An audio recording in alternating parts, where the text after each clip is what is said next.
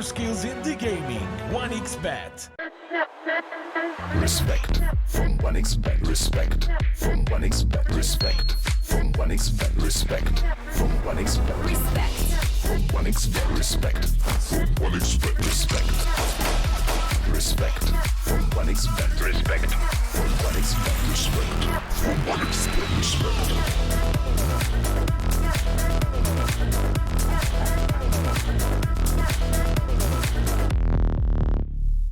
Hello, son. Hi, Mom. Pretty girl.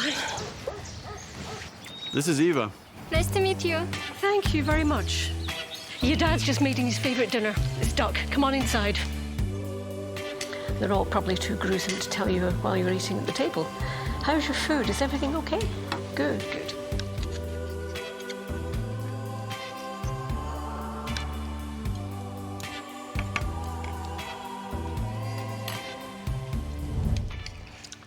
You seem to know each other.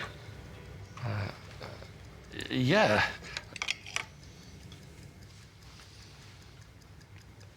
This is the new ambassador for 1xBet. Oh, I see.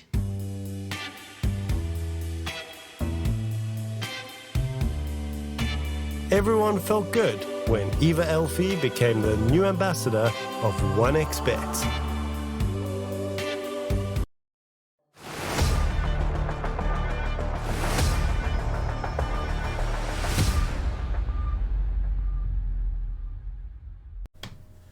And hello everybody and welcome to the 9th day of the group stage here at the Regional Dota 2 series in Southeast Asia number 3. I'm here, joining me is the lovely Kips, and we're gonna be taking you through the action of the day. Of course, we're gonna have 3 best of 2s like every time in our group stage. Kips, how are you feeling on this fine day? I'm gonna assume it's not, is it morning with you? Yeah, it's morning with me. Last little bits of the morning. Of course, it has been light since about 4 in the morning. So who's counting? Then it's really? not morning. Then it's midday.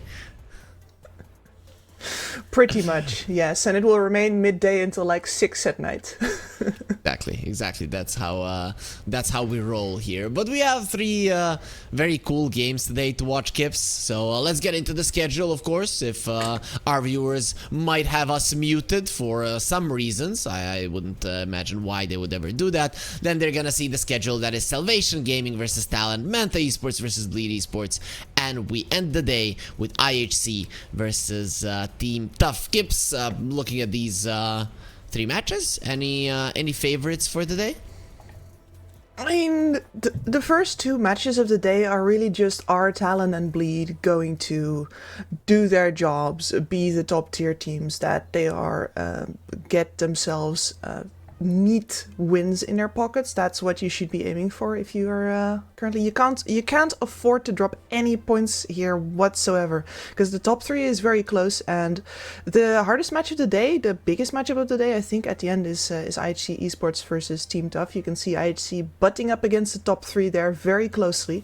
Bleed, Talon, Team Tough all on the exact same score. So the points that you get off of the other teams today that are not in the top 3 with you are the ones that matter, and any single one that you drop here is well, might potentially drop you out of contention for the playoffs.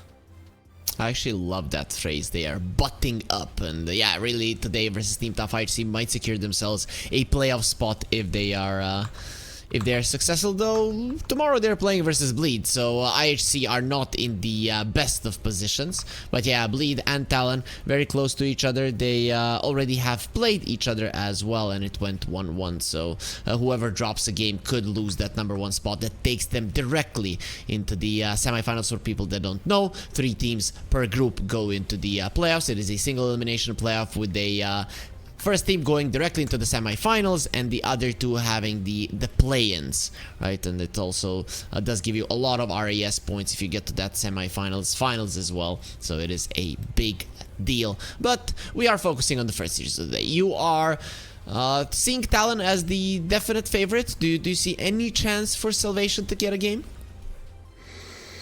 I mean, anything can happen. This is Dota 2, and there is a possibility that Talon just isn't really... You know, I think that sometimes you have these games where they're not quite awake just yet. and maybe you can get them behind really far before they get to the point where like, oh, maybe we should start playing. But even then, what we saw yesterday with the way that they took the game over IHC, where they had a way slower draft, was just that IHC couldn't afford to make a single mistake without losing a couple of thousand gold off the net worth lead on their side. And I think that if you are Salvation here, you better be ready to play absolutely perfect. Speaking of Salvation, let's look at their roster as well. Let's see who's playing there. Young God, Wonderboy, Rupido, Drick, and Lloyd. These guys need a little bit more introduction than the guys on Talon, but still very well known in the Southeast Asia scene. As you mentioned, they're coming in as the underdogs. They've definitely struggled yesterday versus Manta, and now their opponent is even bigger. So it's a David versus Goliath story. So let's see if it's gonna be ending in a biblical way, or will this time the bigger guy actually win. So we do have a draft ready, Kip, so let's get into it. Let's see what the teams have in store. The bans, they just don't change. No, they don't. But yesterday we got a very good example of why Witch Doctor should never, ever, ever make it through. That was Team Tough getting deleted off the gaming field it was a Witch Doctor Chaos Knight CK? lane. Yep. CK, yeah. Absolutely brutal. I don't want to see that in my game ever again, so yeah, remove that man. Interesting to see the Marcy banned out after the Phoenix has already been removed, by the way. So I had a great idea for a Witch Doctor persona. Otomo loved it, so I have to share it with you as well. So imagine if it is Quasimodo, and then instead of a death ward, he kind of puts a bell, and then it's ding, ding, ding, ding, ding, and it's killing everybody. Wouldn't that be awesome? It would actually, yeah. I just said it in my head. I saw him swinging off the bell while it's creating projectiles. So yes, 100%. Let's get Disney in on this. Valve is gonna have to pay them like 100 million for it, but that's cool. They got that money. Yeah, it's fine, right? Because Disney needed some of their recent endeavors haven't been too good in the money department. So hopefully we are gonna save Disney, Kips. We're gonna save Disney. It's fine. As there will be a Warlock being picked up by Talon, so that's gonna be their opening. A hero that we do see from time to time. Yesterday, Enemy cast a game where he was versus an Enigma, and in that regard, he did cancel every black hole, but I didn't really feel the impact of the Warlock in the game. No, I didn't. Like, he didn't really keep the Enigma out of the lane completely. It was annoying, to be fair. Like, he did really quite well, and of course, his laning partner, the Gyrocopter, was never really under threat. But that is something that really only happens versus a lane that does not have any burst potential. And if you have a lane with 2 stuns, if they have a bunch of burst damage, a Warlock cannot do anything to keep his core alive in that situation. So there's a lot of ifs and buts about picking a Warlock up first, I think. And I honestly, the last time that I saw a Warlock get picked like this, I think Fly was still a top tier captain. Fly just qualified for TI. You know, one of our colleagues that was here for the first regional Dota 2 series, Milan, he went on to coach them, and ever since then they've been crushing it. So you know, Kips, maybe he's coming back to his former glory. You know, imagine now win Riyadh or TI. That'd be fun. Oh yeah. Then we need to get this clip posted everywhere. That would be fantastic. I'm very ready with for the that. date. With the date. Yes, for sure. Timestamp and everything, like exactly after he qualified. This woman. Yeah, good analysis. As let's see, the Storm does get banned out, and on the other side they get rid of the SF. So SF has definitely been rising to prominence, especially now because the Clockwork is also back in the fray. We've seen a couple of times that they start off with 7, 8, 9 souls, and then the mid lane is just pretty easy for the SF. It's not as stompy as it used to be when you would kill the cogs, but it's still quite nice. Yeah, I mean, but the fact that it's not like previously is you're still ignoring the fact that you're getting from, what is it, like 59 to something like 70 or something. It's quite significant. Or is it 49 Exactly. to 60? I would rather say it's 49 to 60. It's But 49 to because 60, SF I think, has yeah. a very low right click. Oh, it's abysmal. I mean, it's fair, right? Because your souls give you so much damage later on, so it only makes it's only fair that you're gonna be needing to have a small amount, right? Like the Tiny, he has 0 armor. Imagine if he would have 10 armor, then he grows and grows and grows, and suddenly there's 50 armor. 30 is quite enough. Yeah. Can you imagine him having the kind of armor where you hit him and then you get stunned? That would be really ridiculous. Yeah, that would be quite bad. Or if he would have an armor when if you hit him 10 times, then you hit 50% less. That would also be pretty ridiculous. Oh wait, yeah, that's exactly how it works nowadays. There will be a gyro. You mentioned the gyro with the warlock. I always like this AoE heroes with the warlock in general because they do make the fatal bonds pretty great. And overall, the gyro does like to have somebody behind him, right? If you jump the gyro, there's gonna be a turnaround with the golem, and suddenly the gyro can get a satanic BKB off whatever he has and kill everybody. Yeah, and the fact that you have a heal behind you also really encourages these gyrocopters to make the most out of the rocket barrage. I do think that we see it picked up generally instead of stats now, because of course you do have a lot of extra movement speed coming out of popping your rocket barrage with the facet that the gyrocopters usually pick up, and this just really enables you to do it better. And then here is a lion, so there we have the one support that's going to have to do all of the stunning, disabling, nuking that the other support cannot do.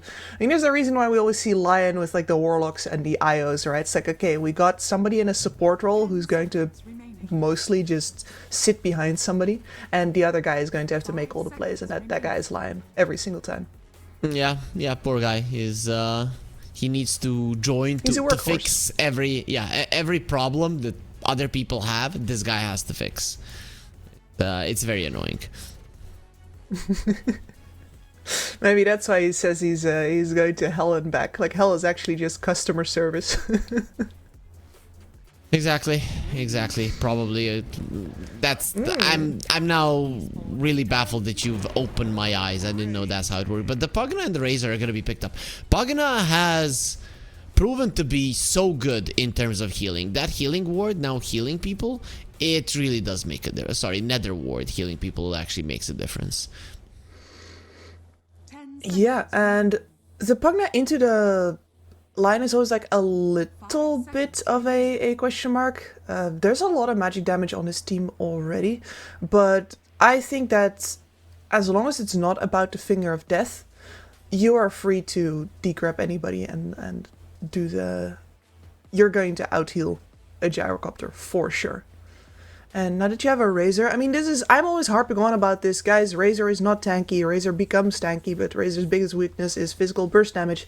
Not a lot of physical burst on Talon Esports already, but add the Pugna to that, and you can't really pick physical burst to begin with, because if the Pugna does his job well, you're going to have to hunt that sneaky little skeleton wizard down, because otherwise he's going to make it impossible to actually use physical damage in this game at all. So we got a Night Stalker, and really when we look at Salvation, they are very reliant on you not knowing where they are. So they can have layered initiation, so they can hide behind their cores, so they can protect the Razor as well with the swap with the crap heals and all. And that's why I like the Night Stalker. I'm seeing a little bit of a problem with the lockdown of Talon. But the thing is, when you have a Night Stalker, if you play the fights properly, the fight then lasts for 30-40 seconds when you're finding angles, finding openings, bam, get the kill. Then again, you take it slow and then you go for it. So the lack of stuns might not be as big of a problem. No, it's true. I am a little bit concerned about the fact that you picked the Night Stalker into a Vengeful Spirit, though. I've seen a couple of Venge lineups fall flat on their faces now because they can't find any good offensive swaps. But if you have the Night Stalker in the mix now, and he's on top of your Pugna, for example, that's a great defensive swap.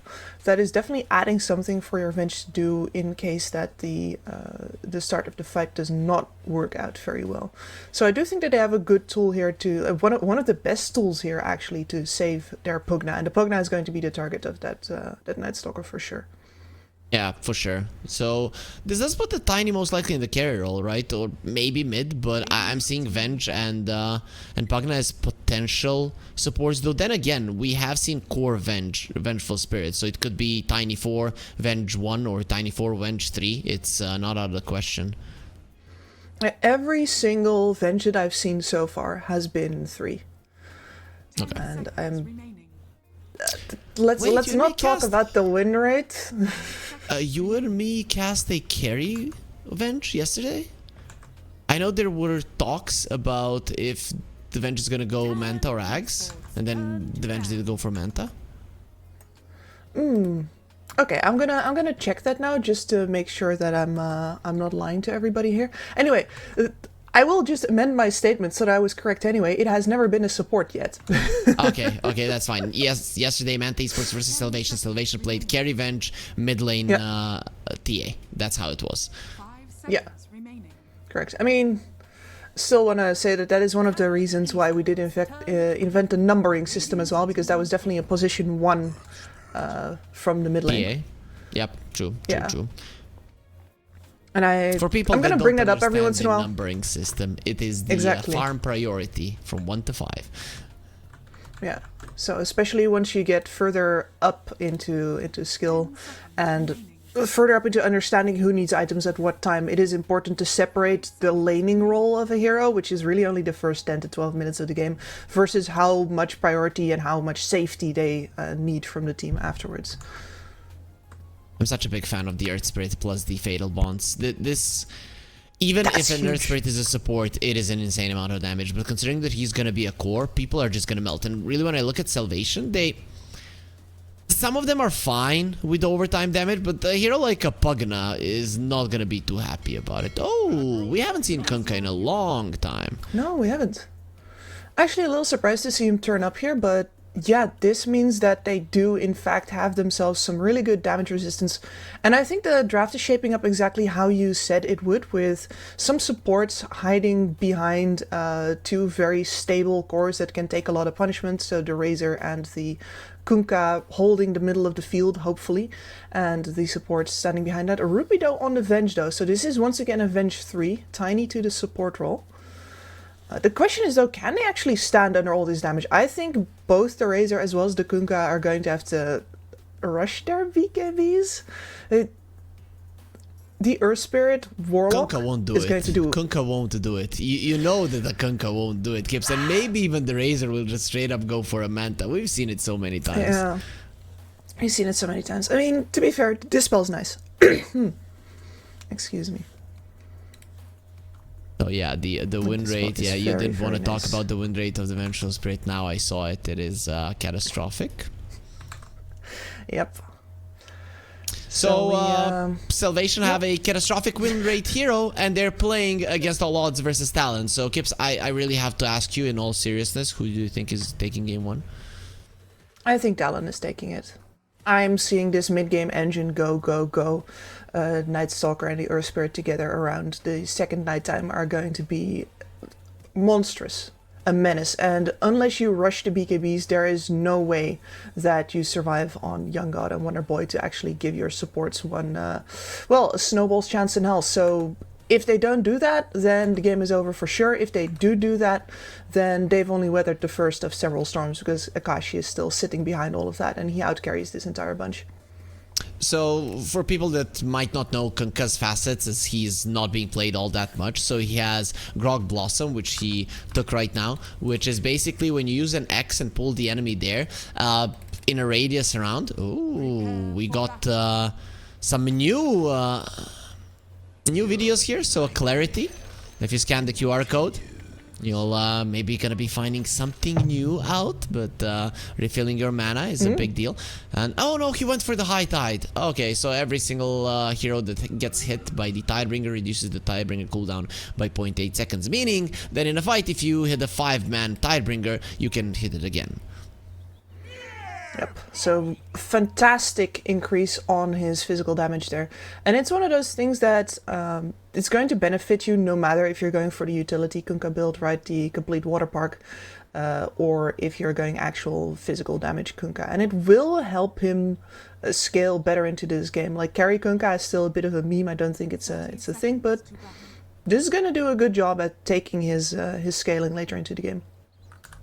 You never know, Kips. You never know. We might see a carry you never know. Kunkka.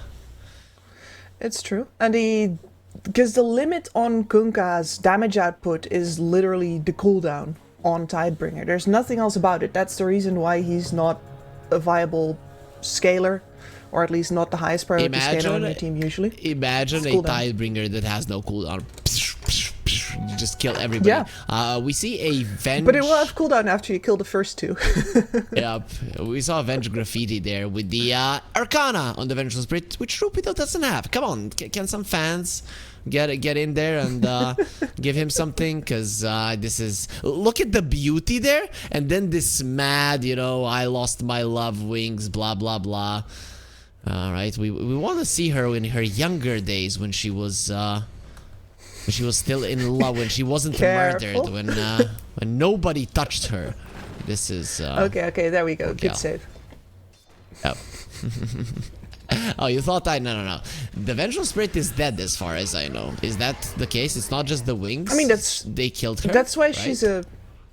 Yeah, that's why she's a spirit. Yep, yeah, that's how it goes. Yeah, I wasn't saying that she's an old lady or something, Kips. You're trying to bait me. Or no, that's fine. That's fine. I would never. Yeah, that you would never do that in a million years. So, looking at the lanes, any particular one that we need to keep our eyes on, where a kill could happen at any point? Kill could happen. I mean, the top lane is going to take a while for the Radiant side to actually get up here, but they do have double stuns versus a Warlock. I imagine that Ponyo is going to die at some point around level 3 or so, but before that time, Ponyo and Akashi are going to do a ton of damage and are really going to wear down on the regen of the Radiant lane. And unless Rupido takes a lot of risks here, I don't think he should die, but you never know. It's Rocket Barrage. And we got the inverted Knight facet, so this is why WS is already applying so much pressure on the bottom lane. Poor young god. Yep, and the move speed is really important for him here because he is a melee laner up versus the static link. So there was also absolutely no chance of him doing anything else in this game. No, nothing fancy. You need this. Imagine how hard it is to harass a Night Stalker. I mean, you're a Pugna, you like to harass, you like to be annoying, and then you have this guy that heals 40% more during nighttime, and it's nighttime, so your harassment pretty much does nothing. Yeah, it's just, I mean, but you gotta keep clicking him. What else are you gonna do? Exactly, that's your job. This is what do you do? I click the enemy. That's the only thing I can do. What that's is the my only thing purpose? I know how to do. Exactly. Rupido is dropping low, but we haven't discussed the mid lane in some time. Kunkka almost never loses the lane, and then Earth Spirit almost never wins. But when these two match up against each other, Earth Spirit is actually tanky enough to be considered fine versus a Kunkka. Exactly, like he's going to take a bunch of damage here, but he is way better at the rune control because of his mobility, so usually you get a little bit more regen out of it. And especially early on, I do think that the Earth Spirit is also better at clearing the wave than the Kunkka, unless the Kunkka wants to actively use his torrents for the wave, which you usually don't. So Still, the Kunkka is kinda winning here. There it is, being annoying to Mikoto. As you get more points in Tidebringer, you become scarier and scarier. I would like for the innate abilities that actually are spells, for them to have 5 of these little squares or whatever to show us that it is actually a third point of Tidebringer, not the second one being skilled up. you know what? I think so as well. Yeah. Lloyd is dying. Oh. There's our first blood. Yep, and still a healthy minute and 15 seconds left on the nighttime, so very nicely done by Talon. Joachim, he's baiting Young God. How did he miss that stun? But he did, and they're gonna let Young God go because of it. It happens. Yeah, and I was thinking about that first blood on top, but Rupido and Drick actually did use a bunch of their stuns just now, but not... Like, there's so much regen left on Akashi and Ponyo right now that unless you can kill somebody from basically 100 to 0, you're not getting anything done on this top lane. So I think Rupido and Drick are out of luck. It's not gonna be going well for them, to be honest. This is Gyro having pretty much a free time on the top lane, every single lane on Talon. You could say doing well. The only one that they lost, quote unquote, is the mid lane. And you don't really expect to win with the Nurse Spirit anyways. He's gonna be the first one rotating. Plus other, you know, there's a difference between Earth Spirit and the other spirits. He can fight literally level 5. The other spirits, they might even need level 7, 8 before they are capable of making rotations. Exactly. Our Spirit, really all you want on this guy is levels, and maybe that urn that he's got in his pocket right now. And the amount of damage that he's going to be doing just based off of that is enough to, well, make it decently hard for Kunkka to put in those defensive rotations in return. Because that is where Wonder Boy is going to be looking for. Anywhere Mikoto goes, he needs to follow, he needs to throw that boat. And there's daytime, it will come. Tiny is in the vicinity.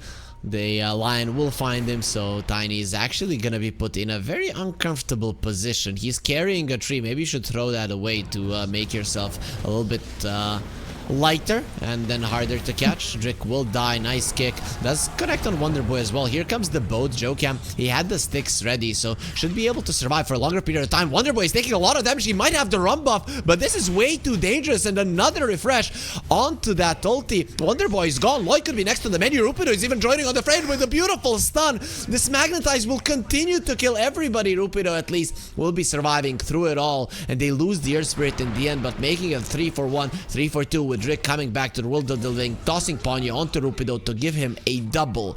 Salvation, they salvage that engagement a bit. Just a little bit, but if you're Mikoto, this is exactly what you would have wanted. You didn't even need to rotate for that, you didn't need to cross any distance whatsoever. You're gonna come back to the lane at the exact same time as the Gunka here, and you are the one that got the kills on the EXP. That was beautiful, right? Plus, he has... Oh no, he just finished the urn. He didn't have it in that fight. Okay, yeah. So it's not...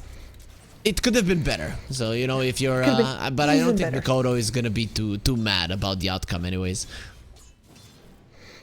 I definitely don't think so. And he's got the raindrops already. Good man. At this point, tankiness, your damage comes out from your spells. You're gonna be fine. Still, Rupido getting the double kill kind of salvages his laning phase, because he was kind of struggling. Now he's already level 6, so things are looking up for the Menstrual Spirit as well. Yeah, getting the 6 online is very important. They do have the Tiny as well, so you can actually... I wonder if we're going to see there, if that wave shoves out again, they might set up a little chain of trying to get somebody back into the tower. You got the swap, you got the toss.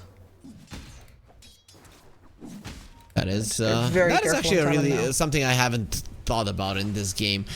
You have a Gyro on the other side. Gyro likes to get those early items and posture aggressively, but versus these heroes that could be problematic. Lloyd is being targeted, hexed up. Joachim is there. Ponyo slows him down. Didn't even need to, as the damage of these two was already overwhelming for a little Pugna.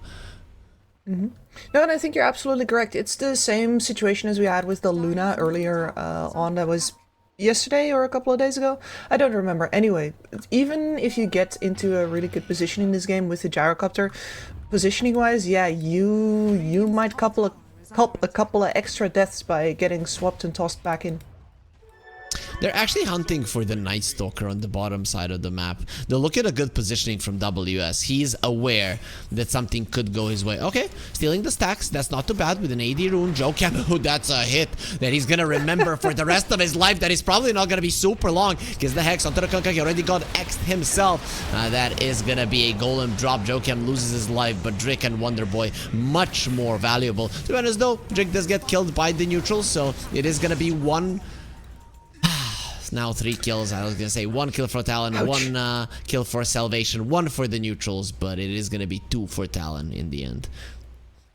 Yeah, and you can already see the damage advantage that Talon has here. We didn't even see a Magnetize pop for that fight, and it was just straight up 2 cores for Salvation dying their mid as well as their safe laner falling to, well, a decent golem, a decent upheaval, and just really... There is not much more to it. They need their items so badly. in order I'm not to sure what the tackle Razor further. was doing running into that fight. I guess finishing the Lion and that's it.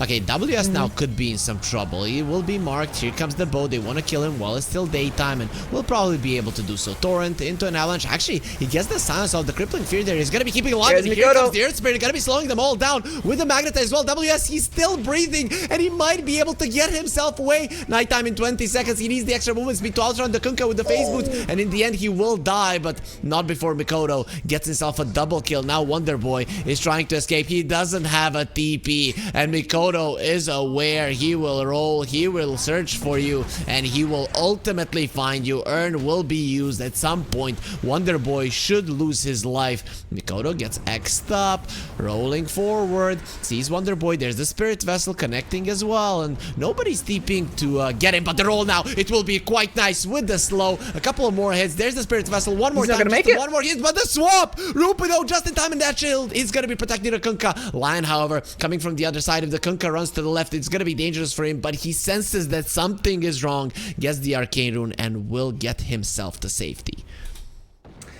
Oh, Mikoto is going to be really annoyed by that. That was like 4 rolls in a row that he just didn't actually connect on. Just a little bit short every single time, and you spent all of your stone remnants on that. That's going to be a little bit of downtime getting them back as well. Yep, and also, considering that that chase was long, your Magnetize is gonna be coming up fairly fast. But still, he has 4 stone remnants. I would assume that's good enough. It's alright. It's alright, but most Earth Spirits, when they are ready to get into a fight with the Magnetized, they want to have all of them. That is true. The flak cannon being used, Pugna protected. Now there will be a finger, so it's not gonna protect you the crap from that. Still, he does survive either way. That swap shield. It really makes a difference. Oh, he dies! He dies to the fatal bonds. He was connected to the creeps. Feels bad, man. A little supplemental income for the Warlock. Sometimes people just keel over dead. It's great. Love it. And there's the Smoker Spirit. Now he has 6 remnants. He has 8 max, because every 5 levels you get 1 extra, which means on level 10 he's going to be getting another one. They didn't get scanned Talon, so this is something that Salvation are aware that is happening. Does it matter that much that they know, though? Because you did lose your bot tower just now. I can only imagine that Talon might want to sweep back up through the jungle and see if they can get themselves into position for a mid-tower push. You have WS for 3 more minutes in his advanced nighttime form, and he is extremely tanky right now with the double brace and the Ogre Club. His we're Dark gonna look for a kill first. Ascension, they found Young God, there's the Golem being dropped, everything dropped into the Spore Razor, silencing the Pungana as well. Now the swap, Young God living a little bit longer, Ponyo's Golem however going for it, getting the kill. Now they're gonna be tossing Ponyo around, they have the toss, they have the X, and in the end, Torrent for the kill. So 1 for 1, but again, favoring Talon with WS standing on the high ground, they're giving this vision to his teammates. Still extremely scary, and now they know most of these heroes were TP'd to bot, locked into there, so the entire train, yeah, just walks through mid, sees if they can find any stragglers over here, and the top tower is meanwhile getting pushed by Akashi. So great efficiency from Talon here as well, getting things done on several sides of the map at once. Salvation is just reacting. Smoke towards the top lane. Salvation are trying to make something happen. They do have a boat, so WS gets stunned up, X'd up as well. Boat will be coming. Earth Spirit in the vicinity. Maybe he can roll in, kick him out of a bad situation. He gets a very nice silence off. Swap in. WS still has the added movement speed, but will die to the toss, and Wonder Boy finishes him off. Here's But there's the Akashi. Magnetize call down as well. Akashi joining in on the fray. Rupido taking a lot of damage, but same is true for Akashi. He's gonna be in trouble. There's the finger. Gets them the kill. Akashi gets himself away for the time being, but the X will bring him into a torrent, and oh, his engines are wet, but he's still gonna be able to fly away. Here comes the roll in. Maybe he can kick the line away if he wants to. It will be a beautiful stun from the line. He needs no help. They're just gonna stand in this upheaval, and nobody's moving an inch. Finally, it will end, so Wonder Boy will regain all of his movement speed, but very soon those legs are gonna be broken, so he's not gonna be moving any longer. Ponyo gets a double, and Talon, they don't lose a single hero. Actually, they did lose a Night Stalker at the start of the engagement. They did, yeah, but I cannot believe Akashi got out of that. That is absolutely wild. He basically killed himself on the Kunkka Blade Mail, I believe, and then stopped hitting. I don't know why the torrent didn't kill him, frankly. Because it's level 1, and but still, he had 0 HP. He didn't have an Yeah, that HP would do bar. Level 1 torrent, man. It heals, just like Huskar burning spears level 1, they heal the enemies. WS still trying to use the last remnants of nighttime Dark Ascension, and no, he was so close to surviving, Kips. It was so close to seeing the light of day, and well, then darkness came. Yeah. No, and I'm really enjoying how Talon is playing this. Like, they had the potential from the draft, but with the draft that we saw from them yesterday, I was like, what if they just take it way easier because they know they can? And I think in the long run, that's damaging to teams. You gotta be, especially in the easier matches, you gotta be pushing yourself to not just win, but win harder. And I definitely think that Talon considers this matchup to be a necessary win for themselves, and one that they should be pushing themselves on. Exactly. I like the speed. You need to play clean, because it's gonna transfer into your other games as well. If you start clowning or underestimating your opponents, that clowning mentality could transfer into the next series, let's say, and God forbid your clowning loses you the game. That can happen, because the other guys are a Dota team as well. You make 1-2 huge mistakes and suddenly the game is gone. True. No, sloppiness is habit forming. Just don't form the habit and you're good. The tower will fall from the siege creep, and they actually don't deny it. Very weird from Salvation. Could have saved themselves a little bit more gold there. Decide not to. Maybe they consider it to be risky. I mean, the Dark Ascension isn't up yet, and they should know that. Still, this game is almost out of control, Gibbs. To be honest, Talon, they might just be able to run at you like madmen and still win a fight. Because let's say you're turning it around the Salvation, get the boat, every single spell gets landed perfectly. Fatal Bonds, Magnetize. I think those two spells, just those two spells might kill every single one of you. Agreed. It is just those two spells, and the BKBs are not coming up just yet. We have a Maelstrom on the Razor, in fact. So he has been choosing to amplify his friend that way. Yeah, I was going to go Manta, and he says Maelstrom. Yeah. Yeah. I don't have a I don't have a response. I guess that's the approach here. But yeah, it's yeah, especially because that also means that he only has a Yasha time to queue up a Yasha before the BKB if he wants anything else. But I don't think you're going to get that much time, honestly. The only upside to Salvation Gaming's game plan here is that they have in fact taken away both the save lane as well as the mid lane tower of Talon. Talon did let that sort of slip in their eagerness to run for kills. So that means that the game is at a little bit of a slower pace right now. It takes a little bit more to push all those creep waves out. Huge. So they are, you could say they're ready to fight. It's just finding the right initiation if that can happen. But in 2 minutes, nighttime will come, and I can't help but feel that darkness might just be when the game ends between minute 20 and 25. I feel the same. Well, let's see. Forcible displacement is, as far as I'm concerned, the strongest mechanism in this game, and you have two sources of it with the Venge and the Tiny. It means that you can always isolate enemy players from their team. It means you can always, if you get the vision, pick out your targets and make something happen, which is a lot of lineups when they're TNK behind, you're like, okay, you have no plays left to make, you need to wait for your enemies to make a mistake. And with a Venge and a Tiny on your team, that is never the case, ever. Yeah, you can force those mistakes. It's a definite possibility to do it, but I'm sad that the Lion didn't get his Fist of Death facet. You know what he does? Really cool. I mean, I've seen people try that in pubs and it looked very awkward. Why? You use the finger and then you're like, now I'm gonna punch you. If his finger is that strong, imagine how strong a fist is going to be. The entire fist. Well, I mean, I saw it, and it's like, it's okay damage, but between your lack of attack speed and your lack of HP, I think it's a meme. Yeah, possibly. Possibly you are, nah, not possibly, you are 100% right, Gibbs, but you never know. You know, maybe a core lion with an axe has a lot of a lot of kills with the ulti. Then he comes, he ultis, then punches people. It's actually quite a decent amount. I would love to see somebody actually pull it off. Don't get me wrong there. The fact that it's a meme only makes the idea of somebody seriously committing to it all that better. But it's a little unlikely is all. And maybe not in a pro game, please. We need that would fall Tundra under clowning. we need Tundra to do a bit better. They're not doing bad, but we need them to be top notch, and then Thompson is the type of player that could make it happen. Sure.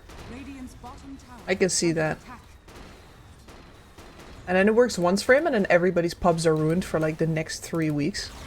No, everybody's pubs are elevated for the next 3 weeks.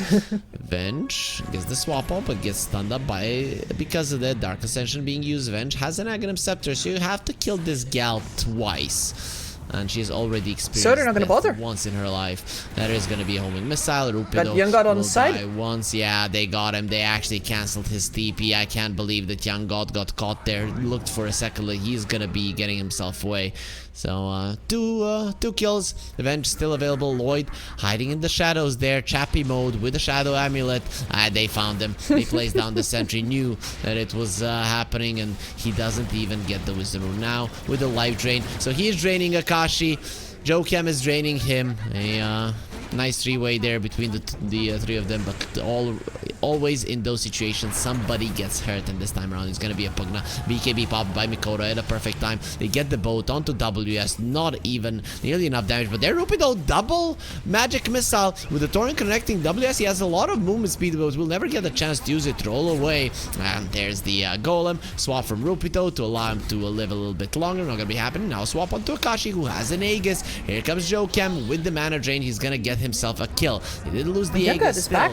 The gyro is coming back, and no, the static link got broken in the first second. They maybe could have ran him down if that hadn't had happened, but it did, and it does allow Talon to get out with a lot of their heroes alive. Yeah, that sucks. That had all the makings of a disaster, but when it's static link, you can't chase him down anymore. That sucks. It really does, because he would turn and he would kill you, and you're aware that you do not have the tankiness necessary to survive it. No, and you do need a bunch of time to deal your damage as well. That is, I think, the other problem that Salvation Gaming has right now. They have a bunch of damage that gets stronger as a team fight goes on. Of course, you have the Kunkka slapping everybody around, but especially the Eye of the Storm, right? The fact that you need some time to build up the static link for that Razor. And the enemy's damage over time is just better. I'm gonna bring up the Magnetize Fatal Bonds again, but you can't stand against that. No, you can't, and especially because you are you don't have BKBs. The Razor will have his, but nobody else will have theirs. Kunkka at least does have a Aghanim Scepter, so Torrent Storm is at the ready. Maybe Talon can get drowned if they don't know how to swim. It's entirely possible. I mean, Earth Spirit made out of stone, not famous for floating. Not famous for having lungs either, you know, so maybe he doesn't even care. They get the shard for Ponyo. That's going to be quite nice. Even more imps are going to be spawning now during the upheaval. He's just farming some waves with it. Always feels good. I really like the shards that for supports are sort of an investment into their own farming capabilities. Where, yeah, you're going to step out of your build for something that sometimes isn't even that useful for the team, but then afterwards you've secured your ability to actually get yourself some farm in the game. Get yourself something that is going to be useful for the team in the long run. Exactly. Wonder Boy has a TP, will get himself out. They pinged exactly where he is, but already escaped.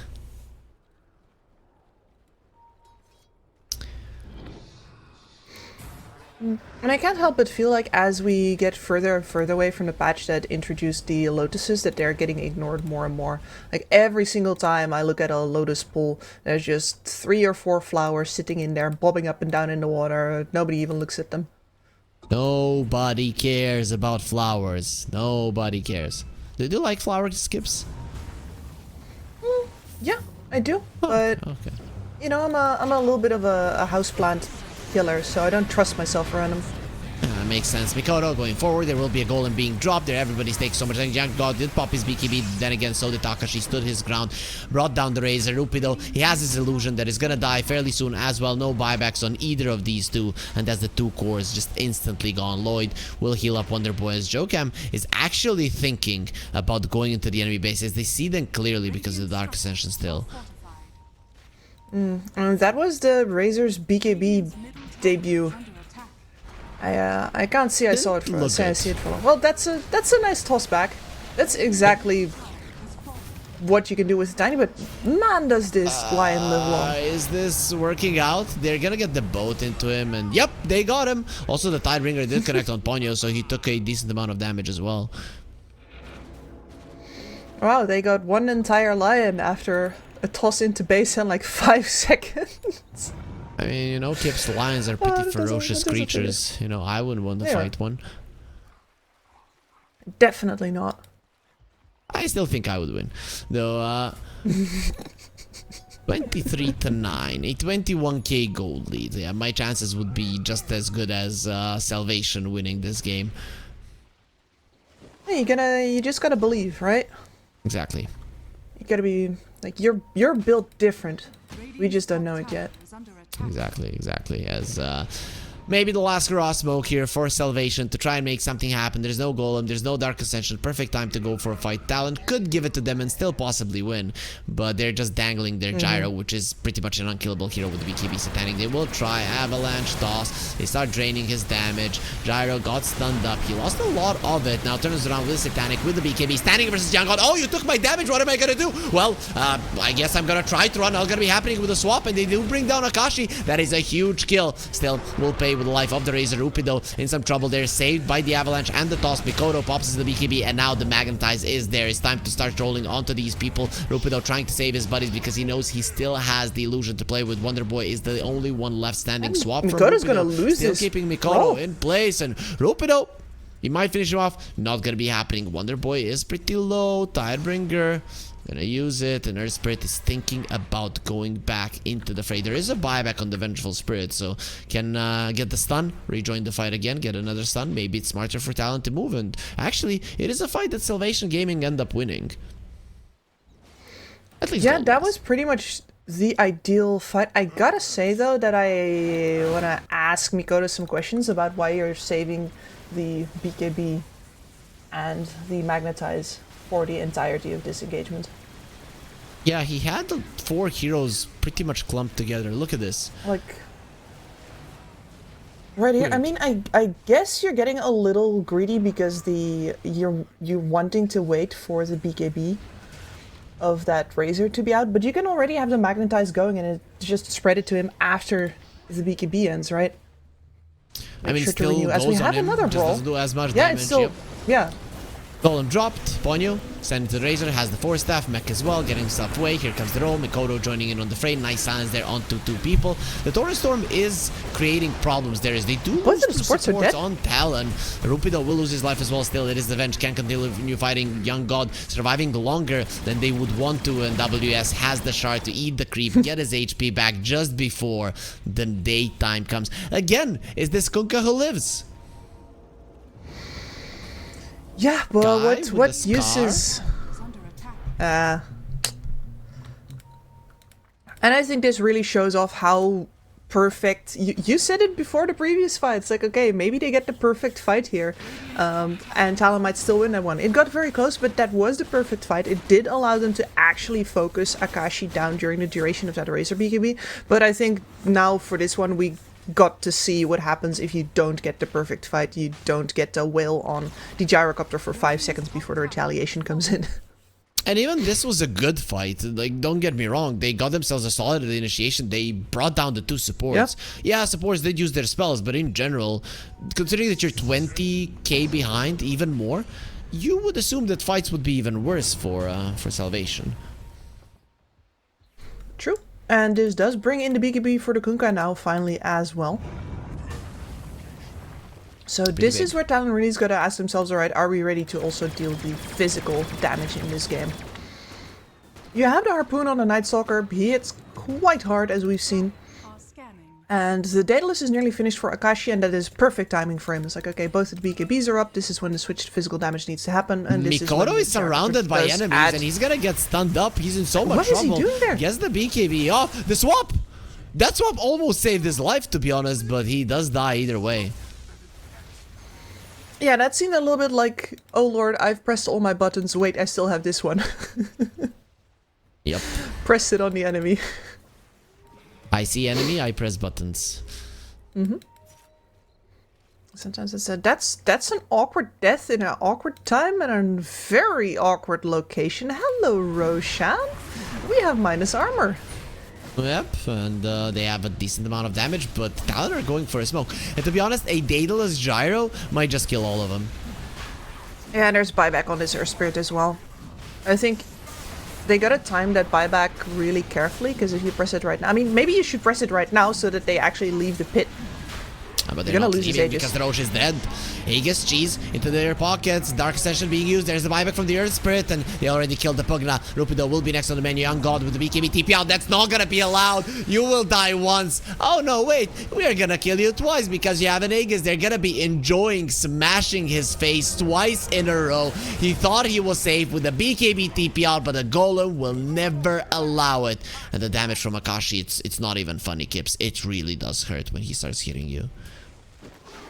Absolutely. This is again the perfect timing for him to get as big as he is right now. Now, not having an Aegis for this Gyrocopter going uphill into swap into tossback could present you with a problem, but on the other hand, we were talking before about how hard he was to kill with the BKB Satanic. There are not enough stuns on the side of Salvation Gaming to keep him from getting that combination off, and he's going to be healing so much more with the Daedalus now. Avalanche toss in place. There's not going to be sent into tier 4. The Torrent is going to be quite nice. The Torrent Storm is making a difference. Akashi gets the BKB off and the Satanic stands his ground. Let's see who can fight me. Wonder Boy, he eats the cheese. Gonna be keeping himself alive. Ponyo swapped in, will lose his life. Mikoto, however, he got a double, and Razor, he just bought back and immediately gets sent back to the world of the dead as the Tiny got a little bit too deep, getting silenced up by the Night Stalker. He cannot get the toss off, and Akashi is just standing his ground. The side gunner and his main gunner are gunning everybody down. Pugna, last one left standing, but it's time to call it a day in this game 1, because it doesn't look like they can defend any longer. Hello, Pugna, harpooned, brought down, going on to the Rupido Illusion. The swap was used, and finally they do call the GG. There's absolutely no chances that you're winning this game any longer. No, not anymore. And you did get Talon to break formation just a little bit there in the middle of the fight, which is still an impressive ode to how much AoE damage that lineup of Salvation Gaming truly can bring. But in the end, I mean, we saw from the draft that this mid-game was going to be so hard to survive for Salvation Gaming, and even if they do get the items to get online eventually, at that point, I mean, Talon could make so many mistakes and still come out ahead in these fights. It was just too big of a hill to crest.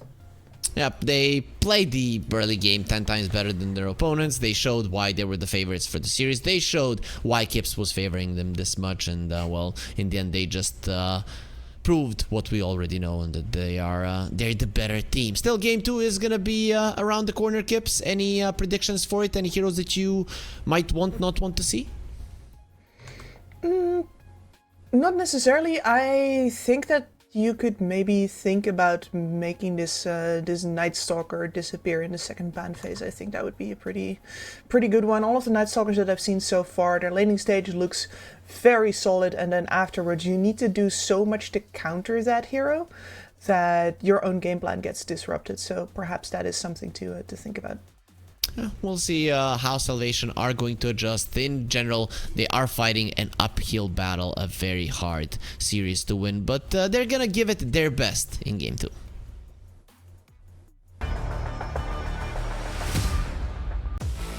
1xBet and Eva Alfie present betting on all esports events on the website and in the 1xBet app. 1xBet. Play with Eva.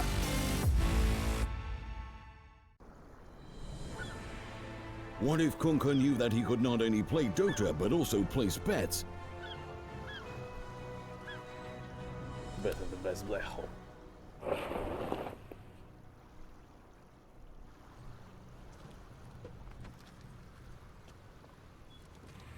1xBet, bookmaker company.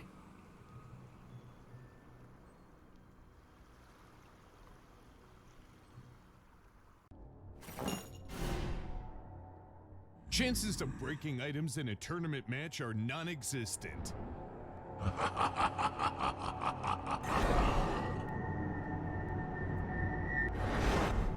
Chances of winning at 1xBet are always real.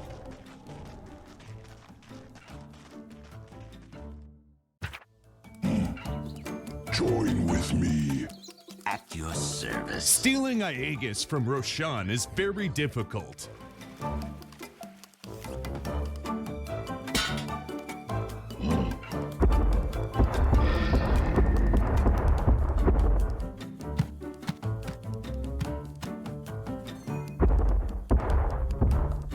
Winning at 1xBet is super easy.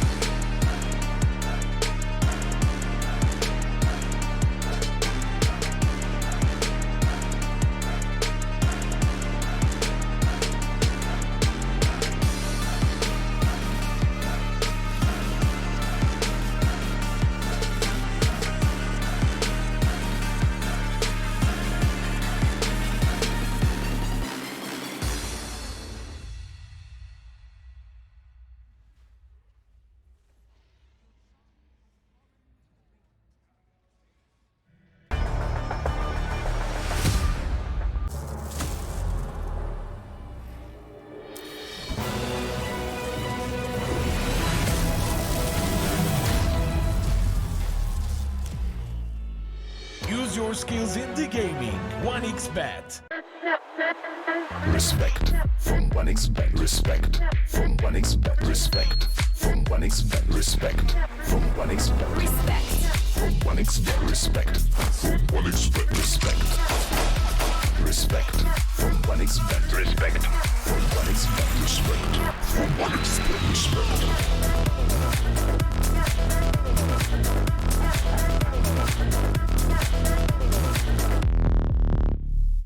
Hello, son. Hi, Mom. Pretty girl. This is Eva. Nice to meet you. Thank you very much. Your dad's just making his favourite dinner. It's duck. Come on inside. They're all probably too gruesome to tell you while you're eating at the table. How's your food? Is everything okay? Good, good.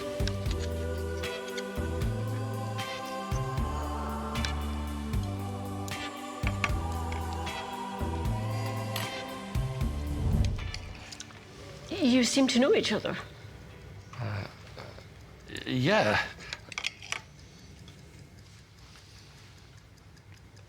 This is the new ambassador for 1xBet. Oh, I see.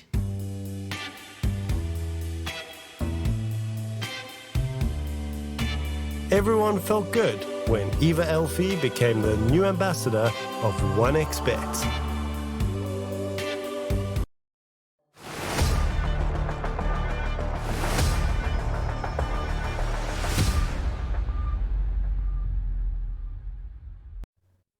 Easy game 1 for Talon here at the Regional Dota 2 series, but it doesn't have to be that they're gonna be taking the whole series. They might just lose game 2 versus Salvation Gaming. I'm Harry, joining me is Gibbs, but you can probably see that on your screens as we are getting ready for game 2. Kips, you said you didn't want to see a Night Stalker, or you thought that might be a smart idea to get rid of it. And I'm losing hope in Salvation. When the tournament started, they had a decent result. They took a game versus IHC in the first day, and I thought that they were gonna be good, but nope, no such luck. Yeah, and you had me convinced of that as well. And I was like, man, the last time we saw Manta holding up versus Team Tough, that was interesting. And you were like, well, but Salvation has done the same versus IHC, so surely there might be something there as well. But I think while Manta has kept on holding their own, it's been nothing but a struggle bus for Salvation Gaming. And of course, let's face it, most teams in this region would get their tickets to the struggle bus for a one-way trip to Lose Town versus Talon. Yep. It's Talon. It is Talon. Is Talon like the most well-known organization in Southeast Asia? I think so, right? I would say so, yeah. Like ever since Fnatic's not in the region anymore. Yep. Fnatic not in the region. Well, TNC. TNC is back. TNC is back.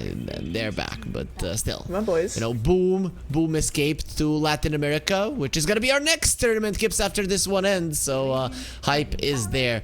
Do you think regions in general, like the fans, get very mad at an organization if they switch continents?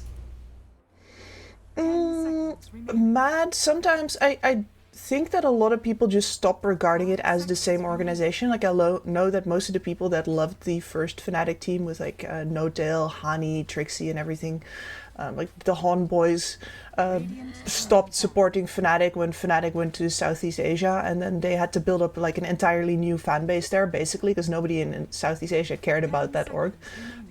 Of course, they started caring once Mushi started winning, but that's that's a different kind of deal altogether. You know that nowadays, since our LAN is gonna be in Belgrade, you know that nowadays almost everybody boot camps in either Belgrade or Novi Sad in Serbia in general. Spirit have been living here for a couple of years now. Fnatic was actually one of the first teams that were actually boot camping here. I still remember today we have a like a big shopping mall, or at the time the biggest shopping mall. Now is the smallest, but either way. And there was a Dota tournament that Fnatic came to play in while they were boot camping in our country, and so it's quite nice trivia, you know, that we can maybe even go through once every one of us is in Belgrade and casting the LAN, because guys, this tournament and all of the other tournaments are preparation for a LAN, a $200,000 LAN that is going to be happening in Belgrade a little bit in late October. We're gonna be giving you the exact dates. It should be between the 21st and the 26th, but the dates might still get updated, so don't take my word for it. Still, that is gonna be the rough timing where the LAN will be taking place. 2 teams from Southeast Asia, 2 teams from Latin America, and 4 teams from Europe, with the most RES points collected throughout this season. And Gibbs, how has the season looked for you thus far? Because we're done. We were halfway there, right? And now we're a little bit over halfway there. So you have to have some kind of a thought of how it has been going thus far. I mean, we're only barely over halfway there, right? True. Oh, first time DK has made it, I think, through the first stage ban phase and gotten picked up, by the way. That's cool. Yep. Anyway, no, I've been really enjoying the fact that we're seeing these tier 2 teams actually turn up through several rounds here. Some of them growing, some of them falling back. You can really see the development in some of them. And I really like the idea that we're here to make up for the fact that there is currently not a DPC anymore, right? I think that the tier 2 DPC was really very important. I mean, when the DPC first started, I was casting China, and I was casting players like the little known guy named Erica, for example, and who's that? People like Planet. Yeah, no idea who that is. He might have played Dry Ranger recently or something. I don't know. Yeah. So no, it is really very important and really very interesting to be in tournaments like this, and the development of, well, it is that we're in SCA right now, but the development of teams like Team Tough is something that you just don't really get to follow if it happens in splinter tournaments over different periods of time, and seeing it all happen in sequence is just really very cool. Very cool. Also, Rubik will get picked up by Salvation. That is a cool hero to have. Talon Esports are gonna try to improve the Venge win rate. So considering that it has such bad win rate, it was 22% before the previous game, so now it's below 20. Why do you think people are forcing this hero? On paper, everything is super strong, right? You're an enabler who makes physical damage heroes better. You have a swap that's either initiation or a save, and you can die without technically dying. All of that on paper is really quite the impressive catalog, right? But I think the thing that people are doing wrong is you having a physical damage and physical damage enabling single target offlaner is very different from the role that an offlaner normally fulfills in your game, which is usually there's AoE involved, usually they're tanky, usually there is some form of magic damage. I mean, let's compare to a centaur, right? So what you need to do is you need to adapt the rest of your draft to make up for the fact that your Vengeful Spirit doesn't do the things that other offlaners normally do. And I think that's where a lot of lower tier teams go wrong. They're playing roughly the same style no matter the heroes they have, whereas really the draft needs adapting to the fact that there is a Vengeful Spirit in it. So here, for example, we've got an Alchemist on the board right now. You've secured yourself explicit synergy with the minus armor of the Vengeful Spirit. That is the kind of thing that you need to do in order to get things more out of the strengths of this hero. You can either make up for it, so compensate with other heroes, or you can synergize with it more deliberately, which is what Talon is doing here. What this is looking like to me in general when I see these 3 heroes on Talon, it looks to me like they want to make sure this Dragon Knight suffers. You come to the mid lane, there's gonna be a Lina that's gonna annoy you. You come to the off lane, there's possibly gonna be a Venge Alchemist with a lot of minus armor that, despite you having high armor, you're gonna suffer versus them, are gonna annoy you as well. So I'm thinking it's pretty cool what Talon are picking, but if we're going straight by which heroes are currently powerful in the meta, Salvation has gotten the better end of the stick, by far. Absolutely, yeah. No, this DK has been winning every single lane that he's been in, including the ones that he really has no business winning. I am myself a really big fan of the Corrosive Dragon. I think the fact that you get that DOT over on towers, even while you are in melee form, is actually huge, because that means that you can now push without having to spend your dragon form and save your dragon form for fighting. And it's just like, okay, well, but now I get a little bit more damage and I get a ranged stun, which is the big deal. Slaughter picked up. Could be a mid lane Slaughter. I've seen mid lane Slaughters actually do well versus the Lina, or okay, but still pretty decent versus the Alchemist as well. If you get the Corrosive Haze talent, the one that gives you armor, you will actually be able to survive versus this high minus armor on the other side as well. So I like the pick. You have burst damage on your supports from magical side. You have initiation on your cores. Decent damage between the two of them. This is a pretty standard opening. Yep. Yeah, Salvation game, and they are fairly, I want to say, decently item independent as well. There's no Earth Spirits in here who can do without any items at all, but you don't really need much on a DK to get going, or on a Slaughter for that matter. It's just alright, get your blink, get something to tank up. We're good. Let's roll. Blink on the Dragonite, Orchid on the Slaughter, or double blink, whatever you feel is the better way to approach it. But yeah, they can definitely do whatever they want. I'm very surprised that the Dark Willow made it through. This hero is usually bad. Okay, that's a Naga Siren, which puts the Alchemist in not the carry role, or maybe an offlane Naga. Yeah, my first 10 seconds remaining. Reflex is to say offlane Naga, but If it's an offlane Slaughter, then you want to play carry Naga, right? That's kind of why you pick it, because she has high base armor and her illusions are very hard to deal with for the Slaughter. Absolutely, he's really good at the single target aspect of the game. And to be fair, DK also not the greatest at AoE. Do you take the Fire Dragon just because you're up versus a Naga, for example? Unless you're a carry, you're not getting it. There's no way. Even exactly. I've seen even carries not get it just because it's not the greatest. But I have seen maybe one or two carry Dragonites that actually went for the Fire Dragon. Didn't go too badly. But I cannot say that it's like the best thing I've ever seen, because it's not.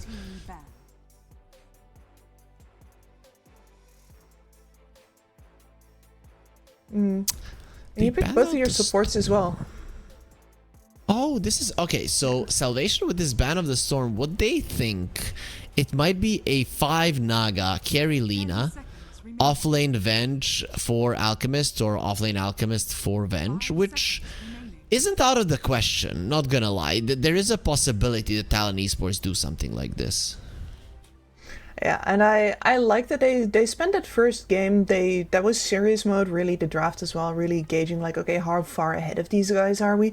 And I think right now they're getting a little experimental with it, just because they know they have some margin, and this also sometimes helps teams that know they are in the vast favored position to stay focused, because they're going to be a little less comfortable and a little more, well, we're going to have to pay attention because we're doing something that we usually don't do. So I do enjoy the vast amount of flexibility that they're offering up here. And no matter what, we're going to see some novel heroes in some novel positions. That's, I like it. Let's go. And it might give us a little bit of a closer game if Talon did not fully understand how this lineup is supposed to come together. It might give us a very easy game for Talon if Salvation doesn't understand how this lineup comes together. Okay, Kips,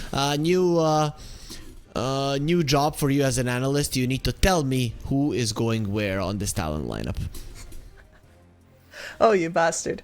Okay, let's see. This is most likely just going to be offlane Mars. Then we got ourselves a Venge, or do we? Man, offlane Mars Venge 4. Where does that Naga go then? I get the plus 5 Naga is really not a thing anymore. I didn't want to. I've broken Kips. She's looking at this one and there's like a billion calculations in her mind. I know. Okay. Offlane Naga Siren. Support the 4 support Mars. Yes, clearly. Lina mid, safe lane Alchemist with Avenge. minus I armor. even sent you a heart and you didn't even notice how.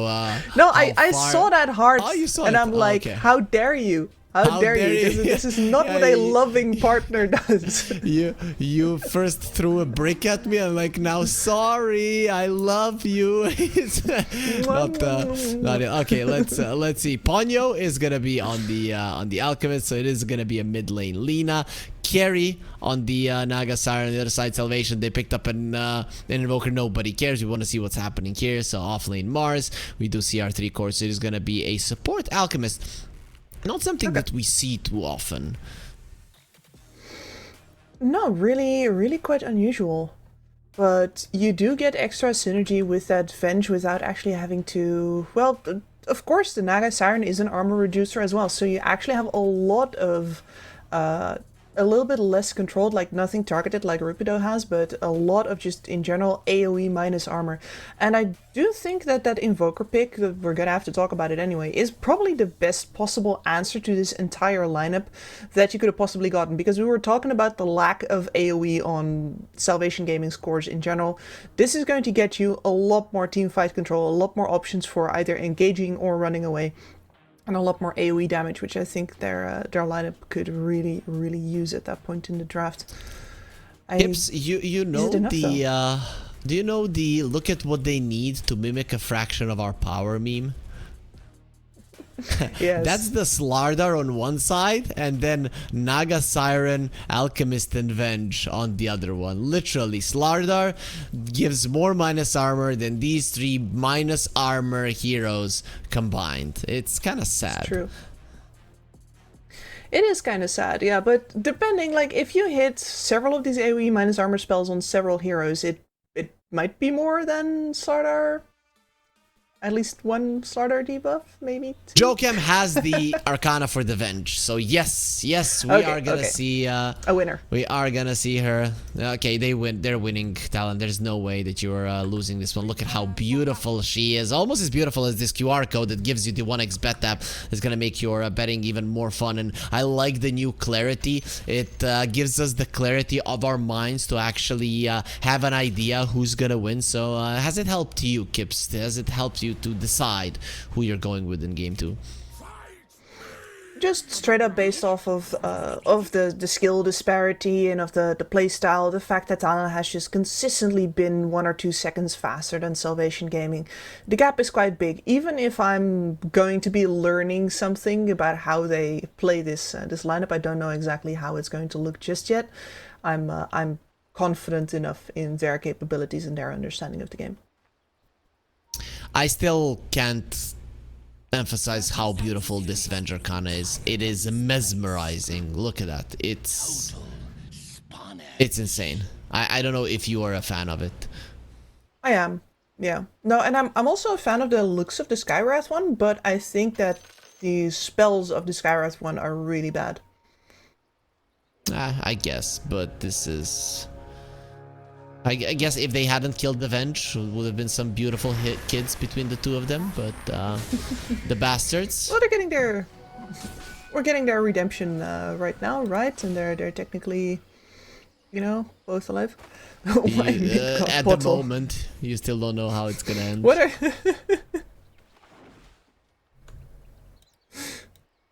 We are actually gonna see a carry DK with a corrosive dragon. So even as a carry versus a Naga Siren, they don't want to take the fire dragon. That's a pretty big indictment of how bad the fire dragon is. Yep, exactly. This is actually a very nice way to go through all the facets for people that don't know how you do it. When you press Alt on your keyboard, all of these facets on the top of the screen will appear. So we have the agnostic aspect over on our Invoker, Arcane Accumulation for the Rubik, extra Bramble Mace for the Willow. I don't think anybody takes the other one for the Willow, Don't even remember what it is right now, actually. Nobody cares, obviously. Wait, I'm gonna check. Kips. More damage to nearby heroes when she's in Shadow Realm. Yes, so it's the solo kill. Oh yeah. So if you want to get close, which when they change the pedalum, nobody wants to do that anymore. Yeah, just let somebody else do all the heavy lifting. I guess. I mean, look at her. She's a little scrawny girl, right? I can understand a Dawnbreaker being like, yeah, I'm gonna go in and smash these guys, but Dark Willow is she looks so nice. Like she's not very nice, but she looks nice. No. Like a little fairy. She looks nice. A wee little fairy going about her business. Exactly. Oh, that was terrible. I should never do that again. That's beautiful, Kips. I think they are gonna hire you to redo the voices. There's the spear. I'd like to. I like to as well. Young God taking so much damage. One more hit is gonna do it. And Jokam is the one that secures it. Lloyd has to run himself away so that he doesn't face the same consequences. And we do get to see the Arcana Vengeful Spirit get the first blood. Beautiful. And yeah, this normally you'd say, okay, well, this is a DK with the corrosive aspect versus a melee matchup, right? This should go pretty fine for him.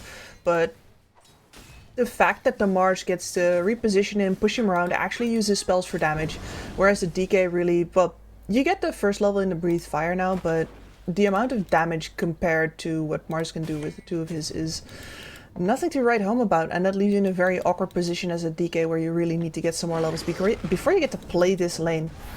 Eventually you're going to be too tanky to take down. It's going to take a while longer as well because you're up versus the Wave of Terror, so your innate armor is also not going to do as much for you as normally.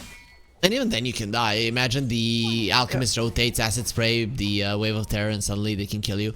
What about the mid lane here? The Lina versus the Invoker should be... It's heavily Lina favored. Mikoto is schooling Wonder Boy in how you play Dota. Yeah, this one hurts quite a bit. Wonder Boy has decent last hit damage, but even so, the amount of AoE damage Mikoto does and the biggest problem I think for an Invoker in this matchup is that you don't clear this wave. Absolutely not. And that means that Mikoto gets to push or de-push, like he gets to decide where the wave is at any given time.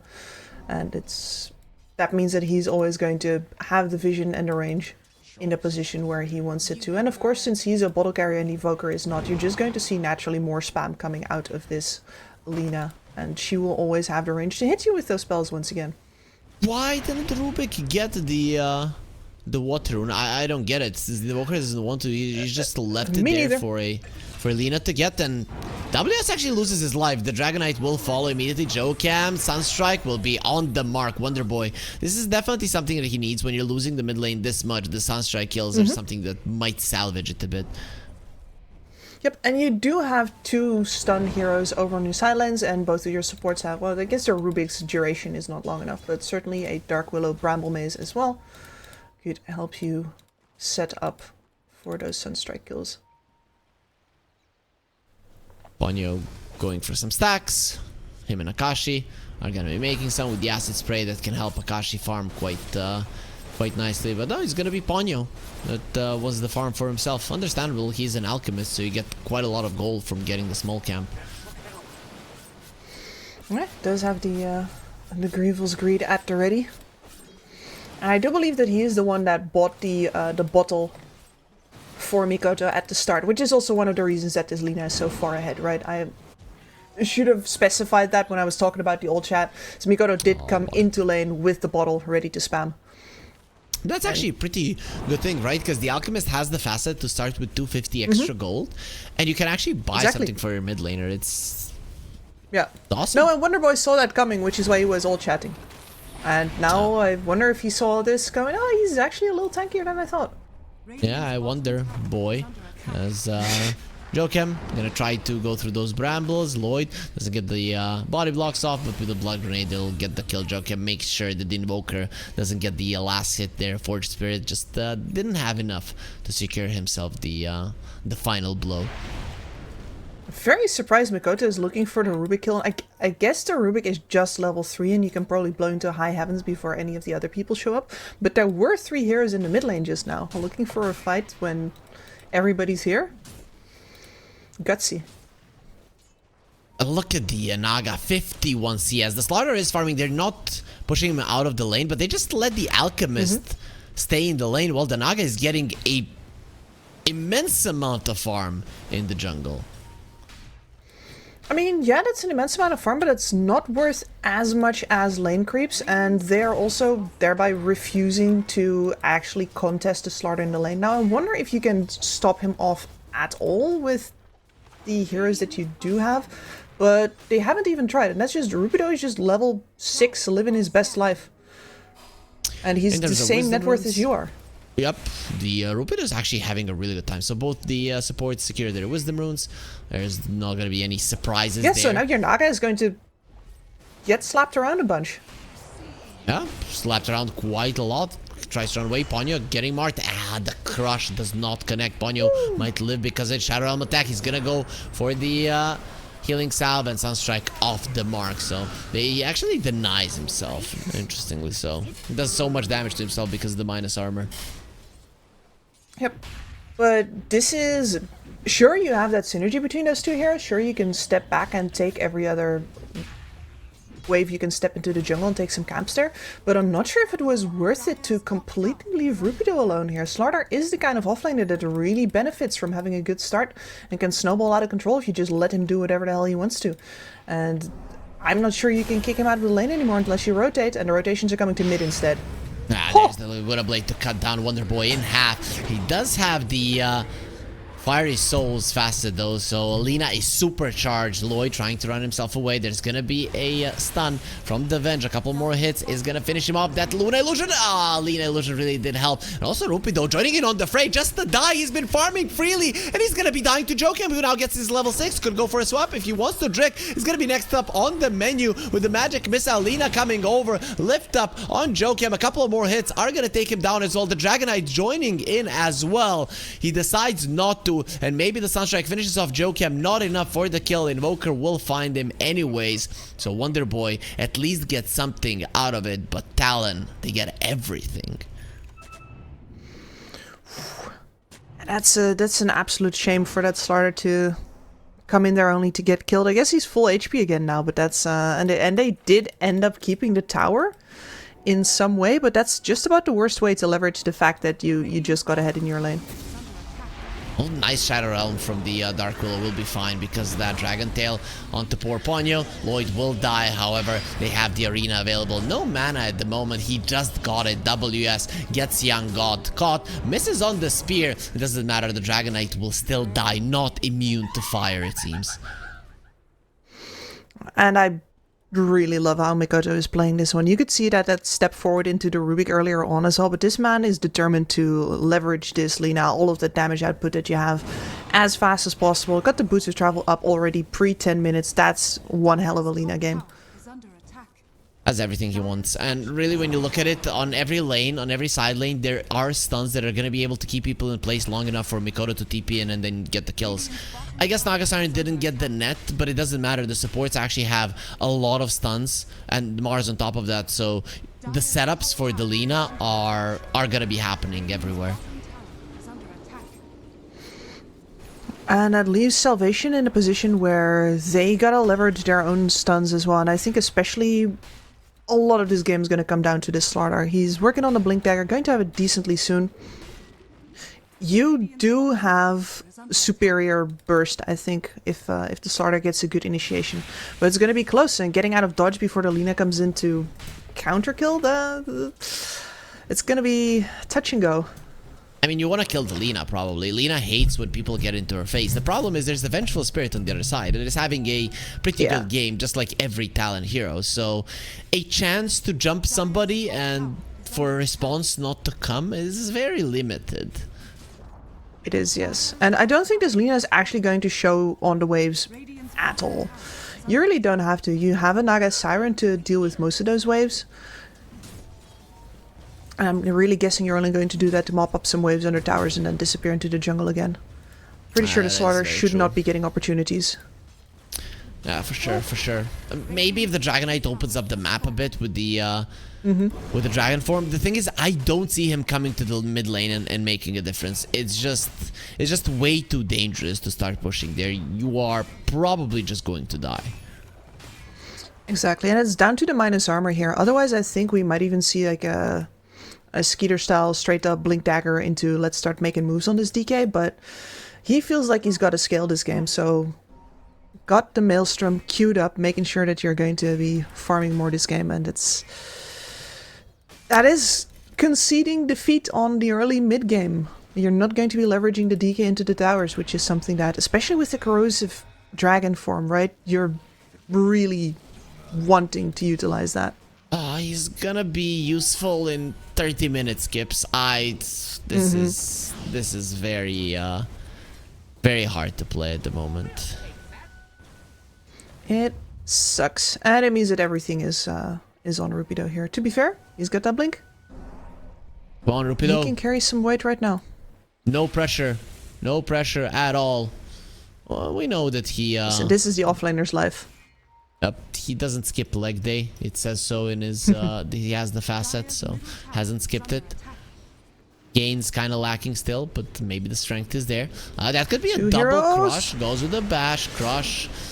Swap is there immediately. Arena used as well, and I don't think this is gonna be ending up too well with Alina rotating. That is gonna be a very nice terrorize onto the three of them. Rupido is still alive, and the Venge lifted up into the air, brought even closer. Stolen Laguna Blade, also huge, but Wonder Boy is the one who gets the kills. You know what the funny thing is? The gold lead doesn't change even after a perfect fight for Salvation. No, it doesn't, and especially what's not going to move the needle here is that they're not sticking around to take the tower, for example. That would move the gold difference a little bit, but instead you brought in every single hero you had in a fight where really only 2 enemies were involved. So the Lina and the Naga, unfortunately, still farming. Gold difference still climbing towards Talon. It sucks, but this is how you gotta play it. And this is exactly why I think that the Invoker pick was the best possible thing they could have done, because between the Terrorize and the fact that you have the extra AoE from the Invoker, they do manage to come out ahead in that fight. They do, they did do it. Talon, however, they're gonna go for a smoke of their own right now with the Mars having the blink dagger. No Arena, but do you really need this? Rubik is looking dead. Speared into Lina. He gets a lift off and just gets cut down by the Laguna. Instantly steals the Dragon Slave that he will never get the chance to use. And the chase is on. WS, he wants Lloyd as well. The tree plant a little bit too late there at the end. Does not always work. Rupido is here now. You want to be here though. Dangerous position.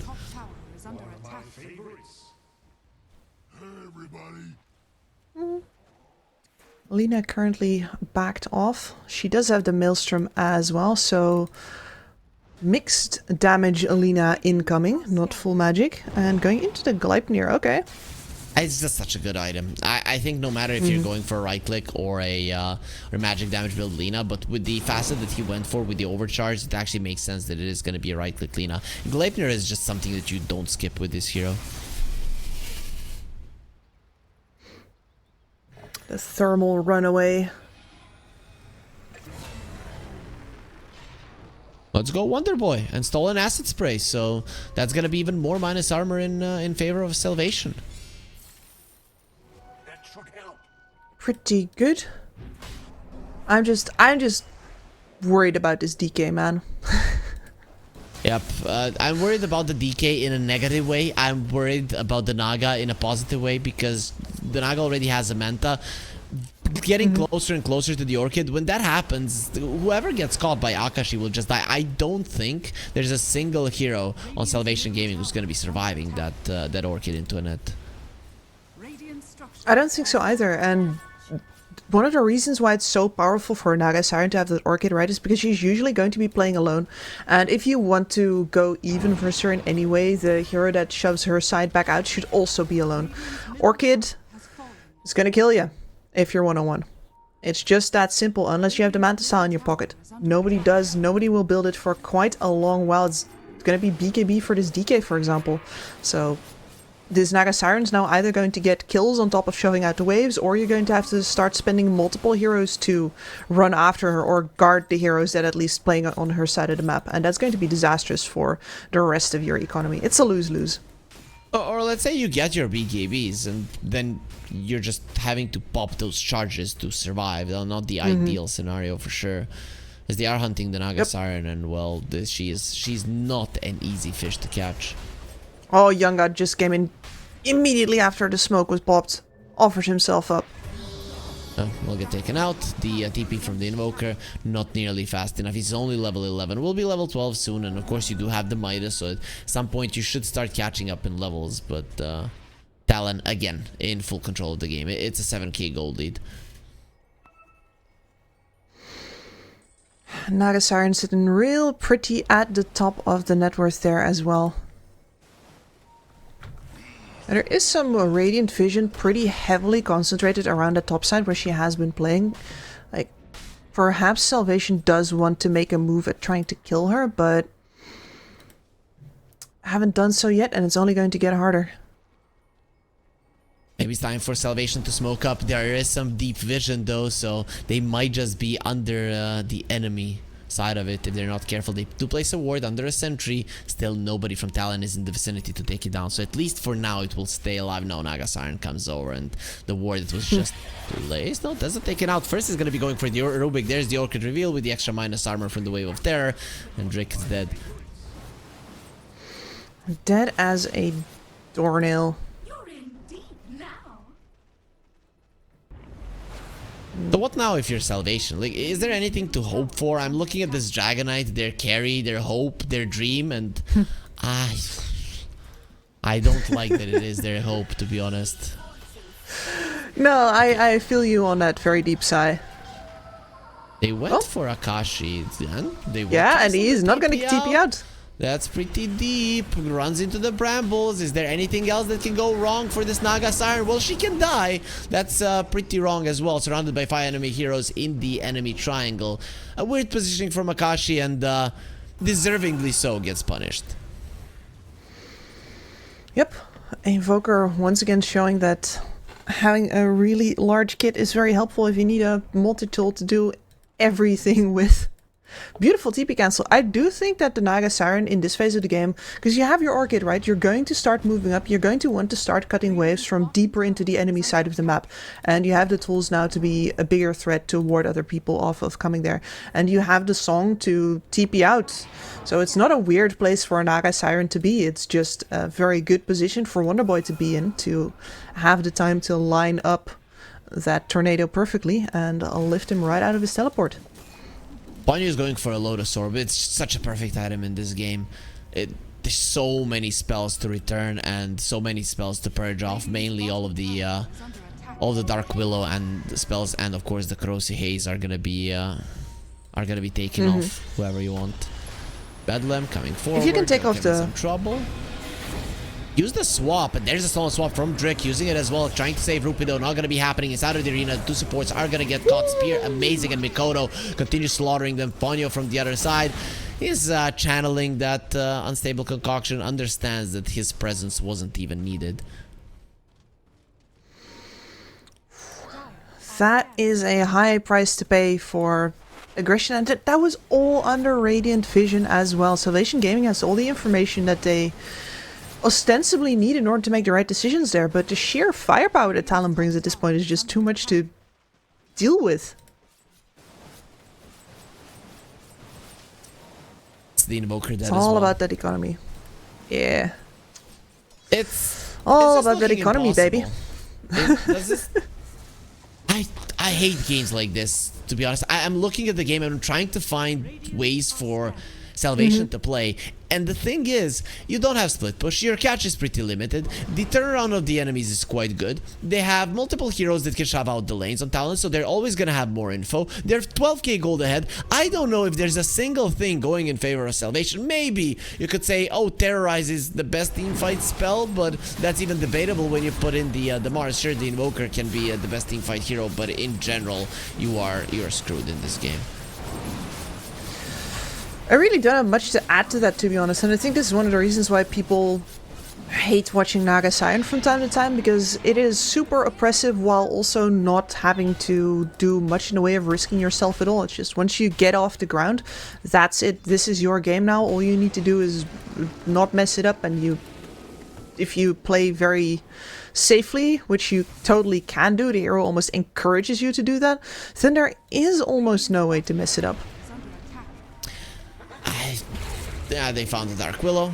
The spear connects. There will be an unstable concoction waiting for her, and of course, with the minus armor, the God's Rebuke will annihilate her in a second. Yeah, I think when a better team has a solid Naga Siren lineup, that you have no chance of winning, because it just makes the game so hard to play. You need to make 4 moves to make something happen on the map that would usually take you only 1. And for a team that is lower tier than the one playing the Naga, it's gonna be impossible to move that fast and efficient around the map. Yep, especially because you're going to need multiple heroes to answer, and none of them needs to be wasting any time, etc. While they only have one hero doing all of that work. And the amount of extra labor that's in the comms and the amount of extra time that it costs to discuss this and to keep up with it is something that you can really only do, well, 1, with experience, but also 2, you need to have your heroes be the right kind of heroes to deal with it more easily. And you said it yourself, they can't push out very well. This is not easy by any stretch of the imagination. Oh, they found the DK, and with Mikoto coming over, he has the AD rune, and now he's gonna break apart those scales of the DK.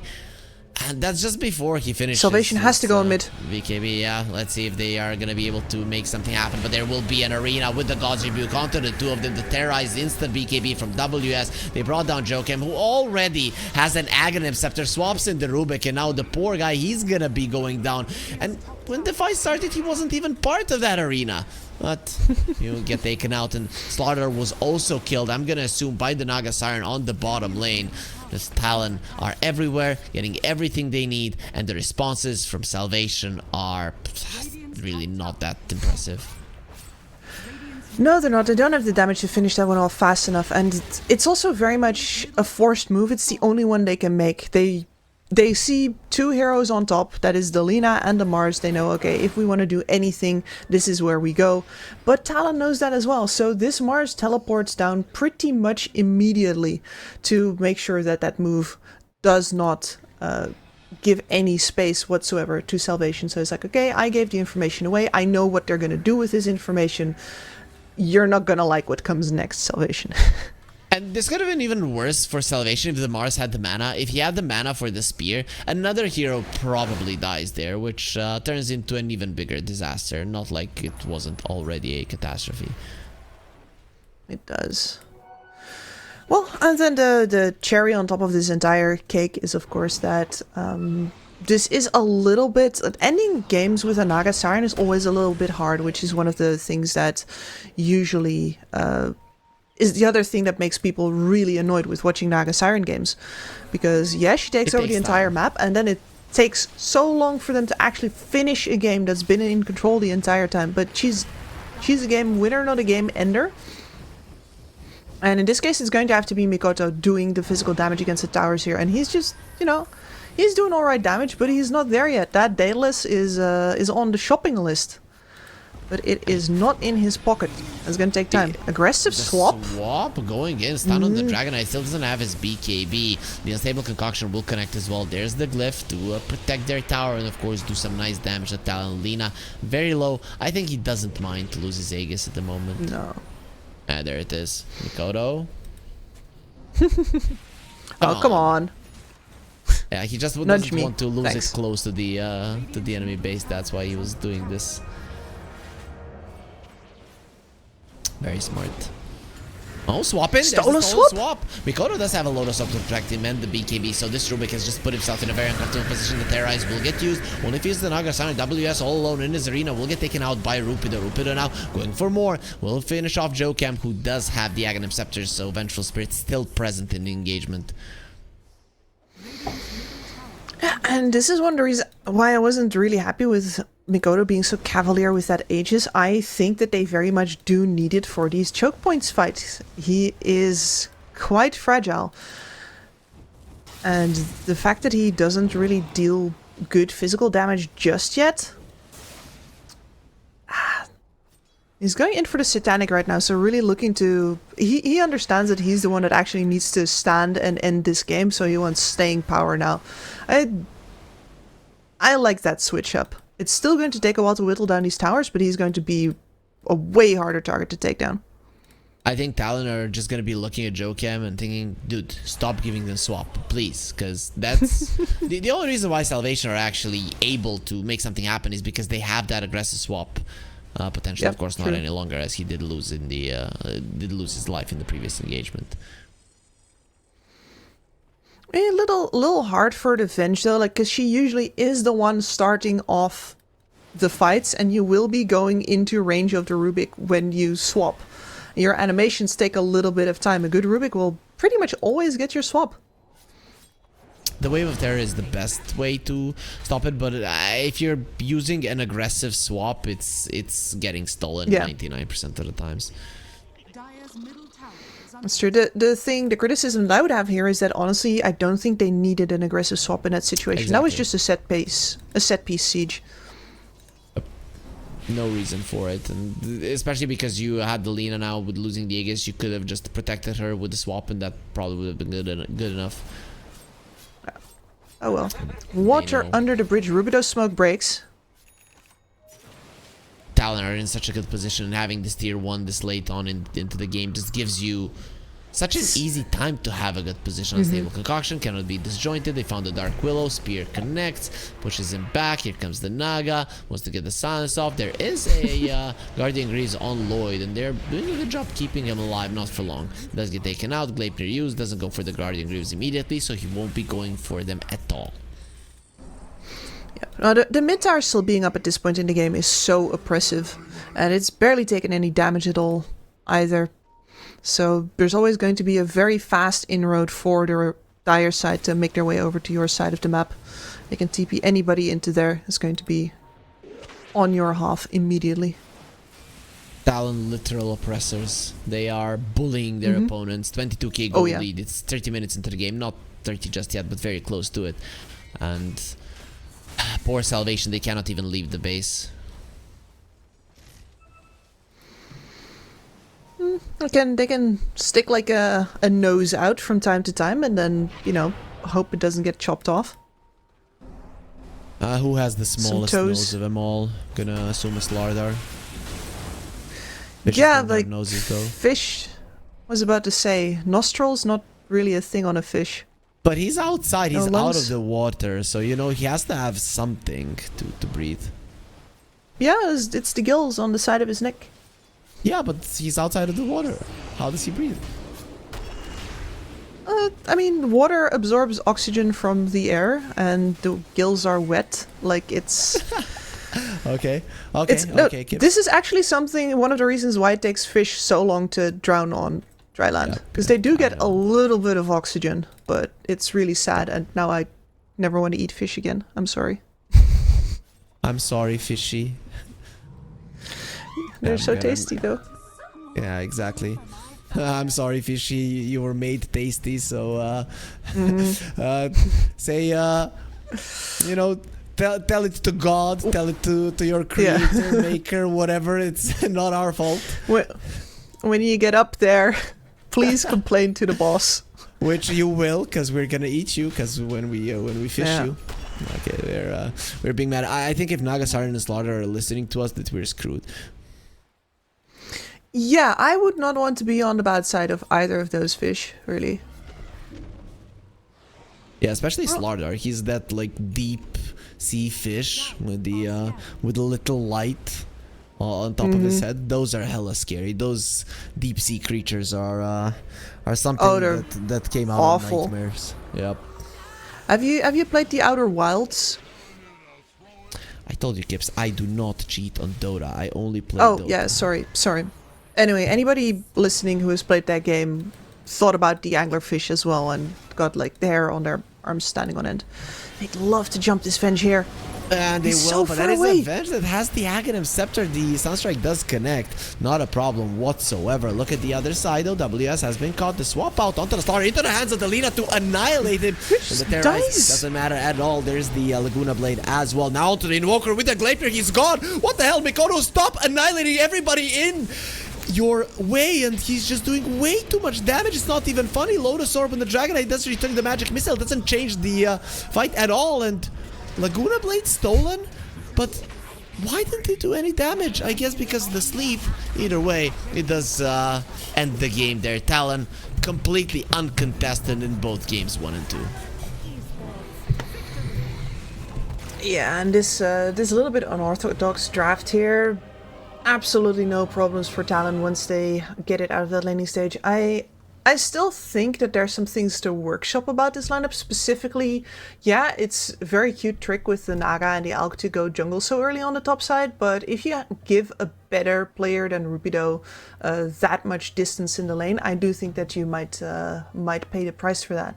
On the other hand, though, the Lina plus Alk just buying her a bottle and her annihilating the enemy mid is definitely something to keep an eye out for, because a lot of other teams would fall for that same trick, I think. Manta versus Bleed is gonna be just as important as this series, because Bleed needs to win to actually be able to equalize with Talon now, because Talon are gonna be first after this kind of a victory. So, Kips, do you think Manta, they've been, yesterday they did dismantle Salvation. Do you think they stand any kind of chance versus Bleed? And they certainly have the individual skill in their pockets, right? And Bleed did look a little less untouchable than Talon. And maybe that's just because they were up against Team Tough yesterday, but I think with Manta sometimes looking a little bit like Team Tough, having the same kind of drive and the same kind of fast play if everything goes their way, I think we're going to see a closer series than the one that we saw just now. That would be super fun to watch, though unfortunately I'm not gonna hear with you, Kips. You're gonna be joined with T-Panda, but later on in the day I'm gonna be coming here to keep you company once more for IHC versus Team Tough. But for now, we take a short 10-minute break, swap out the play-by-play caster, and then return with the second best of two of the day.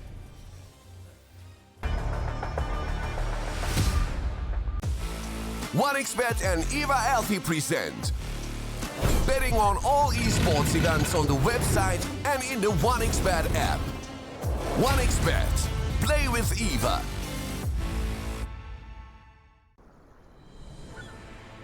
What if Kunka knew that he could not only play Dota but also place bets?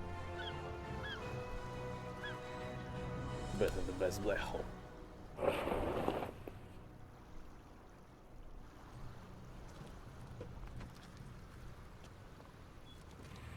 1xBet Bookmaker Company.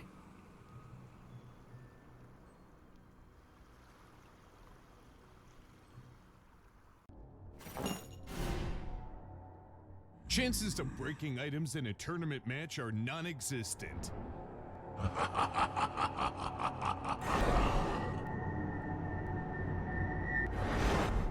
Chances of winning at 1xBet are always real.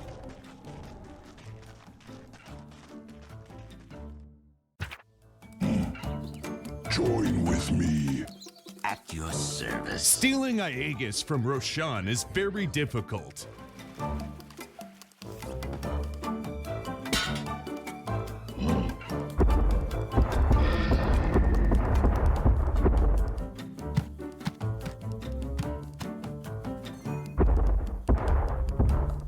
Winning at 1xBet is super easy.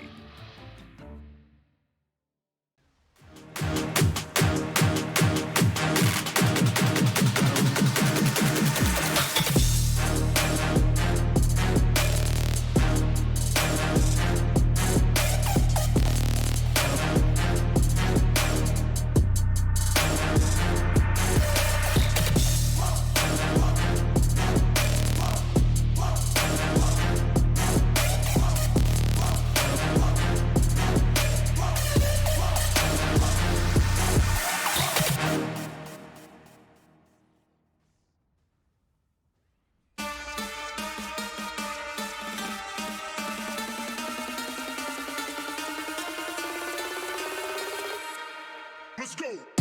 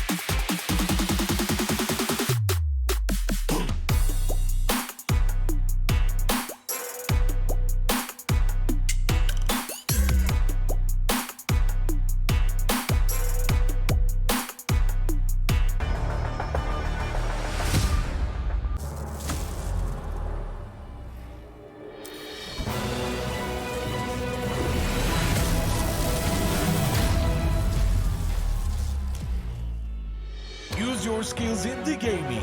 1xBet. Respect from 1xBet. Respect from 1xBet. Respect from 1xBet. Respect from 1xBet. Respect. From 1xBet. Respect from 1xBet. Respect.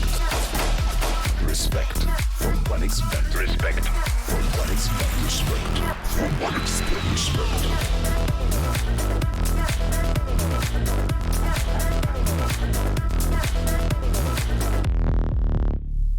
Hello, son. Hi, Mom.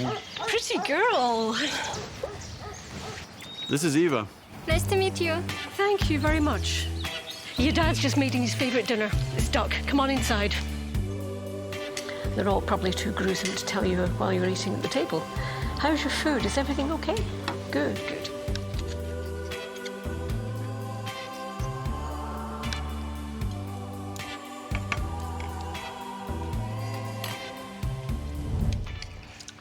You seem to know each other. Yeah.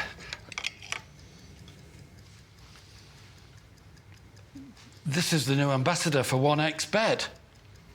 Oh, I see.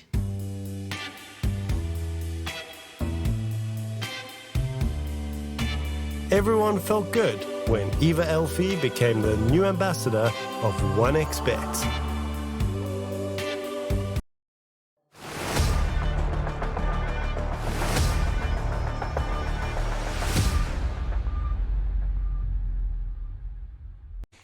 All right, folks, welcome back. We're heading over to another series here at the RES Regional Series, and of course, Group B is what's up right now. We're into the Manta vs. Bleed series, as we just saw Talon take a pretty convincing 2-0 victory here over Salvation Gaming, still sitting at the bottom of Group B. But I think Kips might have mentioned. Yeah, we got some pretty tight teams playing today. I know your favorites are going to be playing later on today. It's going to be a pretty grueling local match there with Tough versus IHC. But I believe there's a chance. Manta especially looking for some extra points for themselves. And with the situation in Group B still being super tight, a win for them would keep them in the run for the playoffs. It would keep them in the run for play. Doesn't a draw do the same for them as well? It's hard to tell still at this point, because the top three are so close, but what is certain is that Bleed cannot afford to lose these points. Even if Manta Esports themselves are maybe not the ones to make it into the top three, IHC is nipping at the heels of the teams that are going to make it out currently, and they only really need 1 point in order to go equal with the front of the pack. So for Bleed, everything's on the line here. Yeah, very much needed points up for this. Well, I wouldn't say young roster. You know, they've been around there for quite some time. Maybe Zeal, potentially one of these newer names added to this particular roster. Only been with the team for a couple of months. Has his history with all these Chinese teams back in the past. But I'm pretty sure Zeal also gets his opportunities to perform.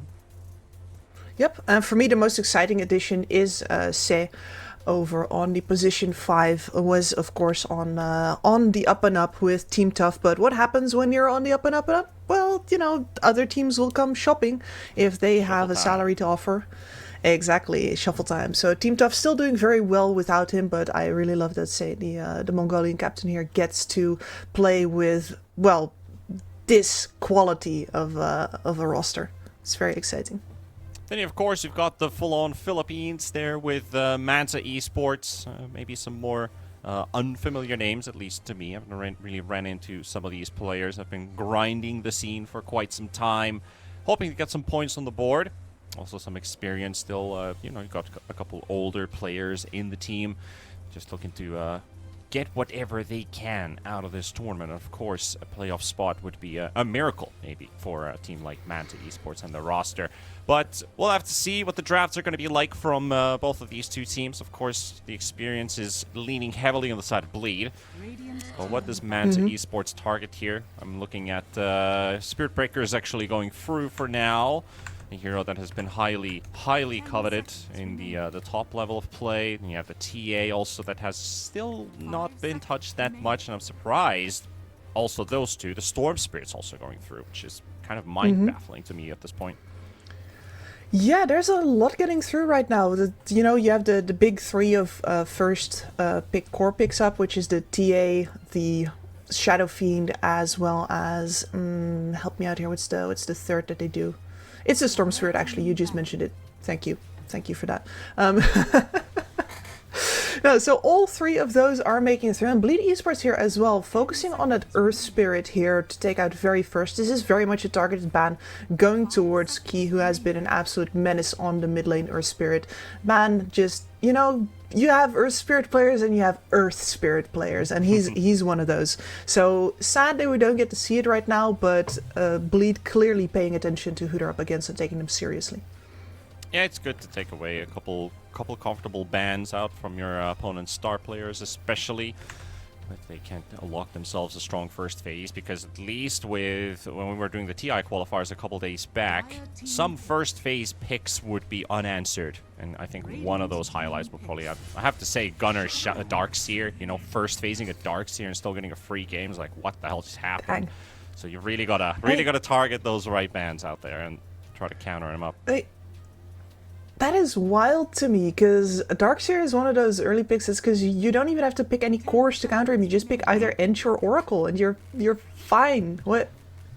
Yep, and he was countered by an Oracle, and he still won the lane. I was like, all right, sure thing. You do. Okay, built different.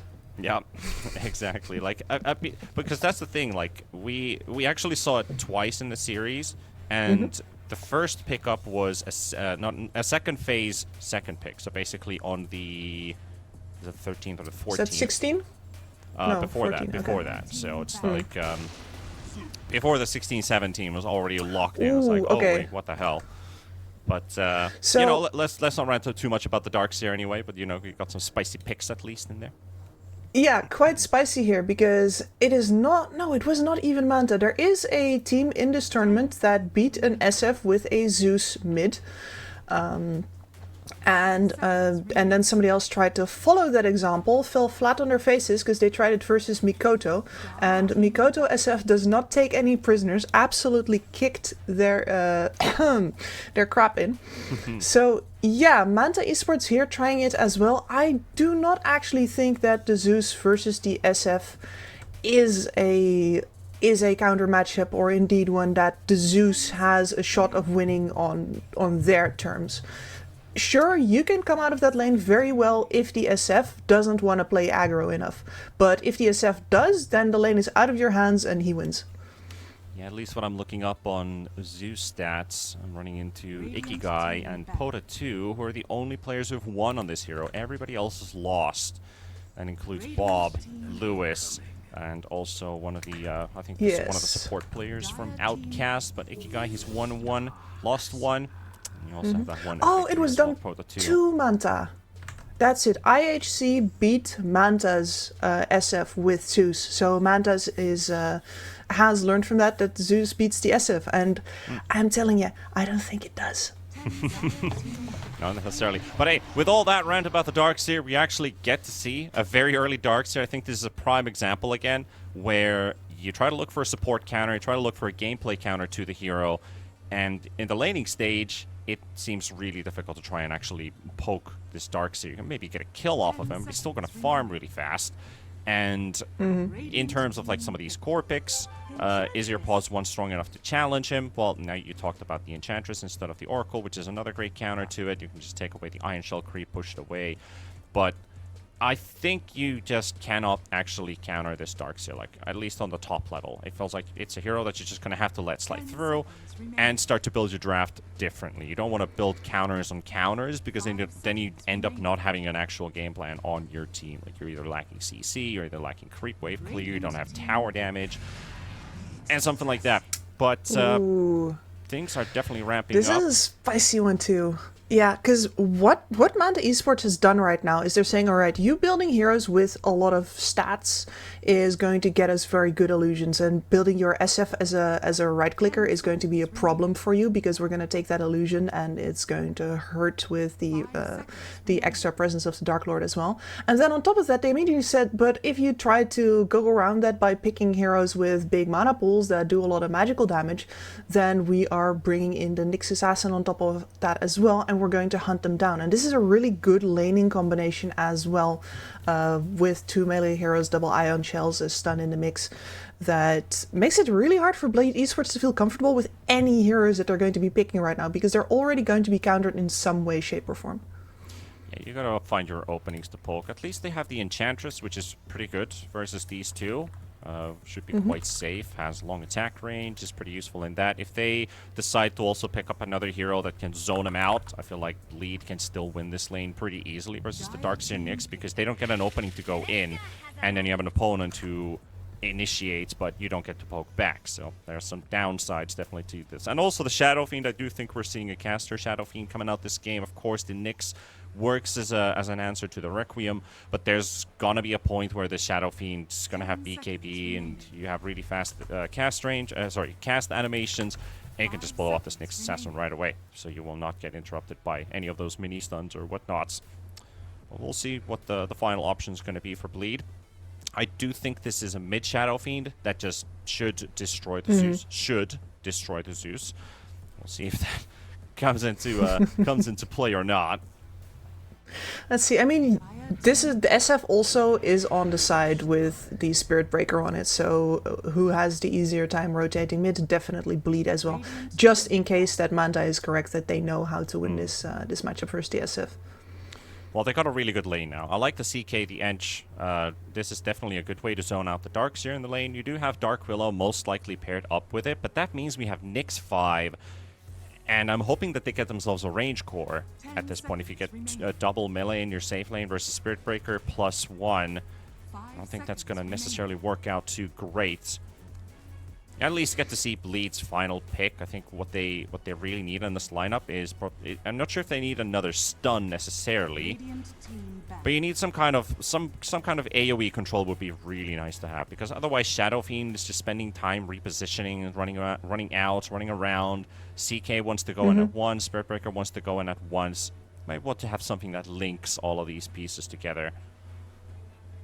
I like the way that you put that. Yeah, you want somebody that links it all together, and that makes me think of, AoE disables. Makes me think of your Slardars, your Tide Hunters potentially.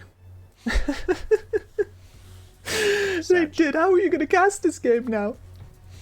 Oh, the misery. Getting back to casting Arius and instantly banning my Nick. Come on.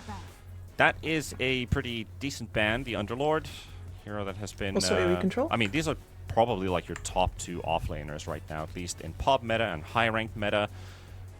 And in competitive play, well, this is hinting a physical damage right clicker, which they need on the side of Manta. If they don't, they have nobody who hits buildings. You gotta keep that into account. Exactly. Something that links with this Darkseer. Are we seeing a potential... Well, you would have picked Gyrocopter if it was in the pool, but they banned out the Troll as well.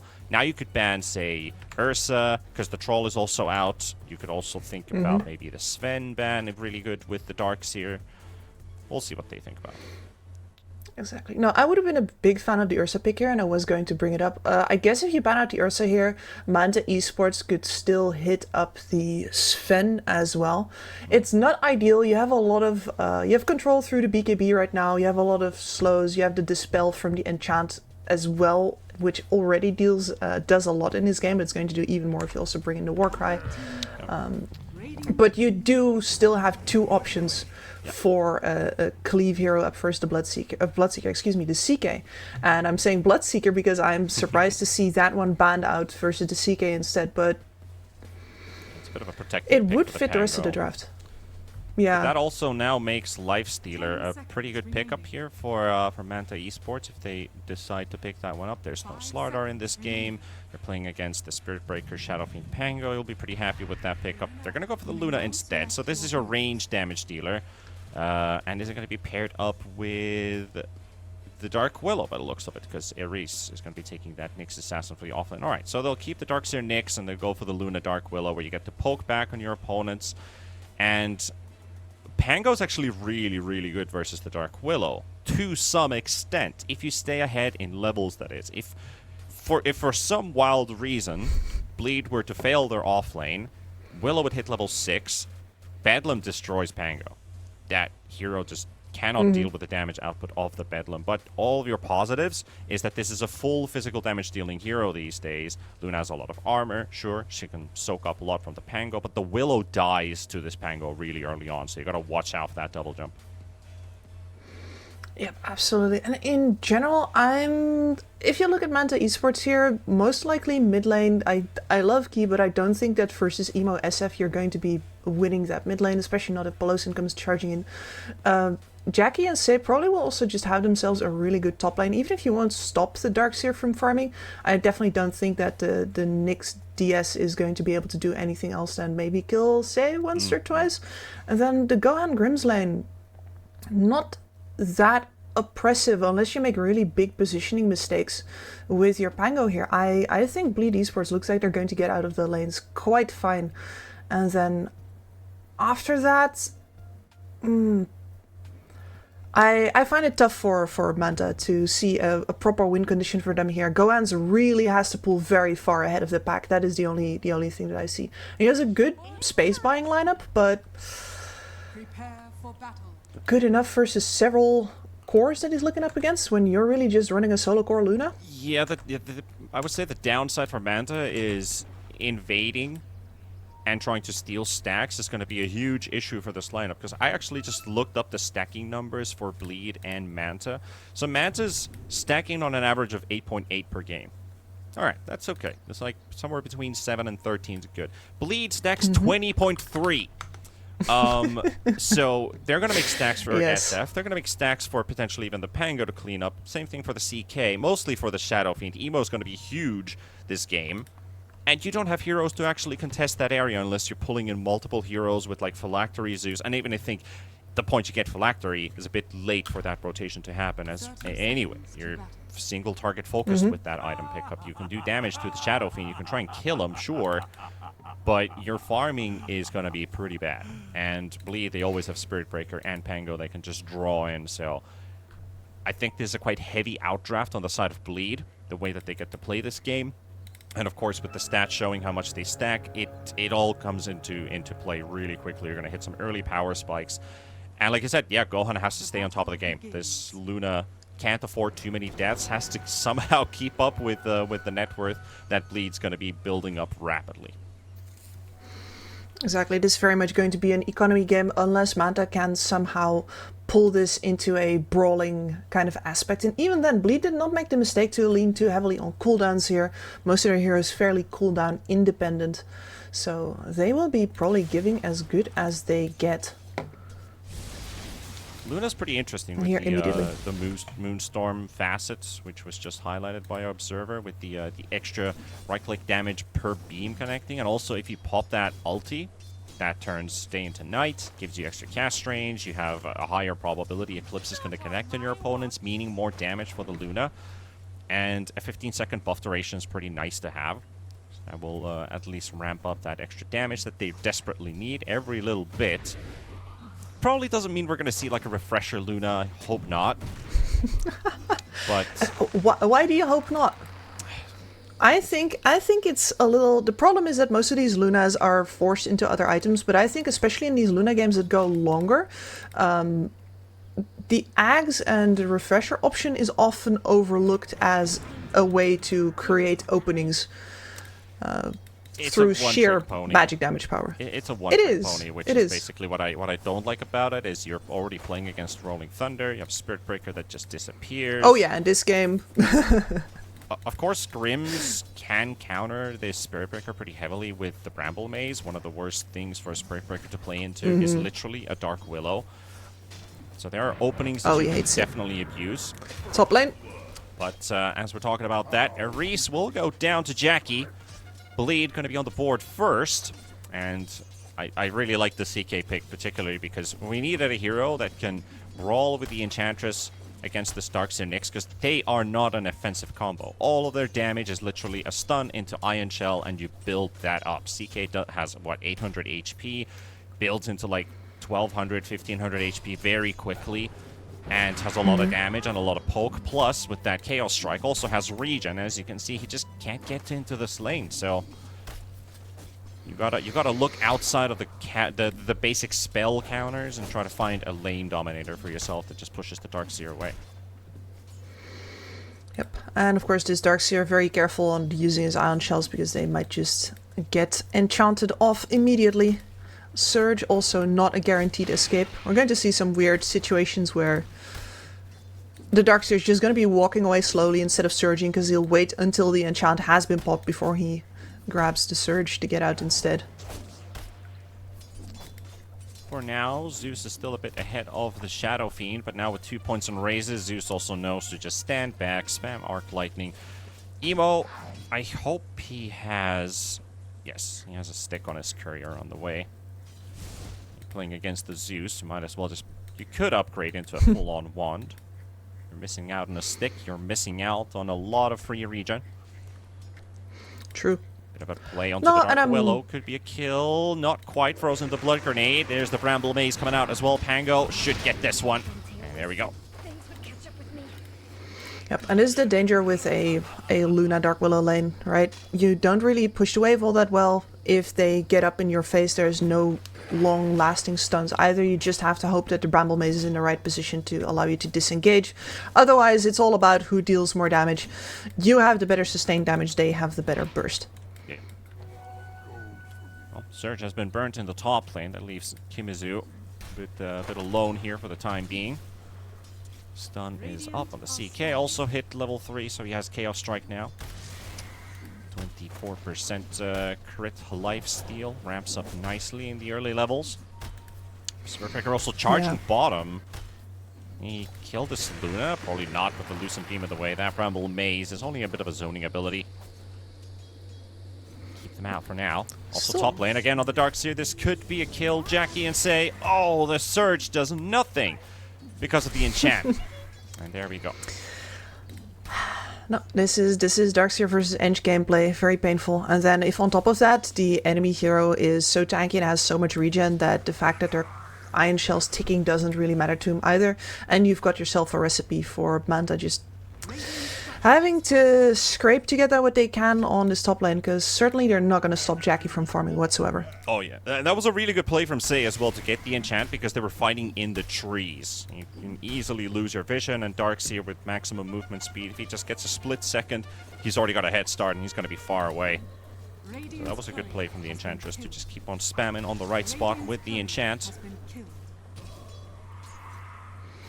And surprisingly to me, Key is still holding his own versus the SF mid. Now he's not stopping the SF off by any means. Emo having quite a good lane of his own, but Emo not as able as Mikoto previously. Oh man, Kimitsu falls again. This top lane is a disaster. Yeah, that's one of the issues of picking that Darkseer too early, is it definitely does have its vulnerabilities. And Polito understood that perfectly, so I think this top lane is going quite as expected.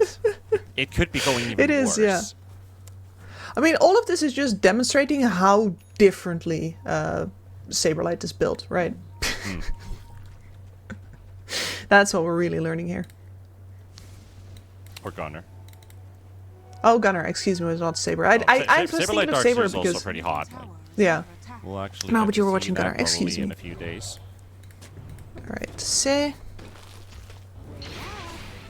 Alright, well, Enchantress is quite deep in here and actually does not have that heal on himself. The Zeus ulti used for the first time. Kui will get himself a kill using that Centaur there. Get themselves a follow-up on the next assassin, get themselves a trade going. For Manta, it's something. It's the start of something beautiful, right? You got the first kill. Are you quoting Porcupine Tree at me? Oh, that song's stuck in my head now. The reason why I'm so sad about this top lane doing badly is because this Darkseer does look to be the front line and the engine of most of the mid-game moves as Manta as well. You're going to be looking for some good walls in order to take towers here, because otherwise I don't see a good reason for your Luna to come in and risk yourself. And the Darkseer having a bad game. It's a lot of traffic on the way. Ares is trying to keep them interested in the fight while giving vision, trying to get the Spirit Breaker, but Jackie's the one who ends up getting zoned out. But Sei and Emo are arriving, and that's going to be a big Requiem that's going to take down one. They just need vision on the Zeus, as they do. 2 more seconds for the long-range raise, but it's not needed, as Sei does have the right-click damage to finish off the Zeus. They do get the Spirit Breaker out. They lose their CK. You could say it's not the best trade, but, you know, the Zeus that was doing a good job in the lane and Emo getting to farm, you know, his jungle. He'll be feeling good. It's all about building the Shadow Fiend into the big, mean red machine. Yep, and he's got the raindrops at the ready as well. I think this is one of those differences where it's just like, sometimes like, yeah, Bleed and Talon are better players, yada yada, but sometimes it's just like, yeah, Bleed and Talon are the only teams that buy raindrops. Sometimes it's just, the differences are just that black and white. Yeah, that simple. I mean, I started playing Baldur's Gate like 2 days ago, and actually Shadow Fiend is picking up some Karlach vibes here. What do you mean? Big red? Yeah, yeah. But I think that that she would hate him very much. It's a very, very big possibility for that. Don't give me any spoilers yet. 3k up ahead for Bleed here. All their cores are up. Well, you look at the CK. Jackie is escaping. He's already hit 5,000 net worth. Absolute free farm CK. Gonna be a little bit bummed about his first death, but still that tower is gonna fall very early. You can see that this top lane was it was built for disaster. While Grimm's getting burst down by the Pango. They can actually get this Luna kill too. Does throw in the pig pole. Good jukes coming around. Zeus continues to harass Paulison. Has the charge available. Gets interrupted by the lightning bolt, and Kui will get his kill. And Zeal is so close to getting this one. Just needs a swashbuckle, or it doesn't even need to use it there. Just this full-on physical, heavy damage output Pango. Does not yet have a point in Lucky Shot, but will have soon. No, and he's out-leveling the Luna so hard right now, and the entire positioning of that fight is basically down to they don't want to take this tower down just yet on Bleed. If the enemy cannot actually farm under tower, it means that so much farm is going to get lost for them, and the Luna is just going to have to farm, yeah, jungle all the way behind, and they were looking for her there instead, because she cannot be in the lane any longer. She will just die again and again. Mud Golem given the vision. There's the charge in from Paulison. They still have the Hurl Boulder, so there's no teleport possibility here for the Willow. And you're just going to get killed under your own tower. What a sad life. Grim fate for Grims. Indeed. That now puts Manza in a position. I thought that they would have a better shot versus Bleed than we saw earlier in the day, Salvation versus Talon, but not with this draft. Not with this draft. This is just no. Too many holes to be filled. The ship is soon flooding. Might sink soon. Yeah, unless you manage to find to bilge it out. Meanwhile, Eris dove under the tower. Amo waits patiently, throws in the raises. There goes your Nyx Assassin. And they're just on a roll. You can't stop these cores anymore. It's really down to Bleed if they throw the game away. It's really down to them now. Does feel like you're in a situation where, do we just call it? Like you're playing a Luna lineup, you wanna see it through. You want to see it through at least a little bit longer, but the Luna is going to need a lot of time, and you're just not going to get it. Part of the problem here is just that this Pango can make life impossible for you while he is on his own. And that means that the rest of the enemy team can still fight you 4 versus 4 and win that fight as well. Pango does not need any help whatsoever to make your life a living hell. Yeah, but support's rotating in. Is also picking up the pipe in a while. So that's going to take away from this almost full magical lineup of Manta Esports. It's going to be a painful item to be going up against, especially if we see a blink coming up from the SF. Same thing for the Pango. Can't break through with just spells because of the barrier. And here comes the smoke towards the top lane. Nyx is going to be in front, so they're like, yeah, there's somebody around, but they've got their eyes on the darks here. They don't even know about Ares. He's going to throw in a bit of a Ravage, but it's still not going to do them too good. Sei actually surviving Kui's ulti. Ares will get the kill in the end, and now Jackie might be a bit too far. You're going to have to armlet toggle this one out. Here comes Emo. Oh, the Requiem spot is there, but it's going to get interrupted. Oh, he's going to die as well. Okay, this is a lot of mistakes coming out from Bleed if they can't turn this one around. Kui is low. The Requiem is a miss. Seal comes out. Will secure 1 kill. Rolling Boulder in. That's going to save it. And he's going to go for it. He wants this Zeus. If something. Got to turn around. Clever footwork. Yep. He lost him. He's most likely still going to die. Still rolls into this one. Yeah, Gohan's is right there too. No Eclipse and only a 1 point in Lucent Beam. Gonna have to do it the right-click way. There's the Terrorize connecting onto both. Paulson unable to dodge this one, and with the Bedlam, Zeal is gonna drop. He will get the big kill off of the Luna and picks himself a triple kill, and it's just the supports picking up kills. So in the end, it's not that bad for Bleed, even though it is a bit of a throw. Good, unnecessary. You lost a lot of experience bad spell there. Usage too. Yeah, absolutely. The start of that fight does not have to be that sloppy, especially with Emo turning up only a little bit later. Nyx just falls over. Yeah, I was a bit curious about that one. He walks on the high ground into a sentry. Not much he can do at that point.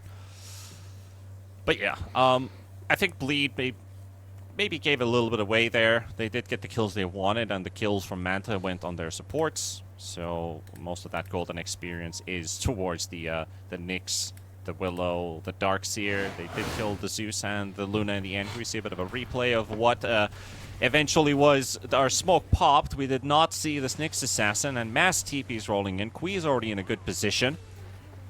And then, you know, this whole follow-up sequence here, Jackie just walks into another route and is like, yeah, I can't stay alive for long enough. Maybe there's a chance for a turn. My armlet fails, and Emo doesn't get them deep enough because the CK falls, so his Requiem is it's a bit of a bummer. Doesn't really get too much out of it. Cancelled out, yeah. And he stepped down to the low ground there as well. Like, I understand that you want to do that to max out the damage, but if you want to have any chance of, for example, Jackie living there, then you should have been casting it up on the high ground.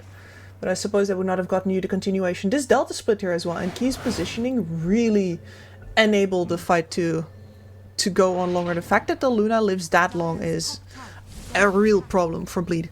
And now most of the cores over on the side of Manta who were extremely far behind, they're still a couple of levels behind the cores on Bleed, but it's not as big of a problem as it was anymore, and the supports have completely caught up. They have, but the problem is the Luna now. Luna's level 9. Everybody else is either 10, 11, or 12 on the side of Bleed. So, even with... If that last fight, if Luna stayed alive and got those kills, it would have been good. But now that Luna died in that fight and Kui died in that fight, they don't actually get an advantage out of it on the side of Manta. Fighting for the 14-minute Wisdom Rune. That's going to be yoinked away by Zeal. Quick yeet, and we're out of here. No, got what they came for. That's all, folks. Thanks for watching. See you next time. Manta even more like that. It's such a grim fate. You're watching that Wisdom Rune, and it's like, yeah, they just took it. What are we doing, boys?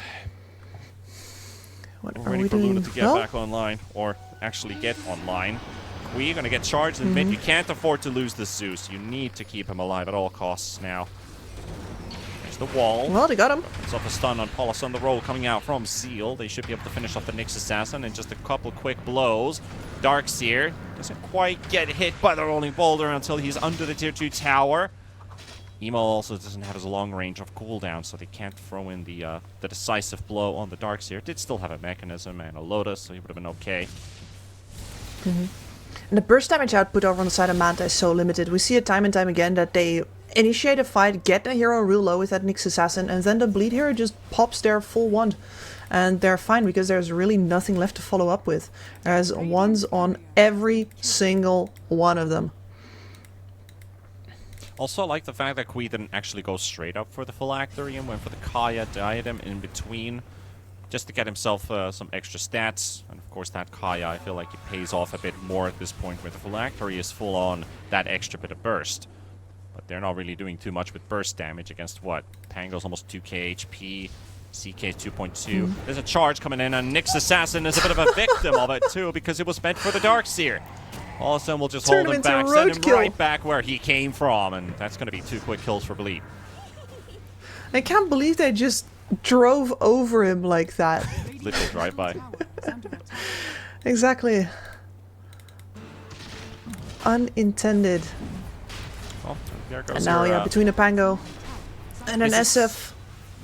It's supposed to be like an 18-minute Roshan, but they're gonna go do it at 16. I mean, it's a good thing you can do Rosh this early, but it screws up your timings a bit because you wanted to go for the top tier 2 tower into the 21-minute Wisdom Rune. Now you're like 2 minutes ahead of time. I was like, guys, what are we gonna do during this time? We're just gonna farm. Yeah, I mean, maybe this is about putting the second Roshan a little earlier so that you will have it in a very nice time, say around your BKBs when you want to go high ground, something like that. Yeah, you change your game plan, obviously, but like the main idea is always like 18 minutes to 19 minutes. You take Roshan into tier 2, into Wisdom Rune spawning, and the Tormentor. Well, sorry, the Tormentor into the Wisdom Rune, and then you leave this area. But now you're way ahead of time. So you can only take a tier 2 tower. That's the only objective available for you. So that screws their timings a bit in terms of the top lane, but they're going to look and search. At least they have a bit of freedom to do something else here. There's smoke pops under vision. So they know about the location. Listen, if you're far enough ahead, you can just be in that top area and take those objectives anyway. And I think that is the thing for Bleed here. Like, why leave an Aegis lying? Why leave a Roshan that we could be taking on the floor right now when we could just use this to build out our lead? They're so ahead of their time. Man, the Finnish sarcasm. I can't with the deadpan. I'm too autistic for that, dude. It's the Gohan's falls. And you see that Manta is trying, right? They get the information, Gohan's getting gone on the bot side. They immediately bring whoever they can to top to try and get themselves a fight. But they're too far behind. They have to do too much work at mopping up these waves before they can actually get there. And they simply do not have enough catch to stop any of these bleed heroes from simply walking away. Yeah, they're a bit too far behind on this lineup right now. With this Luna dying, it's an even worse signal. And try and live off of any other kill that you can get, but in the long run, if this Luna is not powerful enough, you're not winning a team fight. You can get pick-offs, which is the only thing you can right now, is try to boost up the Zeus as much as possible, but in the long run, the Zeus is not going to win you these fights. It's the Luna. Exactly. You need to get to the point where the physical damage is enough to make Bleed think twice. And they're not going to do that mistake. No, there's absolutely no need to split up when you're this far ahead, right? You can show each other your nice items that you got and then walk hand in hand to say the enemy's tier 2. Tip it over. And not enough split push power on the side of Manta yet, so you tried to abuse that fact. If Luna did have like Mantas and stuff, it would make it a lot easier to just play the map on the side of Manta, try to slow things down. Meanwhile, in the mid lane, they might get this kill onto the Pangolier. That is a lot of money riding on him. And how many heroes are going to fall for this? Actually, Aris is able to get out. Kimizu styling it out with a vacuum. He wants to stay, but I think that's the mistake that he's going to make here. So he's going to have to surge out as soon as possible. As Sei is already applying pressure onto him. Now they're pinging out the Spirit Breaker. But he also has a lane ward right in front of him, so the Spirit Breaker is going to be completely fine with just splitting the map for now. So you get himself a kill. Bit of experience on the side of Manta. But pretty good. It's still not helping them push out these lanes.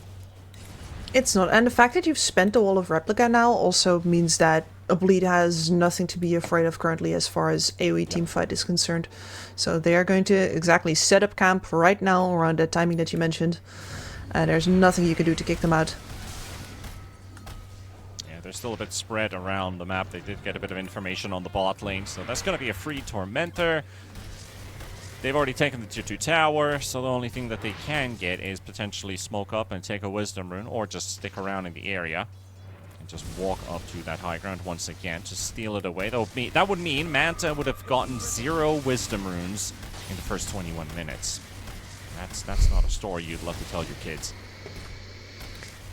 It is not. Both your supports they might not even hit a level 2 ult before this game ends.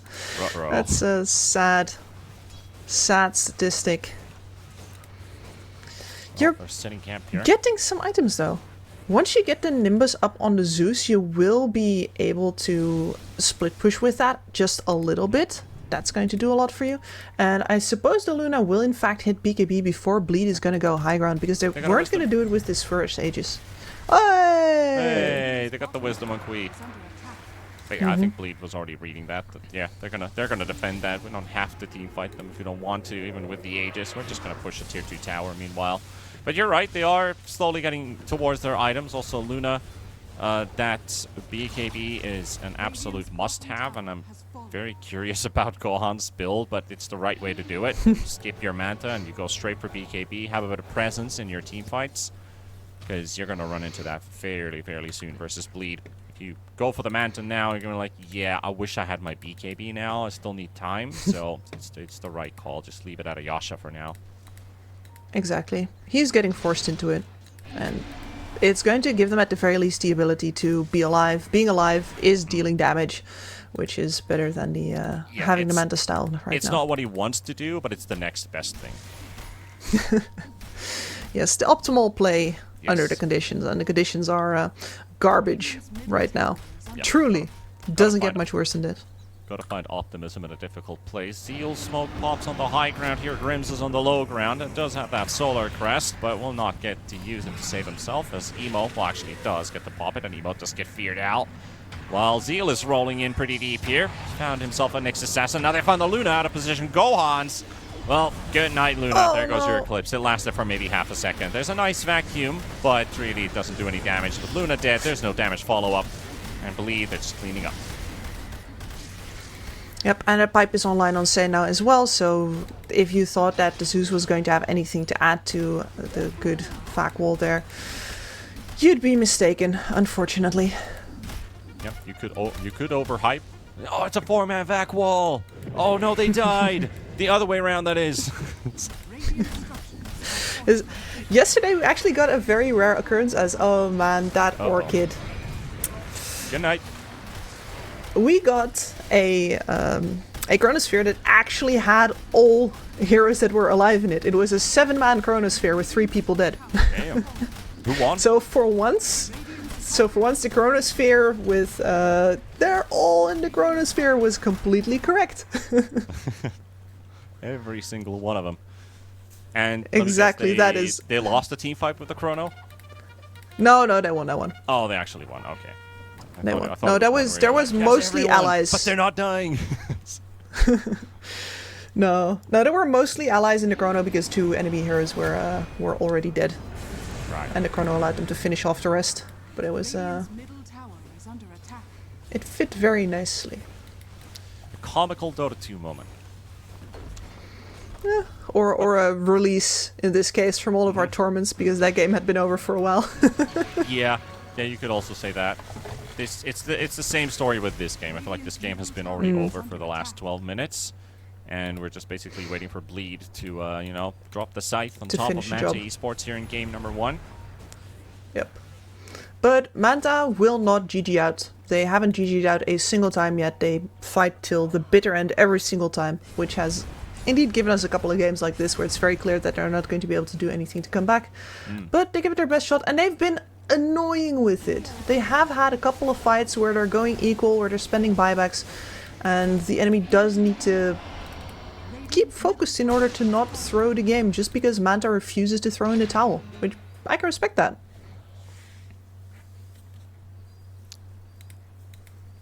Oh, look at where Gohan's is farming right now. Yeah, I might as well. This is the safest area. This is the place to be. Absolutely nobody from the Dire side is going to be playing here. They're going to be taking farm on your side of the map, going to be shoving waves on your side of the map. You have 5 camps at your disposal here. The new Frontiers area to farm for yourself if you're playing from behind. It's the best place to be. Paulison charging down Kimizu, and here comes the teleports. Like, you're trying to take our outpost? Nuh-uh. Forgot about a Spirit Breaker in this game. Or unfortunate. He hasn't actually even bought out his Greaves yet. He's holding on to 3,000 gold. Like, why is he not buying it out? You got 2,000 gold surplus. You could actually afford your Greaves. What is he and your buying buyback here? Yeah. Well, he's saving up for something else here, and I don't think that's an Hex. Maybe a Hex. I don't know. Oh man. Grimm's caught outside the base, evaporated. Yeah, I've got the same thing as well, but for Gohan's I understand. It is the BKB now finally bought out. We're holding on to a bit of extra gold. No point of really holding on to a buy. Okay, Darkseer just bought something, and it is the Greaves. Okay, so he was just holding on to all that extra gold for buying the item that he was going to buy anyway. Listen, he was thinking about it, and sitting on a big pile of gold in a game that's going really badly makes you feel safe. I'm not doing bad. I have 3k gold in the bank. This is fine. Good old false sense of security. I'm safe in Listen, my whatever base. you need The to tell enemy is yourself. not here. Yeah. Well, like if you want to hang on in there, you gotta tell yourself some little white lies, you know? It is true. It is true. 15 seconds for Roche number 2 to spawn. It's going to be a nighttime Roche. Bleed has already set themselves up for the top left corner of the map. Emo still a 6-0-4, the only unkilled player on the server right now with a Shadow Fiend. Even with his earlier Requiem fight, even if that Requiem did not go his way, he was still protected by it. And also now has 3,000 HP, so good luck trying to kill a Shadow Fiend. No, physical damage SF, and I think part of the consideration that I've seen before about whether or not you go magic or physical SF is about, do I have synergy with the rest of my team? Nope. In case with the CK, definitely, and here as well, just Imozu? being harder to kill. Vac out of. He just caught an Emo. Gohan's walking in with the BKB. He's like, I want this Aegis, but he can't even get past the wall of CK illusions, and that is just how sad it is. Roche goes down, Ares dies. Just to the right clicks of Emo as he tried to go for the Aegis steal, and there we go. It's a GG tap out. 28 minutes into this game, Bleed, they had this game in the bag since the draft, and the execution was, well, it was just what we expected to see from this team. Yeah, I gotta say that I'm a little surprised that the mid lane matchup was actually as even as it was. Maybe Mikoto does have some extra SF skills that allowed him to properly win that matchup. Maybe Ki is just a really very good Zeus player and his positioning was on point, but I'm a little surprised that Emo didn't actually dominate that particular lane as well. Yeah, I mean, I can see it working out for the Zeus a bit because he was able to keep his distance. He's not right nearby to the Shadow Fiend because your biggest strength is really just poking with the raises, looking for your kill at level 2. But, you know, I think that was just smart positioning from the Zeus. He doesn't really get to punish this SF, but at the same time, he doesn't get punished himself. So, I agree. I think that was a good setup there for the Zeus. Sadly, it was the Luna getting caught a couple times in pretty awkward positions, and you know, when I mentioned at the start of the game, if this Luna dies early, that's kind of your burden for this game, and it certainly turned out to be one. You had no proper damage source in the end. It was all about quick burst damage, and even that was lacking because Bleed just scales way too fast. Plus that pipe on Say's Enchantress can't kill anybody. Absolutely not. No, and that leaves the top lane really just afloat as well. I don't think that the early pick Darkseer is a good idea, honestly. And I mean, this just illustrates why you were so surprised that it worked out for different teams, because it's not supposed to. That is exactly it. But hey, we're going to take a tiny break and see what happens in Game 2 of Bleed versus Manta Esports. We'll see you guys in just a bit.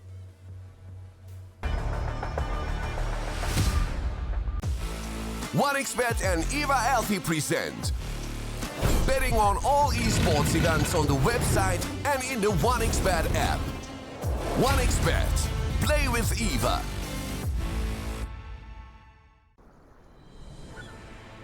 What if Kunka knew that he could not only play Dota but also place bets? Better the best black hole.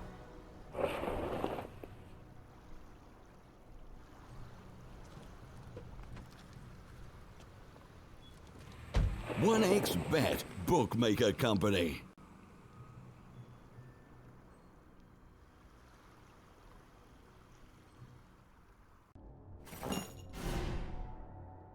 Chances of breaking items in a tournament match are non-existent.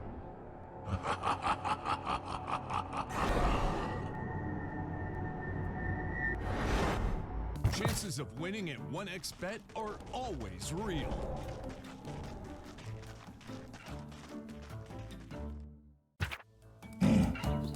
Join with me.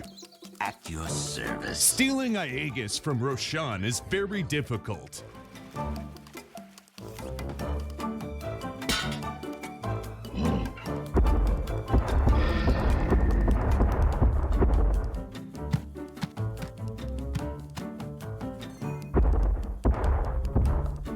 Winning at 1xBet is super easy.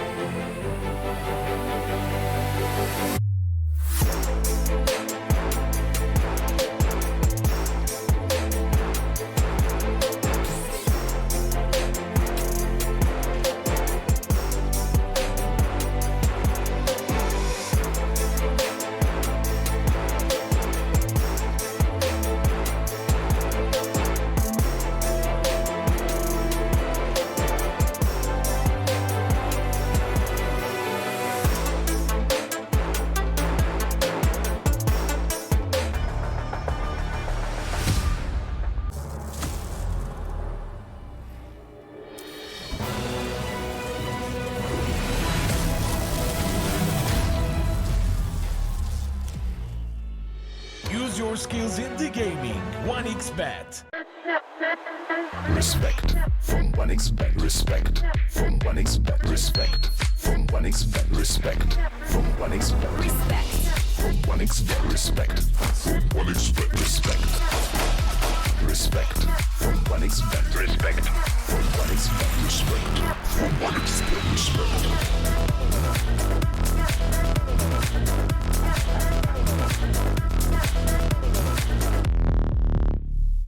Hello, son. Hi, Mom. Pretty girl. This is Eva. Nice to meet you. Thank you very much. Your dad's just making his favorite dinner. It's duck. Come on inside. They're all probably too gruesome to tell you while you're eating at the table. How's your food? Is everything okay? Good, good.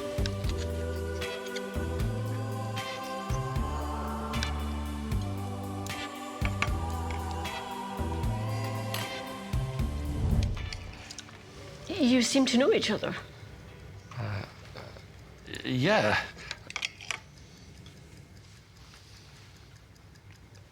This is the new ambassador for 1xBet. Oh, I see.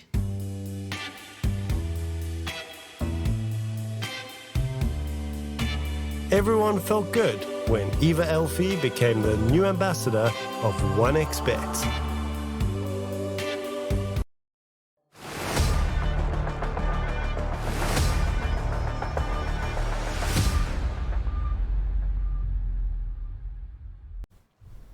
Well, heading over into the second game of our second best of two. This is the penultimate day as well for Group B. Bleed, pretty convincing first game win over Manta Esports, out-drafting, out-executing, out-experiencing this young roster.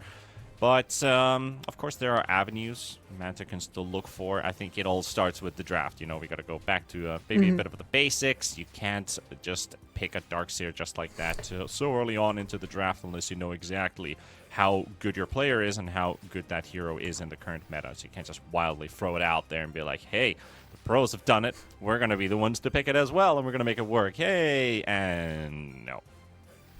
And no. And I do think it starts a little earlier already, right? Because you brought up very correctly that there were no bans of the standard first pick cores in that draft, like at all.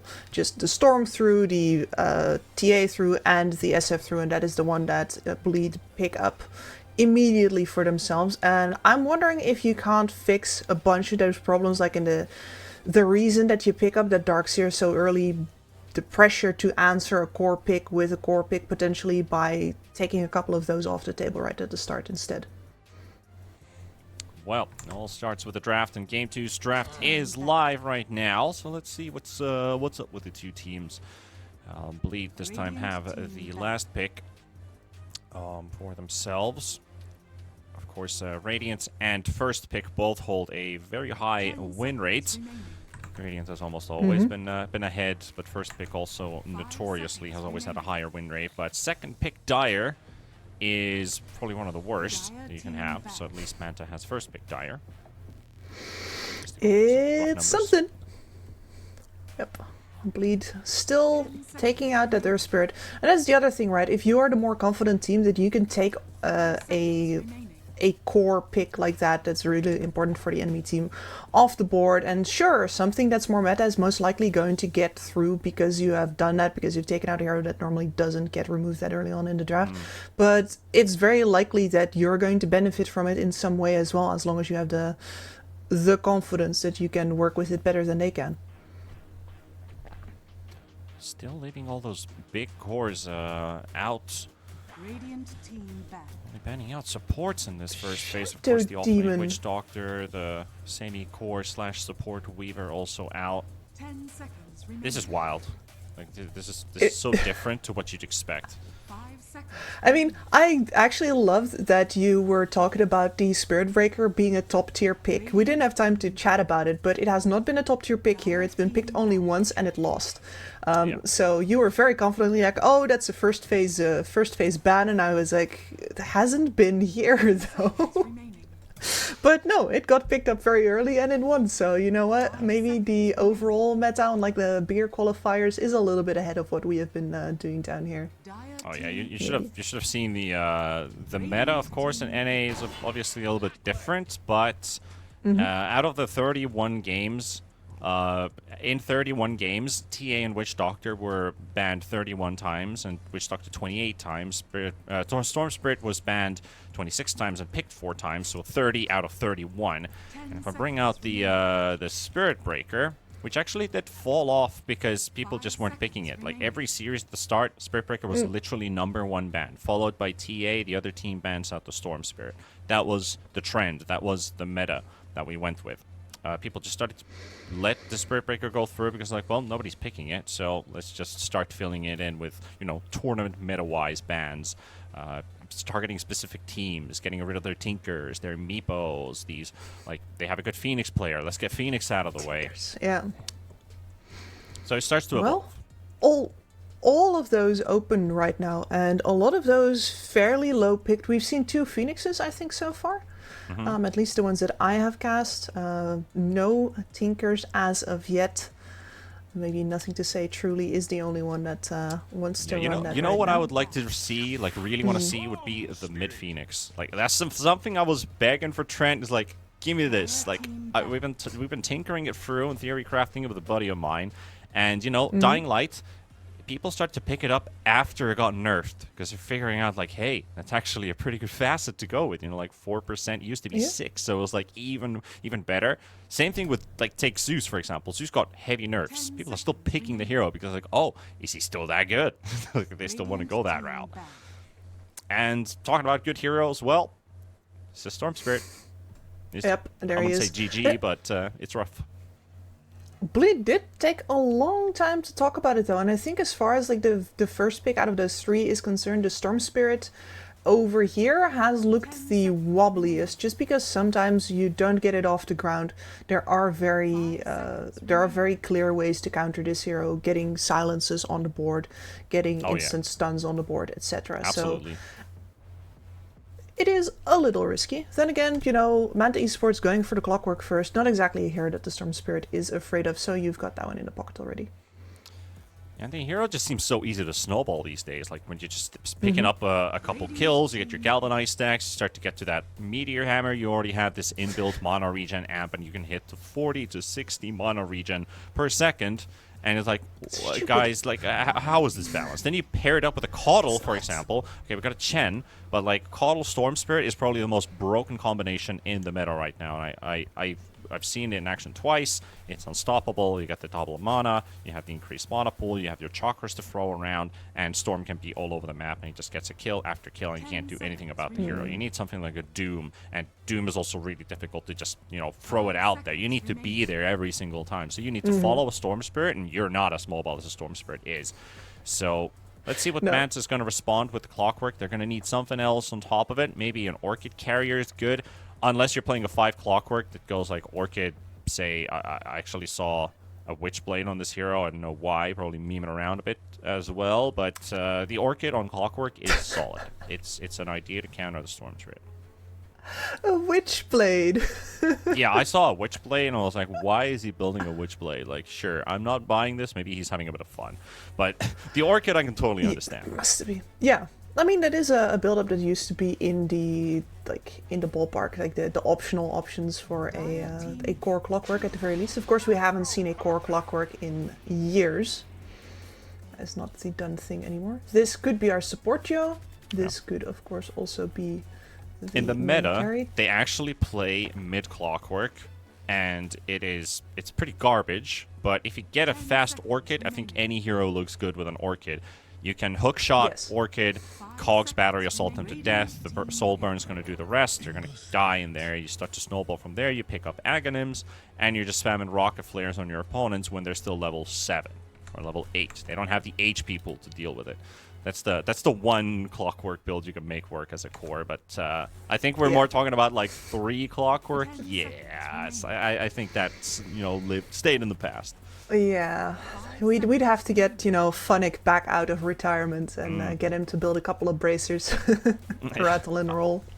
At least what you can do with the Clockwork is if Shadow Fiend was in the pool, if Shadowfiend was in the pool, you can do the good old cogs farming. You just need 3 heroes for it these days, but it's totally doable. Yeah. No, I saw an example of that, I think, yesterday as well, and then the SF gets into lane with something around 60 damage instead of, what is it, 49? Which is really quite nice. Yeah, it's like 43, 44 without items. It's kind of rough. Mm-hmm.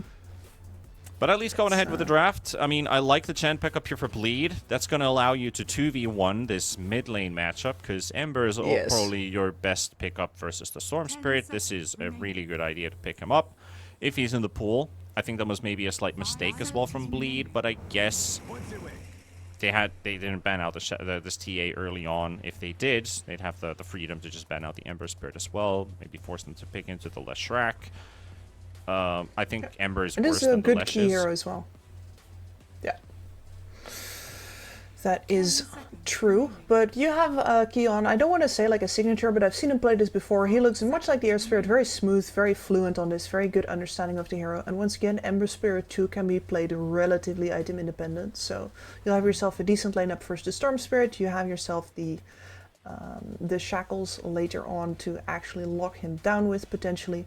I would want to see them pick some more reliable disables up now, though, because as good of a support duo as, let's say, Gyrocopter Clockwork is at literally anything else, the lockdown department, quite lacking.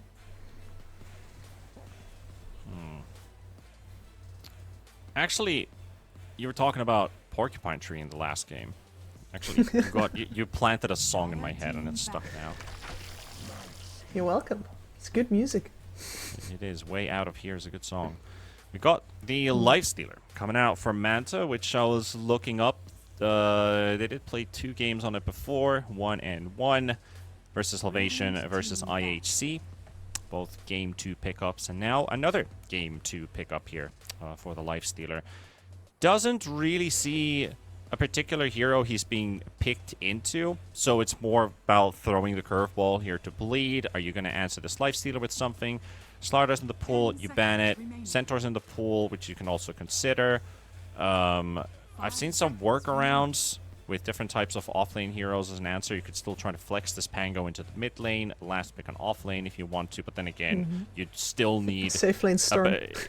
I mean, I wouldn't say it's out of. I've seen offlane Storms, which also seem to work from time to time, because he just needs his early items and the Galvanized will do the rest. Then you have 2 mid laners and a carry. But very likely Pango offlane, Storm mid, and we just need a carry pickup here to answer this Lifestealer. So you ban the Troll. I think the next thing is you ban the Ursa. Classic. Is Weaver still in the pool? Okay, Weaver was first face banned. There we go. All the way out, yes. Starter actually getting removed from Manta Esports, and I would have very much loved to see the starter pick up here. Would have done a ton of work versus the Pango especially, but of course the option of catching a Storm out would have been nice as well. Slardar also good Orchid builder, depending on what you want to go for. There has been a time where we used to build Orchid on a Lifestealer. I just don't think that it fits into the build anymore. Like, you want the Armlet, you want the Radiance. If you get it after that, like, the Storm has already gone out of control for quite a while already, and he's most likely going to be able to afford a BKB straight up if you get it that late. Yeah, you can also consider straight up Radiance Rush into S and Y after, which is also an option, but we'll see. They ban out the Razor. That's one of your answers. If you're happy going up against an Ursa, sure, go for it. Not the worst. Razor Not my funeral. Yeah, Razor is probably worse versus the Lifestealer. That's one of the workarounds you look at, but I've seen Razors also lose versus Lifestealer quite heavily if the amount of control is right. They've got Hookshot, they've got Cogs, you can chain them up, keep them at a distance. Well, you mentioned it. Go for the Doom. Yep, so the ultimate... That's the Storm answer only, Storm really. answer. Yeah, exactly. No, you mentioned it all the way at the start, and the problem is, of course, that you only have one Doom, you only get to win that one fight every 2 minutes, and you need to get to the Storm, and you might just be running after him a whole lot. And for a Doom who's really reliant on getting his own economy going and his own game, being picked up as a counter that actually, like, needs to hit that counter every single time is a lot of pressure, and it's not exactly the kind of hero that's suited to it, because you really do need to watch the development of your own net worth. If you fall behind because you spend too much time thinking about what the Storm is doing instead of looking out after your own, you're going to have a bad time. And I should have called this CK, because that was definitely for me the Jackie hero here to pick up. Like Ursa is great, but Jackie loves his CK, and I don't think he's wrong. He sure does. Yeah, the Overthinker's Dilemma. Definitely. With the Doom, it does help out to have the Ember Spirit, because you have a long-range initiator. Then Doom, he gets info. There's the Storm. He's chained up. I'm just going to blink, stun, Doom, and go for it. So the draft is already a lot better for Manta. The last game, I was really like, yeah, this is an 80-20. They have no chance. But this one looks already a lot better. You got your gyro support. You got a nice amount of poke coming out. Maybe they can get this offlane to work slightly better versus the CK. I mean, CK is still going to dominate the lane, no doubt about that. But I want to see Bleed win the mid lane decisively. You throw in the Chen, Setter, convert into the mid lane, make it a 2 versus 1, where it's a 2v1 where the other doesn't actually soak experience away from you. And Ember just, of course, Ember still has right-click damage. If it was versus Zeus or versus the Storm, that Satyr convert, then you're like, yeah, we're screwed. We can't play this lane anymore. I'm just going to lose this right away. Ember is so reliant on actually getting the Flame Guard for pushing waves and sustaining versus the overload charges as well. So I still think that this is going to be quite disastrous, and I'm not entirely sure what Manta Esports is supposed to do. Apart from bring a support mid from time to time as well, I'm not sure if this side lanes can actually afford to lose anything like that. Well, you have a couple answers. I'm seeing two one lanes. I'm seeing two one lanes for Bleed is all I'm saying. You have a couple answers. One would be if Manta stacks up into the mid lane, try to punish that Storm Spirit, and as soon as he teleports in, you kill him again. That's one way to do it, is you bring in overwhelming numbers. That leaves Doom defenseless. That leaves the Lifestealer defenseless. But with an Ember Spirit, you can totally and definitely get a kill on the Storm Spirit early on, which they might even try to do. That means Lifestealer has to fall back. He's got Corpse Eater, so you've got extra HP flowing your way, which is good. We also have the double Devour Doom, so he doesn't need to be in the lane. He can just eat up creeps in the jungle if you want to spam Devour. Which is the good thing about their supports. They can be much more mobile. Last game, Manta, they were locked in their lanes. Absolutely. Farming some cogs here. That's 4 last hits already for Bleed. Willow, top of the board. Not going to see that very often. Yep. And Emo has 17 more gold than the rest of the cores with 700.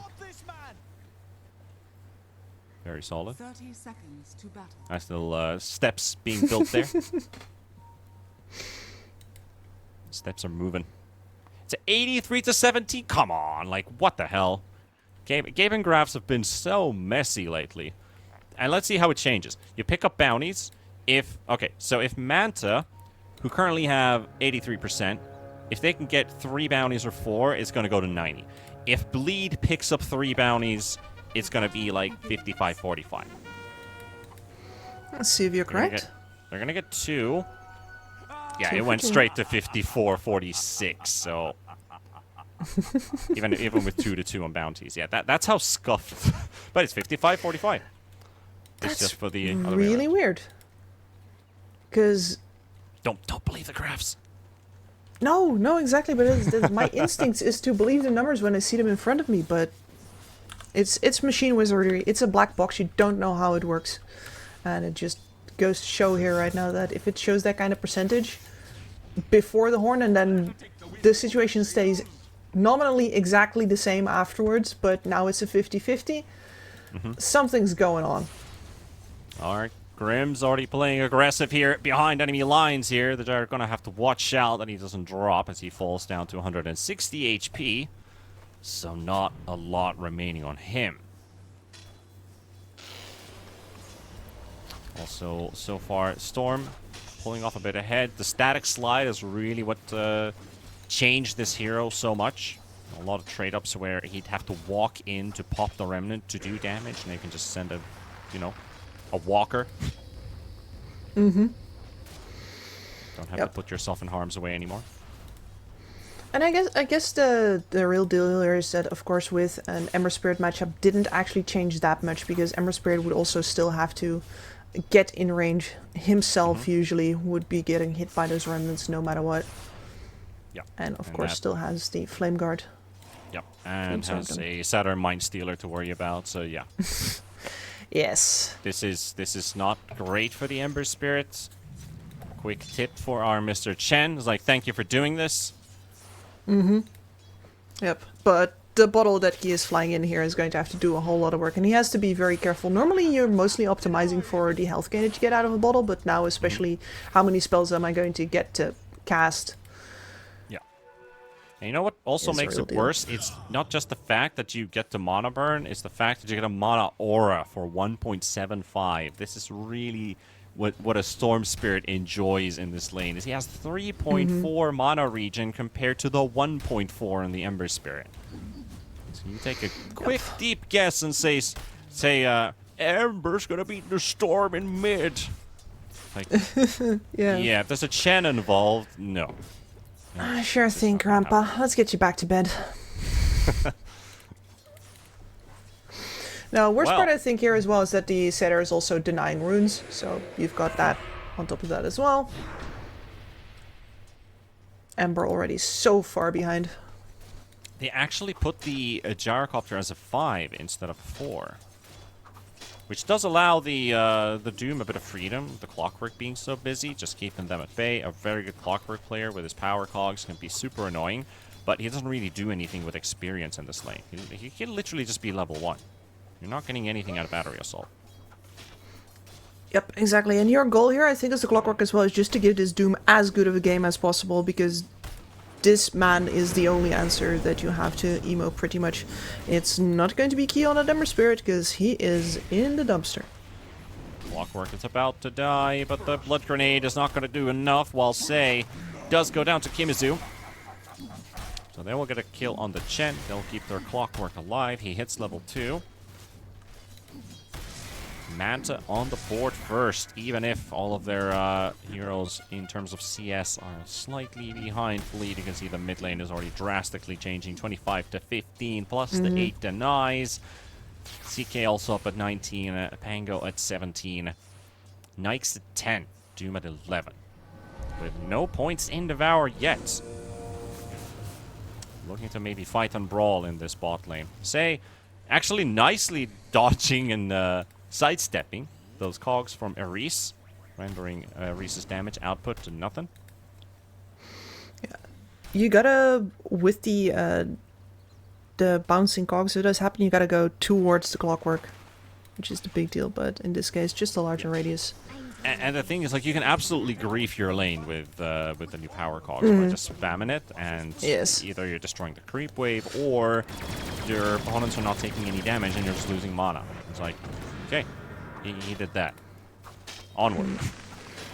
Yep. Gyrocopter getting caught in the top lane. Zeal with Paulison trying to look for a kill, but the Shadow Realm should be able to do it. And it's not quite enough. Stick saves the day. Quite important. The amount of time that you can buy here is, and there's a reason why we see Grimm's risk his life time and time again going that deep. So otherwise, Gohan's just does not get any alone time with the creeps. Nope, not at all. Also in the bottom lane, Doom was also taking a heavy pummeling there for a second, but Eris walks in between. They got a Chain Lightning Harpy, and Doom with Devour hasn't actually picked up any abilities for himself. He's sitting on a full mana pool. Kimizu, you'd be good off with just picking up something right now. But super hard locked in the lane, and they can't even pull. Like their camp is not there, it's blocked. He's not getting any CS out of this lane. He has no real Devour points to bounce back in. They can't find kill opportunities. This is going so bad. It's atrocious, and there's a new, fresh Satyr walking towards mid. He had only... Well, he's had about a minute without one just now, but he's going to have a fresh Tormentor. Yep. So my Satyr actually. Picks up the shield rune, he's going to live. They're going to get a kill on the Gyrocopter with that overload connection. Bleed will get their first kill on the board. It is for the Storm Spirit, who's now doubling the CS of the Ember Spirit. Mind Stealer also burning the rest of his mana. One more cast in 10 seconds.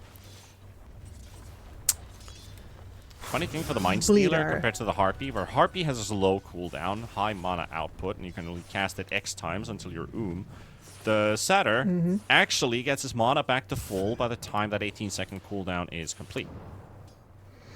So he has infinite casts.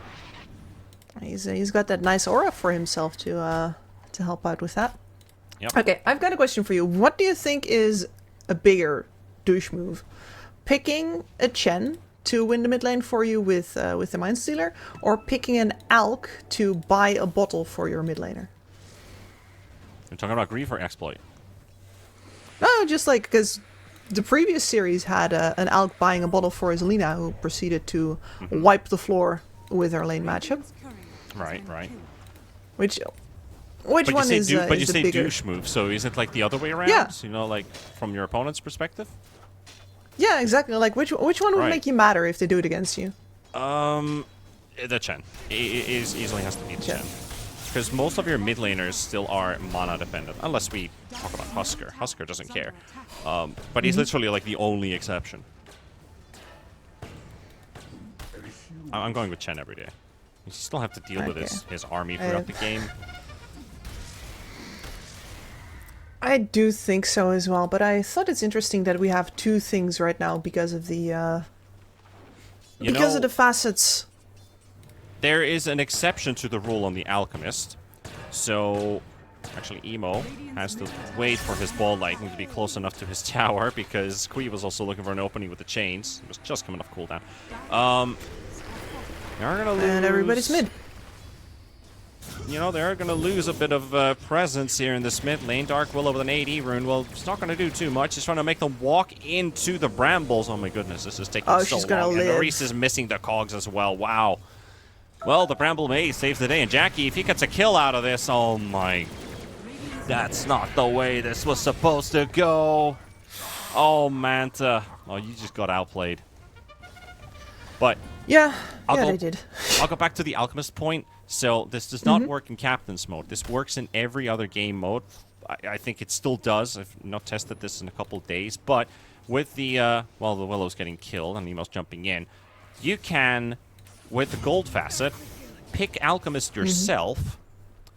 Once the game loads in, you swap it with your buddy, or whatever hero you want to say, something in your mid lane, and you can start with Javelin and Bottle at level 1. So this does not work in Captain's mode because you need to actually swap the hero. Captain's mode, you cannot swap heroes anymore. They removed that a couple of years back. But in pubs, so let's say, yeah, go ruin your pubs with this information. Do with this knowledge what you want, but that's just the way the gold facet works. Your buddy has to play Alchemist. Does he play it support? Does he play it off lane? He can buy you the bottle with that 650 gold that he has, and you yourself, with the early gold pickup from the bounties, you can just buy yourself a Javelin right away and have fun. That's how it works. Or at least worked. I have not tested if it's been fixed. Because the solo Roshan on Venomancer has been fixed. Roshan now actually hits the wards. Or actually hits the hero that has the wards instead of before. You used to be able to do it with a solo Clarity. Meanwhile, dude used up on Jackie. Jackie decides to fight back. He's got the backup arriving as well with a rolling ball coming in from Zeal. They're going to get a connection onto Kimazu. And they got the chains out from Kui as well to zone him out a bit, but the ball lightning in. Emo will get himself a kill. And the Remnants out as well, but the stuns are there. They're waving their arms. They recognize that he's going to land into a Bramble Maze from Paulison, and they read them. They read him like a book. They're going to get themselves a bunch of kills and lose nobody on the side of Bleed. And that just comes to show Manta initiated with a lone Doom and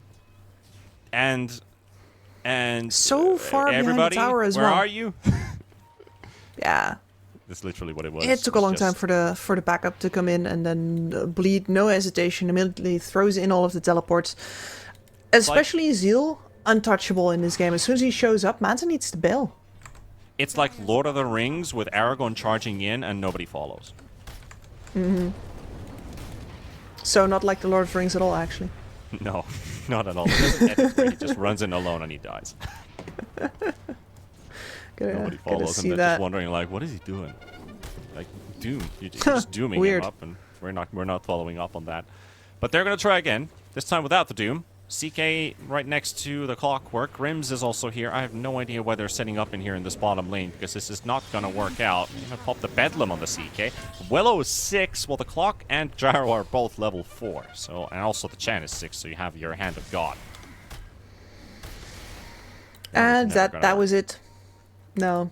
At least they back off in time this time, but the problem during this game is now if you're thinking about maybe coming back the economic way, you're waiting for a lifestealer who's not going to outfarm a CK, and the Pango and the Storm as well are going to be farming way faster than both your Ember as well. I mean, I guess your Doom can keep up, but the point of the Doom is that he needs to be ahead. I do not see any scenario in this game where the Doom is ever going to get back to ahead without Bleed dropping the ball seriously. No Infest. Kui does get the chains out, but Gohan is still gonna go down. Emo with the plays. Absolutely beautiful the way that he plays this one out. But he's got the double nulls. He's got 9 points. Oh, sorry, 9 stacks of Galvanized already. Very heavy mono region coming up the Storm Spirit this early on. But that was a beautiful play. Yes, I mean, normally there's no way that works at 12 minutes into the game because a lifestealer in every single other situation is already going to have an armlet. This lifestealer, though, poor as hell. The level 5 supports are following. Wish you had hookshot now. TPs are coming in. The cogs are going to be in between. He misses the first one. Ares gets the connection on the second. But Kimazu still on the chase. Doom runs out. He's going to armlet toggle. And Jackie's going to be good. So yeah, he still couldn't get this kill. Oh, insult to injury. Jackie just turns around.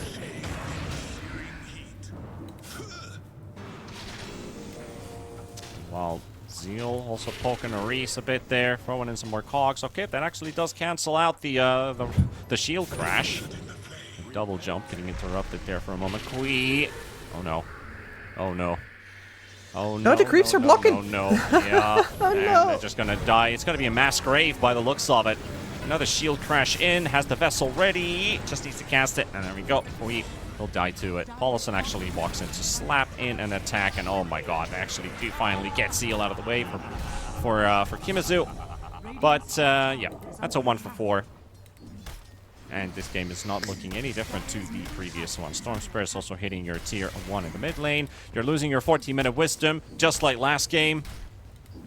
And support's still not level 6. Like, Willow's level 9. It's been a while since I've seen this much of Stomp. I gotta say, I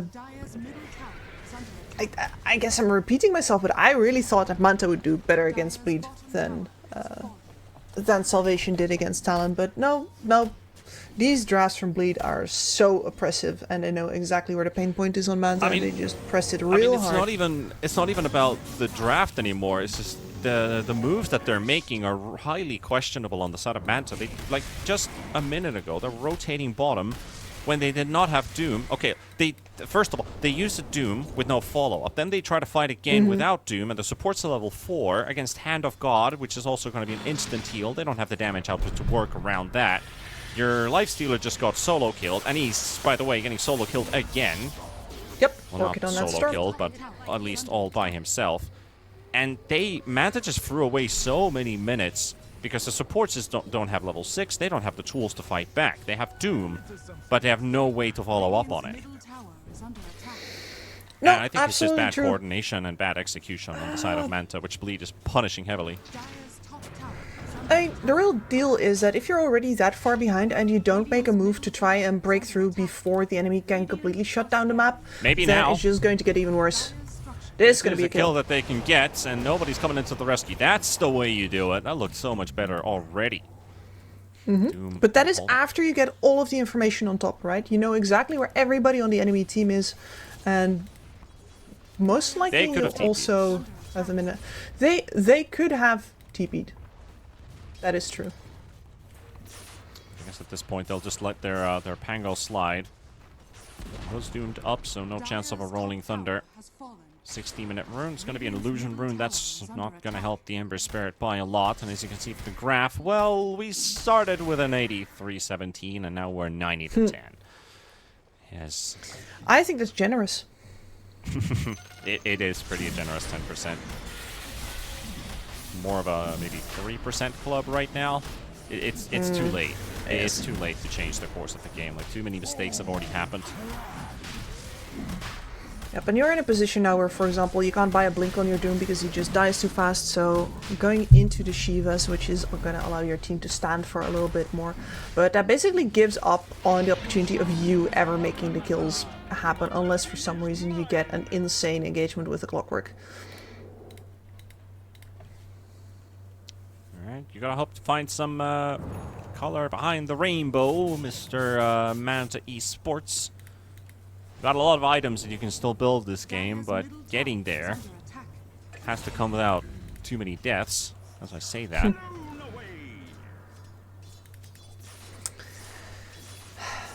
I mean, we're at that point again where you can see the Storm's mana bar moving without clicking on him.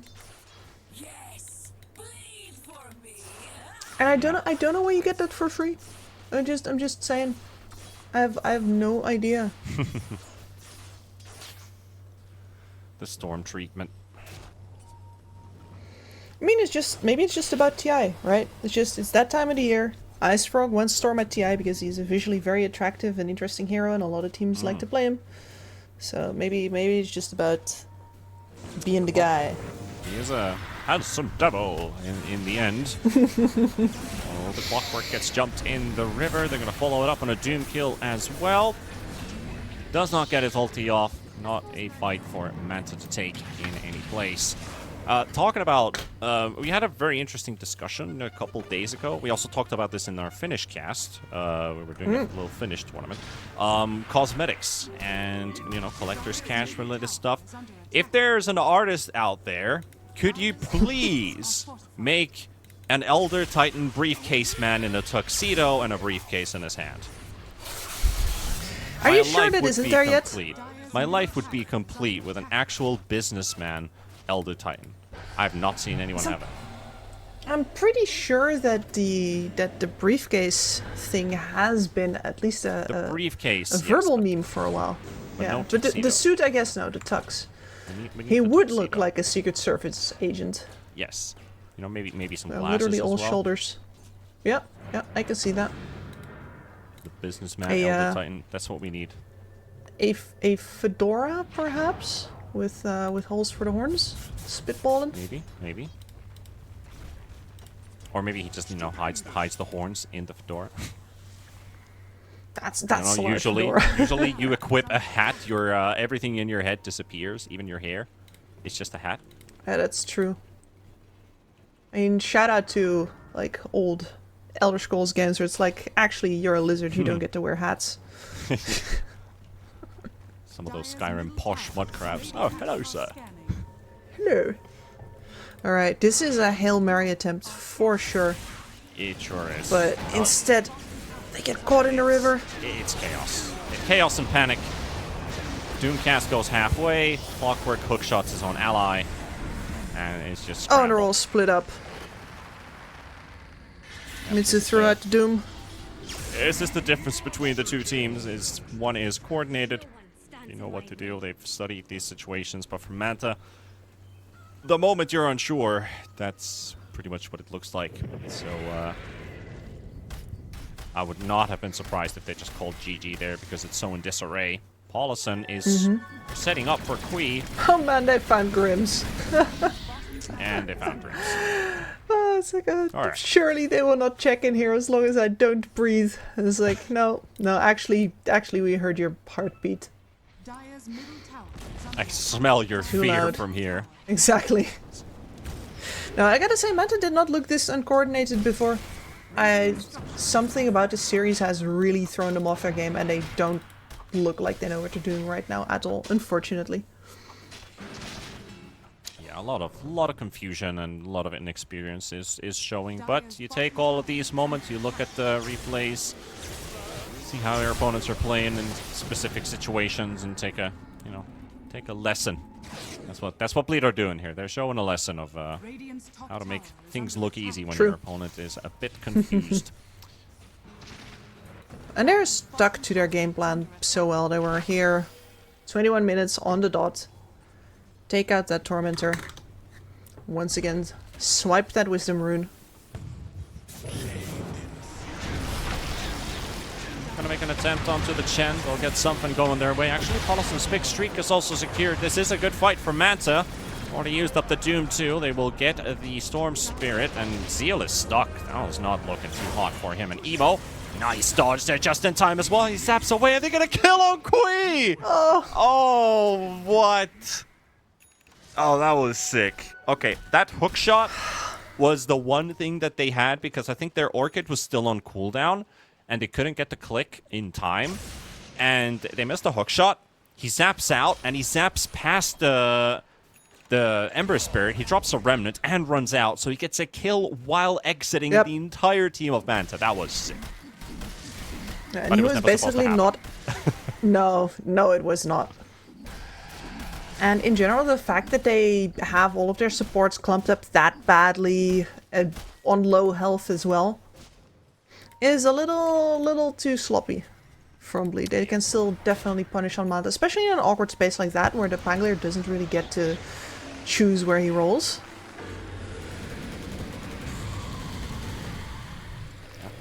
Kimizu will keep his hide intact for now. Dark Will almost getting killed by the shard on the gyrocopter. Also a Tormentor. Secured for actually Polison.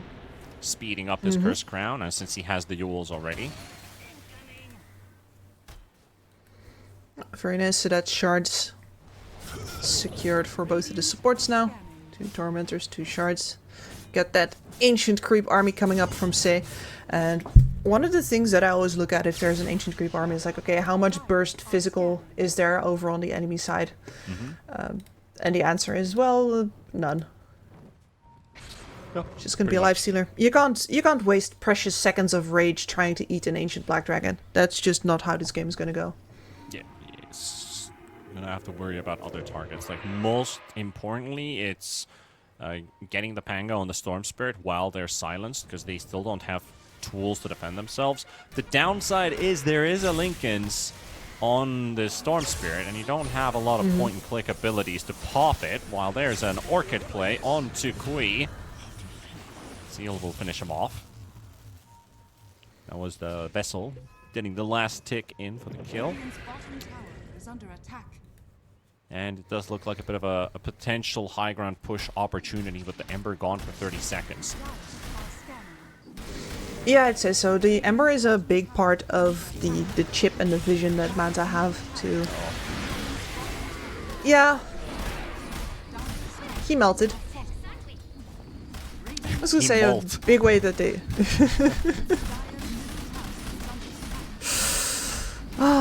molted into a beautiful, beautiful butterfly. Next game. Next game. Yeah, looking at game 3 of the... Alright. Of the best of 2, yes. Yeah, Blink up on Doom.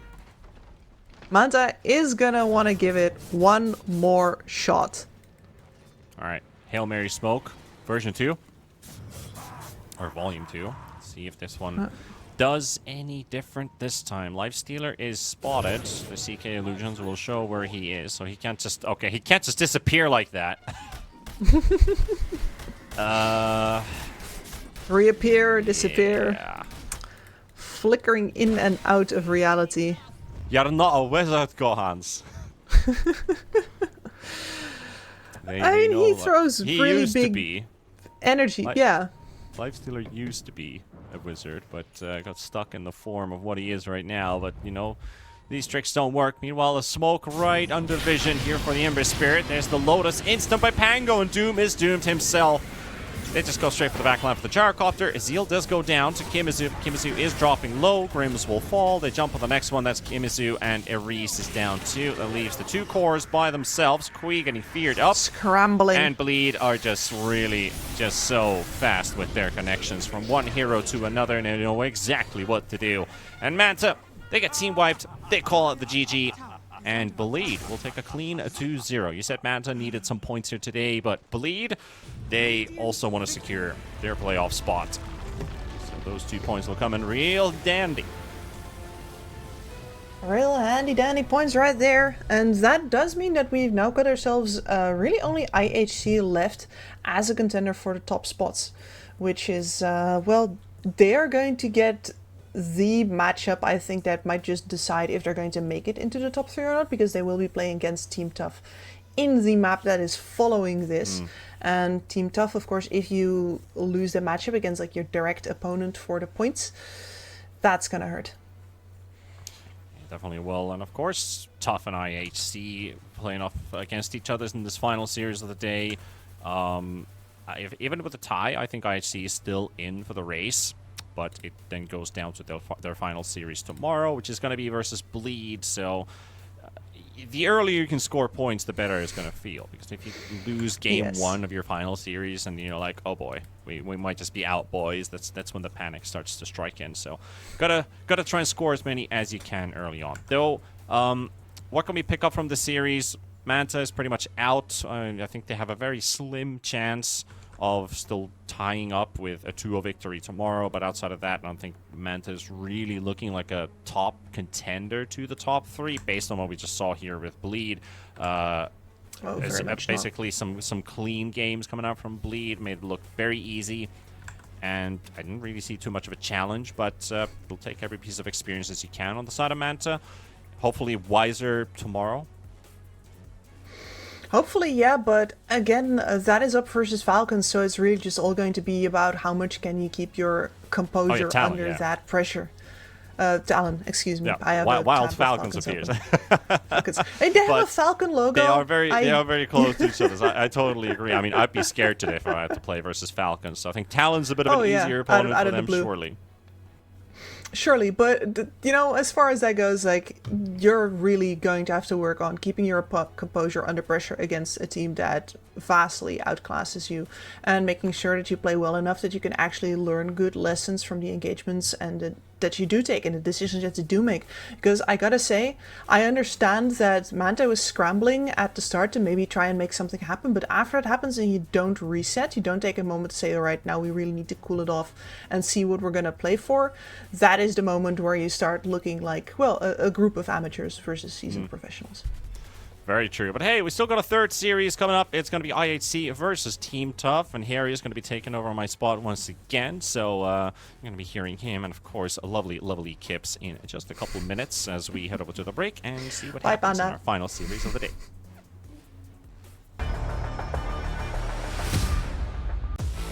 OneXBet and Eva Alfie present betting on all esports events on the website and in the OneXBet app. OneXBet. Play with Eva.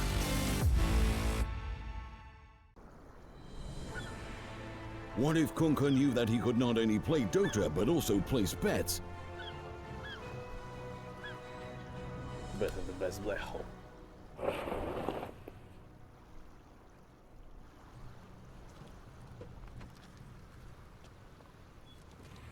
1xBet Bookmaker Company.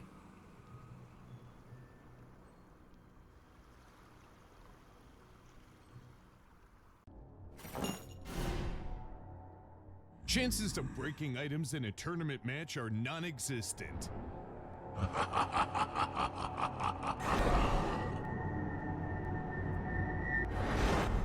Chances of winning at 1xBet are always real.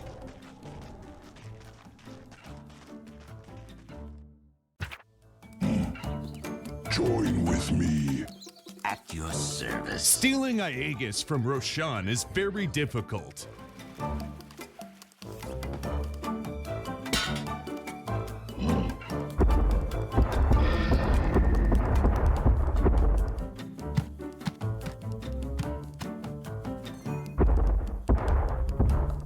Winning at 1xBet is super easy.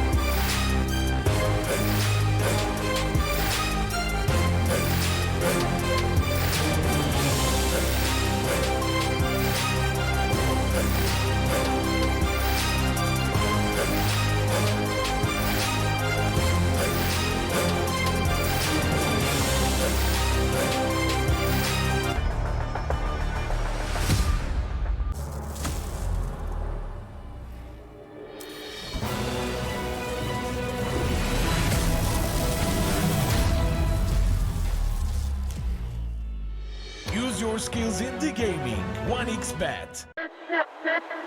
Respect from 1xBet. Respect from 1xBet. Respect from 1xBet. Respect from 1xBet. Respect from 1xBet. Respect from 1xBet. Respect. Respect from 1xBet. Respect from 1xBet. Respect from 1xBet. Respect.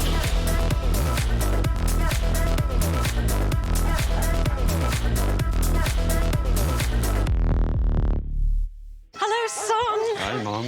Pretty girl. This is Eva. Nice to meet you. Thank you very much.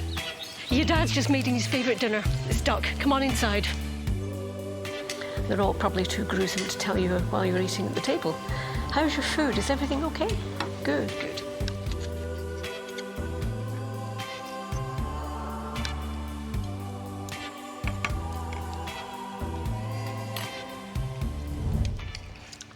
You seem to know each other. Yeah.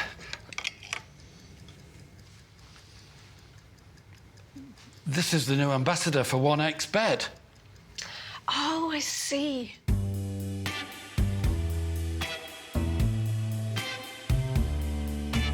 Everyone felt good when Eva Elfie became the new ambassador of 1xBet.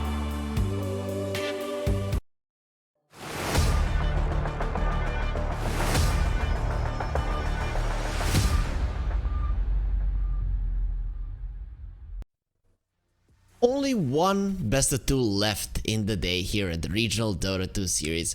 I'm Harry and I'm back to give you the action of IHC versus Team Tough with the lovely Kips. Kips, we had two stompy games today. It's time for a switch up.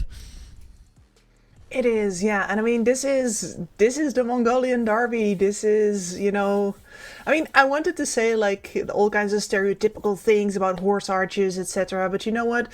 It goes a lot deeper than that, because these are players that have, you know, known each other, learned together. A bunch of them have played on these teams with each other, and I believe we have spread at this point the players who won the IESF World Championship of 2023 over those two teams, and now they're going to be playing up against each other again. That's always quite something.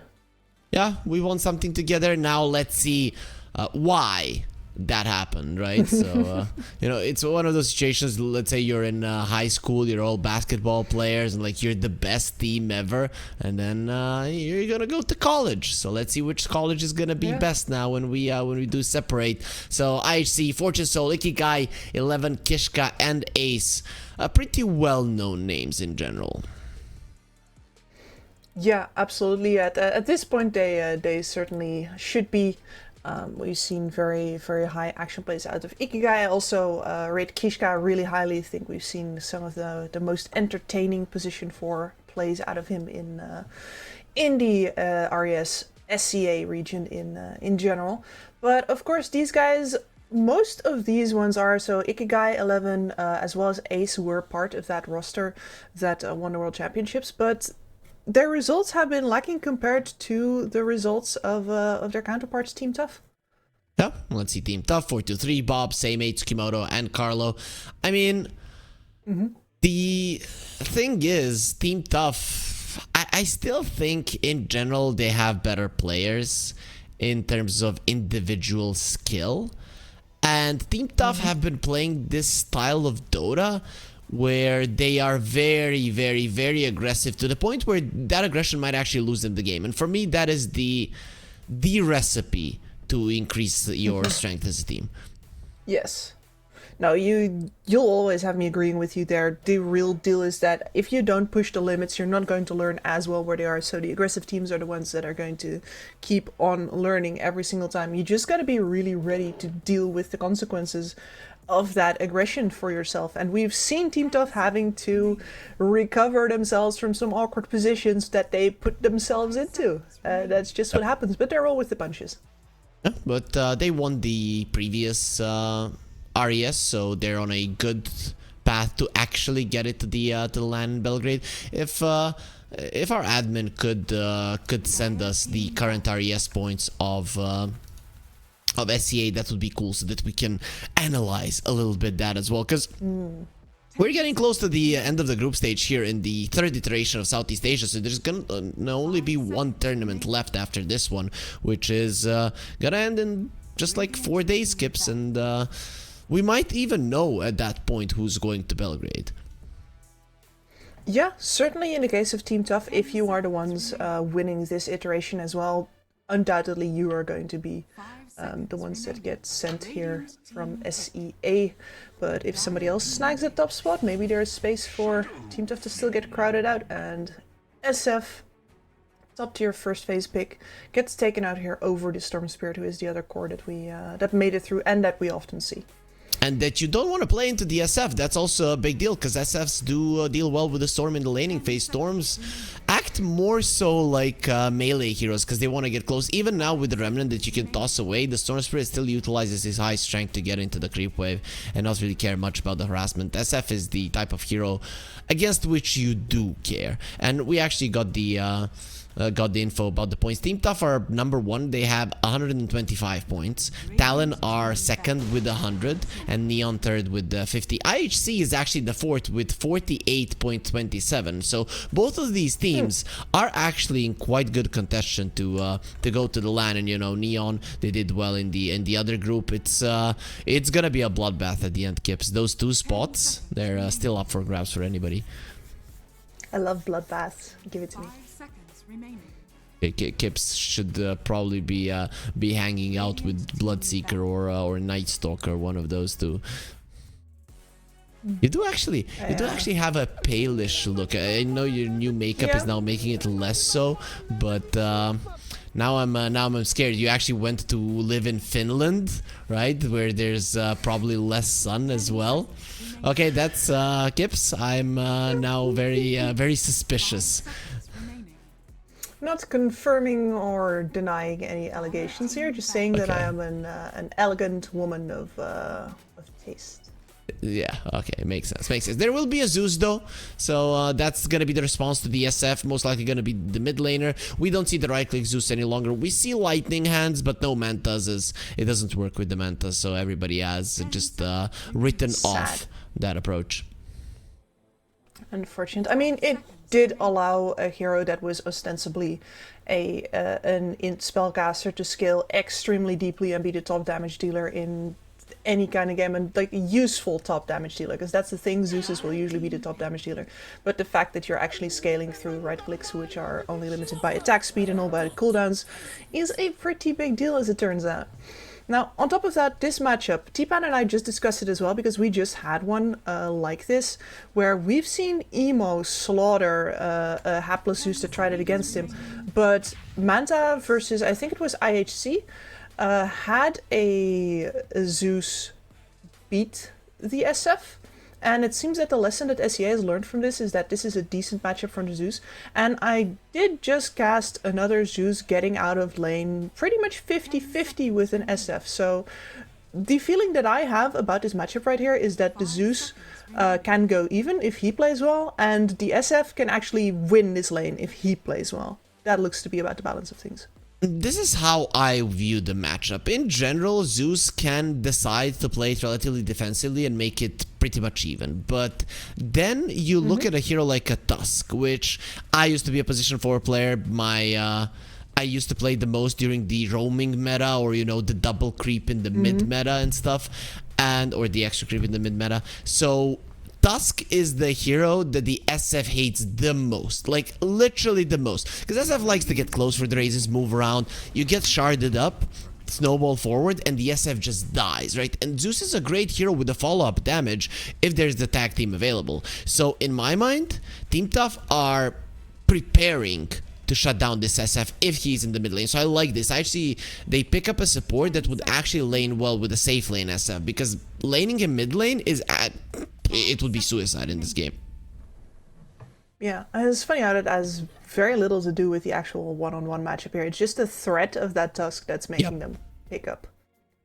Exactly, The Dream Protector here. And let's face it, Kishka will always pick up a hero like Tusk if it would be up to him, so I'm pretty sure that he knows the threat of this hero better than anyone. He'll definitely be pushing his team to take that threat very seriously indeed.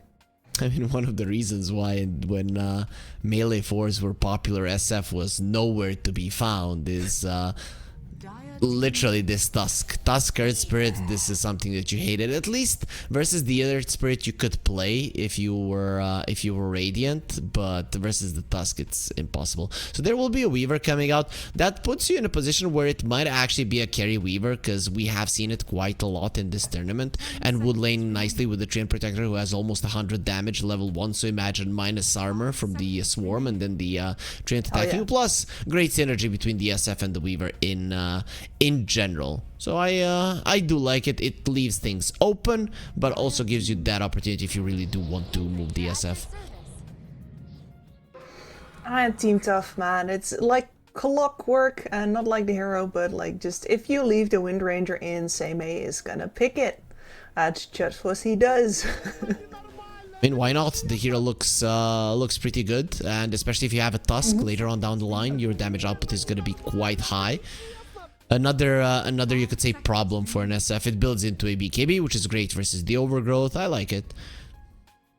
The thing I love about the Wind Ranger the most, I think, is that one of the things that's the hardest to get in a draft is straight up physical damage. Usually we see games turn around the time that BKBs become available, and one of the teams does not have their physical damage online yet, is still leaning on their magical to do the things, and suddenly that's not a possibility anymore. And if you have a Wind Ranger on your team, every single time there is one enemy hero that will die, and there is no real good defensive item that you can buy against it. Not like one solution for, okay, now the Wind Ranger doesn't kill me anymore. Is there a chance that this could be a carry Wind Ranger? I mean, 4-3 should play it as well, because I would rather see a Tusk in the safe lane than a Rubik, just because of the how you approach the lane from these two. And I think Rubik Wind Ranger lane just doesn't sound all that awesome. No, it doesn't really feel good, right? I can see what you're talking about. It's just I'm so used to seeing this as the Seimei hero, and I'm playing basically like two position ones from both of the flanks, right? And my brain was as soon as you said it, was like, well, Razor is still open, so I suppose Seimei could be picking up that. He has been a little bit of a two hero kind of guy recently, at least. Yeah, but look at this stat. 4-3 has played 7 Wind Ranger matches in the last 8 days. And he won 85%, meaning 6 out of 7. He also played a ton of Razor as well, 13. Nice. So both are 4-3 and Seimei just on purpose playing the same heroes, or are they maybe sharing accounts? Oh no, they're not doing that for sure, because that is illegal, and they would get punished. No. They're the same guy. That's what we're finding out here. It's actually just one guy. You think it's like Lizard? He has 2 PCs and then he just shares control. Makes sense. No, but I'm a big fan of the carry in the offlane or the carry in the mid overlapping pools deliberately like that, just because it adds so much flexibility to, especially if the picks are kind of niche. They're not going to be standard banned out in the meta currently.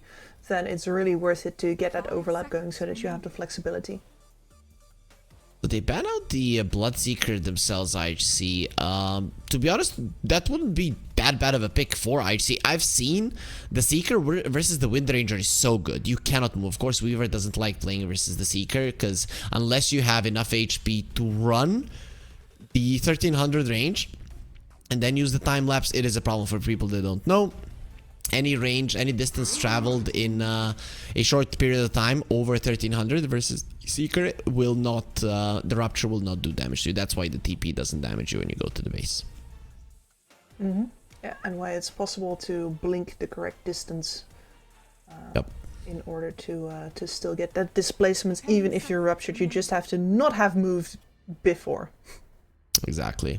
With the Queen of Pain, who has exactly 1300, you need to blink and take 1 step, and it has to be a longest range blink, and then that as well. With the Pugna being picked up now, we're certain that this SF is going to the mid lane. I think that the Tusk is getting his boxing mittens ready, because gloves would be overkill for an SF. He's warming up those knuckles. 5 seconds remaining. Ready to give that old demon the what for. Gotta say, Pugna do think it's strong right now, but picking it up versus a Zeus seems a little risky. Yeah, especially because Zeus spells don't really take up all that much mana, but I've seen the heals from the war. They make the Pugna actually quite tanky. It used to be, you see the troll, you pick the Pugna. Nowadays, it's you see the Pugna, you pick the troll, because the Aghanim Scepter, the matchup has changed it's completely. wild, isn't it? Yep. Yeah, to be fair, trolls usually, like, yeah, the Aghanim Scepter is alright for you, but you don't necessarily enjoy having to step out of your build early to get to play the game at all, so that is an inconvenience. But on the other hand, once you have the Aghanim Scepter, you're one of the best carries in the game versus the Pugna, whether you are the one that's getting decrept or your target is the one that's getting decrept, you just dispel it and continue on whacking.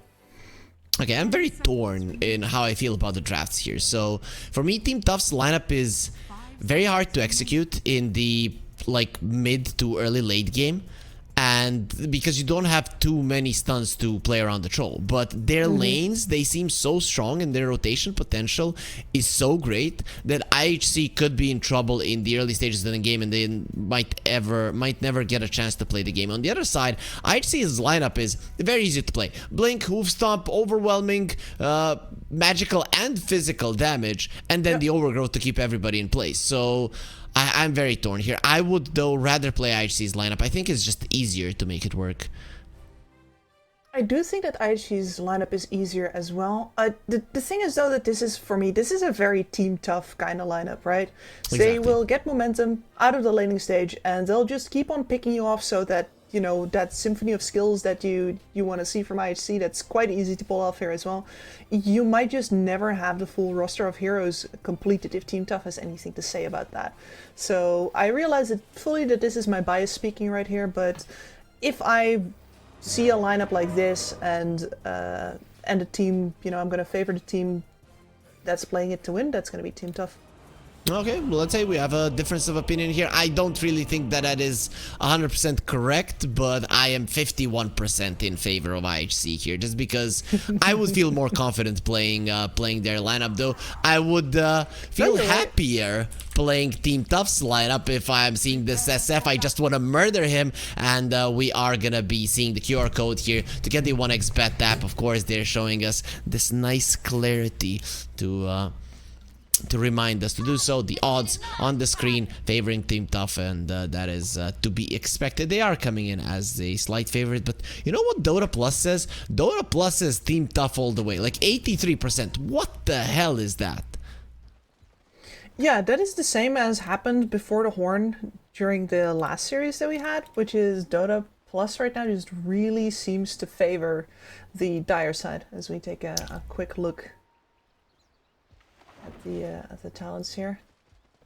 No drinking buddies, boo. We're gonna have a 5 versus 5 here, protecting the trees. Some of them already did get taken on Tsukimoto. He could go for the snowball to buy himself time. Gonna do exactly that. 11 already dropping low, and with the snowball, they get themselves the first blood. Bob is the one that secures it. Actually, with the fairy fire, Tsukimoto is gonna be staying alive for such a long period of time. They're gonna get murdered. The whirling axe is making sure that the troll not taking that much damage, but the Shikuchi will kill him, ending in a 3-for-2. You said you wanted to be a part of a bloodbath, Gibbs, and this is the biggest one we've gotten today. Oh, I'm bathing. I'm drinking it all in. This is exactly the start that I hoped for and that I expected. It might not have ended, because Seimei is getting low. Fortune Soul, same is true for him. Doesn't want to get squashed here, and at least these two guys are gonna make a nice conscious decision to stop punching each other in the face. Yeah, there's creeps to punch right now, but that's that starter there. I mean, I'm surprised that IHC was actually ready to take a level 1 fight versus a Tusk. Not many teams do that, and maybe they even got lucky there to force out the snowball instead of a tag team. One has to wonder. It's so hard to play versus Tusk. If you are isolated, he gets the tag team, one of your heroes is just dead. If you find him, he can buy himself 3 seconds of time and actually do quite a lot of damage with multiple people inside of the snowball. He reduces your attack speed. Actually, that's only when he does skill up the tag team, right? Yes, fortunately. Yeah, but he does have 20 attack slow from the from level 0 attack team, so yeah, he does reduce it anyways. And I think in this case, normally if we see a game where the saves from the Tusk are more important than the aggression, then we would be seeing the drinking buddies, I think. But in this case, Amy? It's getting gone on. The thing about the Treant, he might have a lot of damage, but he also has very low armor, and with the tag team, he just gets cut down. This tree, pretty hollow on the inside. well, you gotta cut those down and put healthier trees back in their place. That's just the laws of good nature management. Yep. Tusk, though, I don't know how much he knows about these kind of trees, because he's from colder climate, but sure. Depending on how far up into the Arctic you just have none trees. Yeah, I guess. Well, he probably goes super deep and then goes back into the Dota world here to fight, where it's actually quite hot. So I'm taking a lane to see if this this mid lane is heating up, but it does look like Bob is taking it fairly easy up versus Ikigai here. Yeah, also, if our observer is watching, the for last hits denies should be ordered up in a different way. Because this is just there it is. There it is. Oh, Bob! Oh my god, I said Bob, taking it he's going for easy. it. He's gonna have another one. No, the fairy fire gonna be used. The Ikigai coming forward. There's gonna be a raise. Faster. Bob, get ready to die. And that is Bob doing what Bob does best, making everything fun.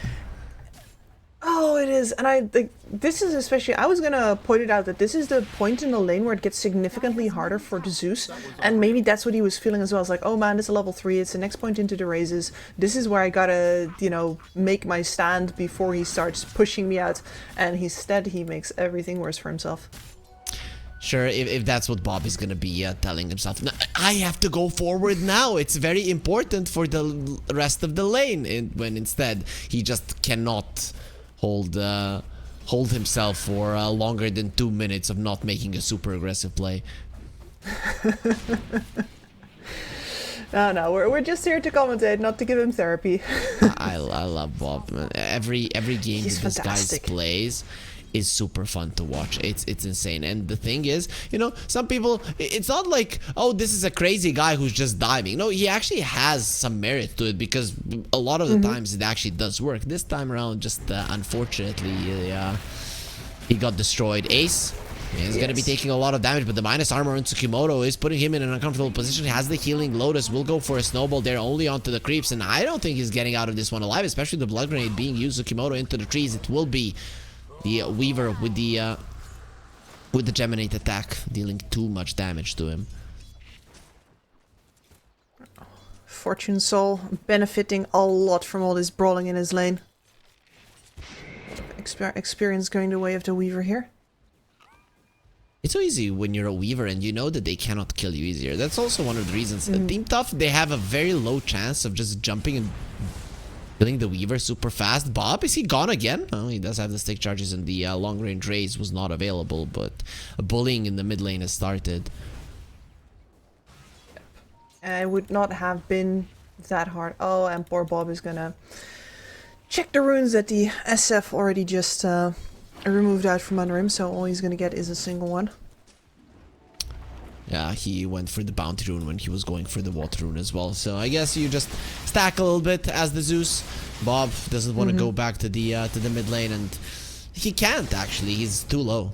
No, I was thinking that maybe he sings it out until he gets a water rune again, but he's actually just straight up too low. So that's gonna be a refill in the base instead. Not even a single rune.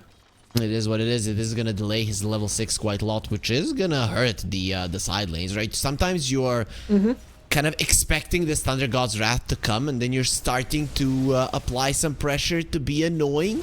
And now even if he gets it, he's not going to have the mana to use it, really. Yeah, and this Treant rotated to top. Yeah, that's going to be a nice rotation. They're trying to kill the troll. Will do his best to run away, and the Whirling Axe's miss does not affect the Treant Protector. He's just going to be punching the troll into the ground. We're going to see a Battle Fury build up from the troll, so slower than we usually see, when the Maelstrom definitely affording him to start building into the actual fighting items earlier on. I'd actually I wonder much if this rather has to see do a with the build up in the Gleipnir. Axe. Maybe. You are you go for Yeah, 'cause Battle Fury Manta Axe? Is that the build? I think that would be the one. I think it has to do with the fact that he's going to the Aghanims later. And the Yeah, Gleipnir would have to be, built by the Wind Ranger, which is crucial in this game versus the Weaver. 423, chasing down 11, some numbers there, and 423 is higher than 11 by quite a lot. This is Bob, he got his level 6, Bob the Arcane Rune, and then the Thunder God's Wrath, so very nice way to open up with the ulti. This is a polite way to do it, right? You give the vision, you give the opening damage, and then the actual experience and actual kill goes to the people who did most, or are going to do the most of the work for it. Excuse me. Kimoto gets the Wisdom Rune, the other one will go to Kishka, so no stealings of the Wisdom Runes. Everything quite even, 5 to 5, no gold lead on anybody. Mid lane quite even there after the Izus got the kill, so it's shaping up to be a good start to a potentially awesome game. Oh yeah, exactly. We don't want anybody running away with the game just yet. I think the only acceptable scenario for like a really good game is that you have both of the off lanes running away with the game a little bit, because the carries will most likely take a little bit of their time away from the field of battle anyway. And then both of the offlaners are going to be up in a race for who gets to put up the best tempo, make the crispest ganks. Okay, he does place a nice ward there behind the enemy tier 1, so some hunting will be happening. Now he's rotating to the mid lane. The Wind Ranger is doing that as well. Ikigai is in a very peculiar spot here. He does have the ulti, finds the haste rune. He's gonna be fine. Yeah, just runs away. There are gonna be beautiful shards placed though, and Ikigai is in a lot of trouble just because there's the lift up. Where are you actually gonna go? Well, nowhere, into the fountain from what it seems. And Seimei, he did focus far ace while the chase was going on, so even with the perfect rune, SF got lost in the attempt to escape. While the Centaur is dropping low as well, and Bob, he does finish off Kishka, while the 11 Centaur, he is in a lot of trouble. There's the net 4-3, he's hoping for another one, and there it is, just at the end, the last hit applies it as well. Team Tough gets 4 kills around the map, and now they are the ones in control. I think that 11 thought that he couldn't get out anymore anyway, so he went shoveling up on that high ground. That's sad though. It's very sad because perhaps he would have made it out if not, but instead solo kill for the troll plus that one fight on the mid lane. Sublime shard block there by Tsukimoto, I gotta say. That is bespoke. This is exactly why to the river. This is why it's hard to play DSF versus the Tusk, because in the mid lane, you can block the stairs, you can block from both the sides if you place the shards perfectly, and it's not hard to do, really. In the mid lane, it's actually quite easy to make that happen. If you're a Tusk player, you're gonna be able to do it every single time. Tsukimoto, I mean, we've often brought up how if he had his way, he would only play melee roamers. It's like his hero pool would be 3 Tusk, Earth Spirit, and bring in the Clockwork from time to time, I think. No, it's not the Clockwork, actually. Tiny, there we go. Yep, you forgot the main one. Exactly. I wasn't, it wasn't on my mind either. I was just trying, like, what's the third one? Like, it's not the Clockwork, but Clockwork can be played in a similar role as well. That's gonna be the top tower gone. Okay, so they're the ones that grabbed the first tower, despite the early game not going the best there in terms of kills and in terms of net worth. 3 Team Tough cores are topping the chart, but opening up the map, that's a good way to get the lead back. Yeah, absolutely. And it also means since you were first that you now get to bring support back down to the bottom side, where most likely Team Tough is going to come in next to try and equalize the score. You of course should not let Ace get caught first like this. And you can't do much, right? Because Bob came in with an Invis rune, and then poor Ace, he was just the one who's gonna pay for it. It's better him than the Weaver. True. Very true. But it does seem like Bob was really only here for the kills for now. They're not putting any extra effort into shoving this wave out just yet. He sees the Weaver on that ward. Yeah, Bob is just on being his own, though. super aggressive on the bottom lane. Not really sure what he's doing. He's just being annoying. Yeah, that's what he does. Look at how deep he is. And imagine if you are Radiant side at this point. You're looking at him and you're thinking, what the hell is this guy doing? And you can't do anything about it. Oh, Kishka. Poor guy. The ulti from the Zeus wasn't even needed. The Pugna died beforehand. Yeah, and I don't even think that you're looking out for, like, okay, is any backup coming in? Because you know that Fortune Soul was bought. You know that 11 does not have a Blink Dagger yet. Bob's a little antsy today. Well, Bob's Bob today, I guess. Bob's. There's a blade mill on the centaur, so now it's not gonna be that easy for the troll to just run him down. It will hurt him if he does attempt to do it, and the blink is gonna be coming fairly soon on the centaur. Still, if you don't open up the mid lane, it's not gonna matter all that much. And Bob is just always in a smoke. They want to kill the centaur, or at least force out a stampede. Yeah, I doubt that they're actually going to get him. If he presses R, he's out. Yep. Steal it. Stolen stampede. Oh, okay. I'd say that's worth it. Hell yeah. No, that's absolutely worth it. That amount of repositioning ability, the fact that you get to nullify the entire impact of the next stampede if you want to, or alternatively you get to, well, rotate really fast from lane to lane. Okay. They want to kill Kishka. Kishka is being very annoying, trying to kill the mid lane tower, and you want to open it up before the center gets his blink dagger, because then the first smoke with the blink will be much more impactful. It's a blink reveal that is probably going to get you a core kill. If the tower is standing, then you're probably killing a support, getting the tower, and then posturing aggressively, but it's not as effective. I do think, first of all, lineup with the Tusk in general, it is very good to get some of those TP points off the map, just because the snowball save, if you're IHC, just a little bit of a delay or even a dodge on some of your burst damage can really mess you up. And the Tusk already will have a blink as well, right? Tsukimoto is 100 gold away from his blink, so this Tusk will actually have a good way to protect every single one of his buddies. He is stupid early on that blink dagger. That's not fair. It's just not fair, as the Enchantress would say, but she's not a part of the game. Dire are scanning. SF is going first item our BKB. only.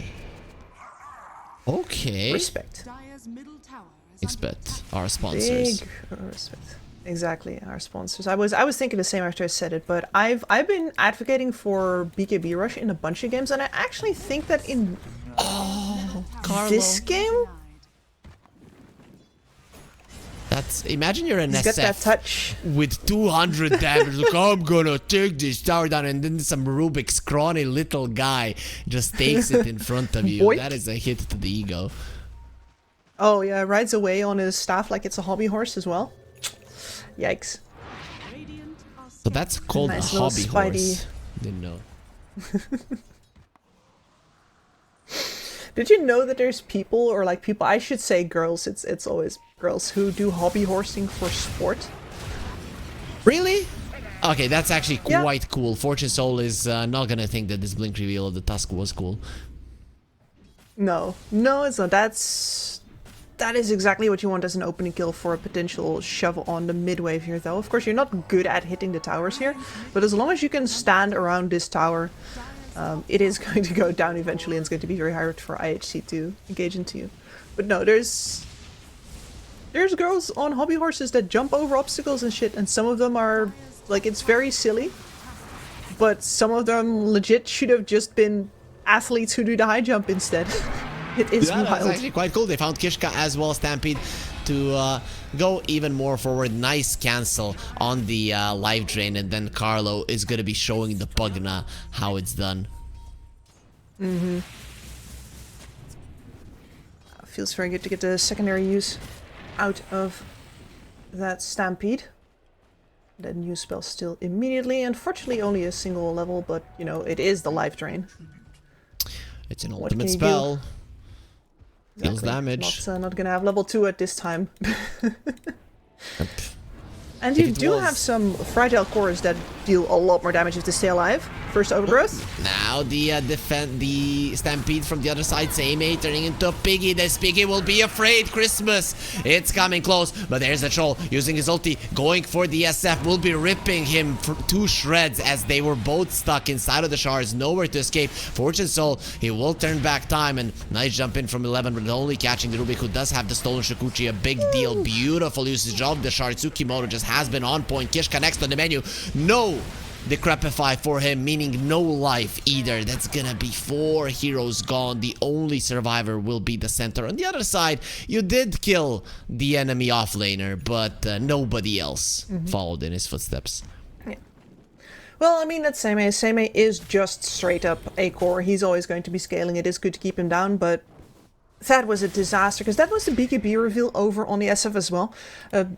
Should have taken a bit more time to talk about that, I suppose, than about hobby horsing, but especially because the Tusk is in the game. It doesn't actually feel like that good of a game to rush the BKB, because you saw there, yeah, you pop the BKB, you get ready to release all your souls, he punches you in the face. You say, okay, fine, whatever, I'll just try it again, and then he snowballs, you let everything go, and all of your targets survive anyway. It's not a fun game to be a Shadow Fiend and try and get your ult off in this game, and the BKB doesn't really do anything for you to get that done.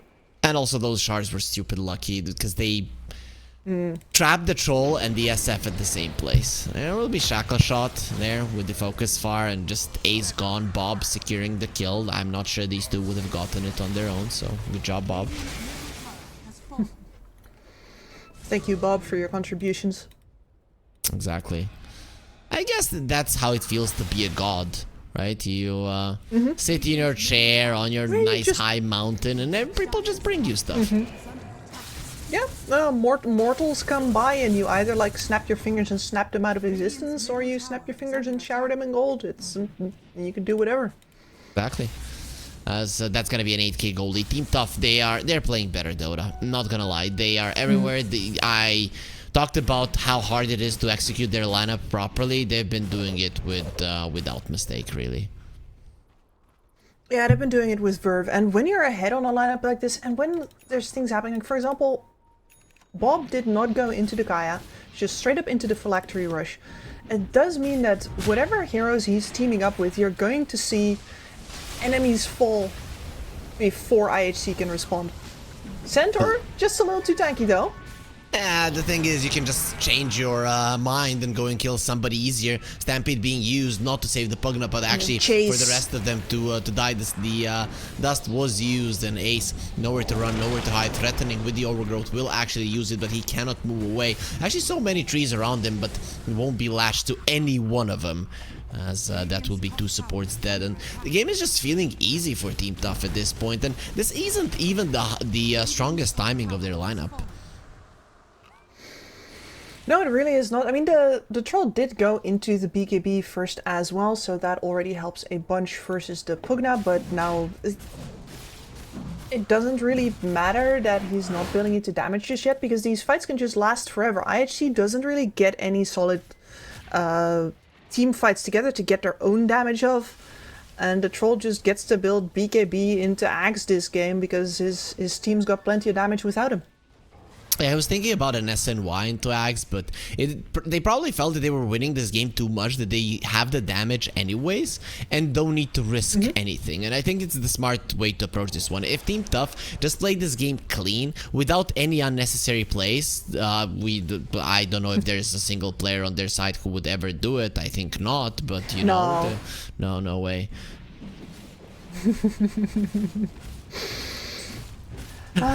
The Kip's evil laugh. And listen, it's an evil laugh of enjoyment, okay? I do thrive in chaos.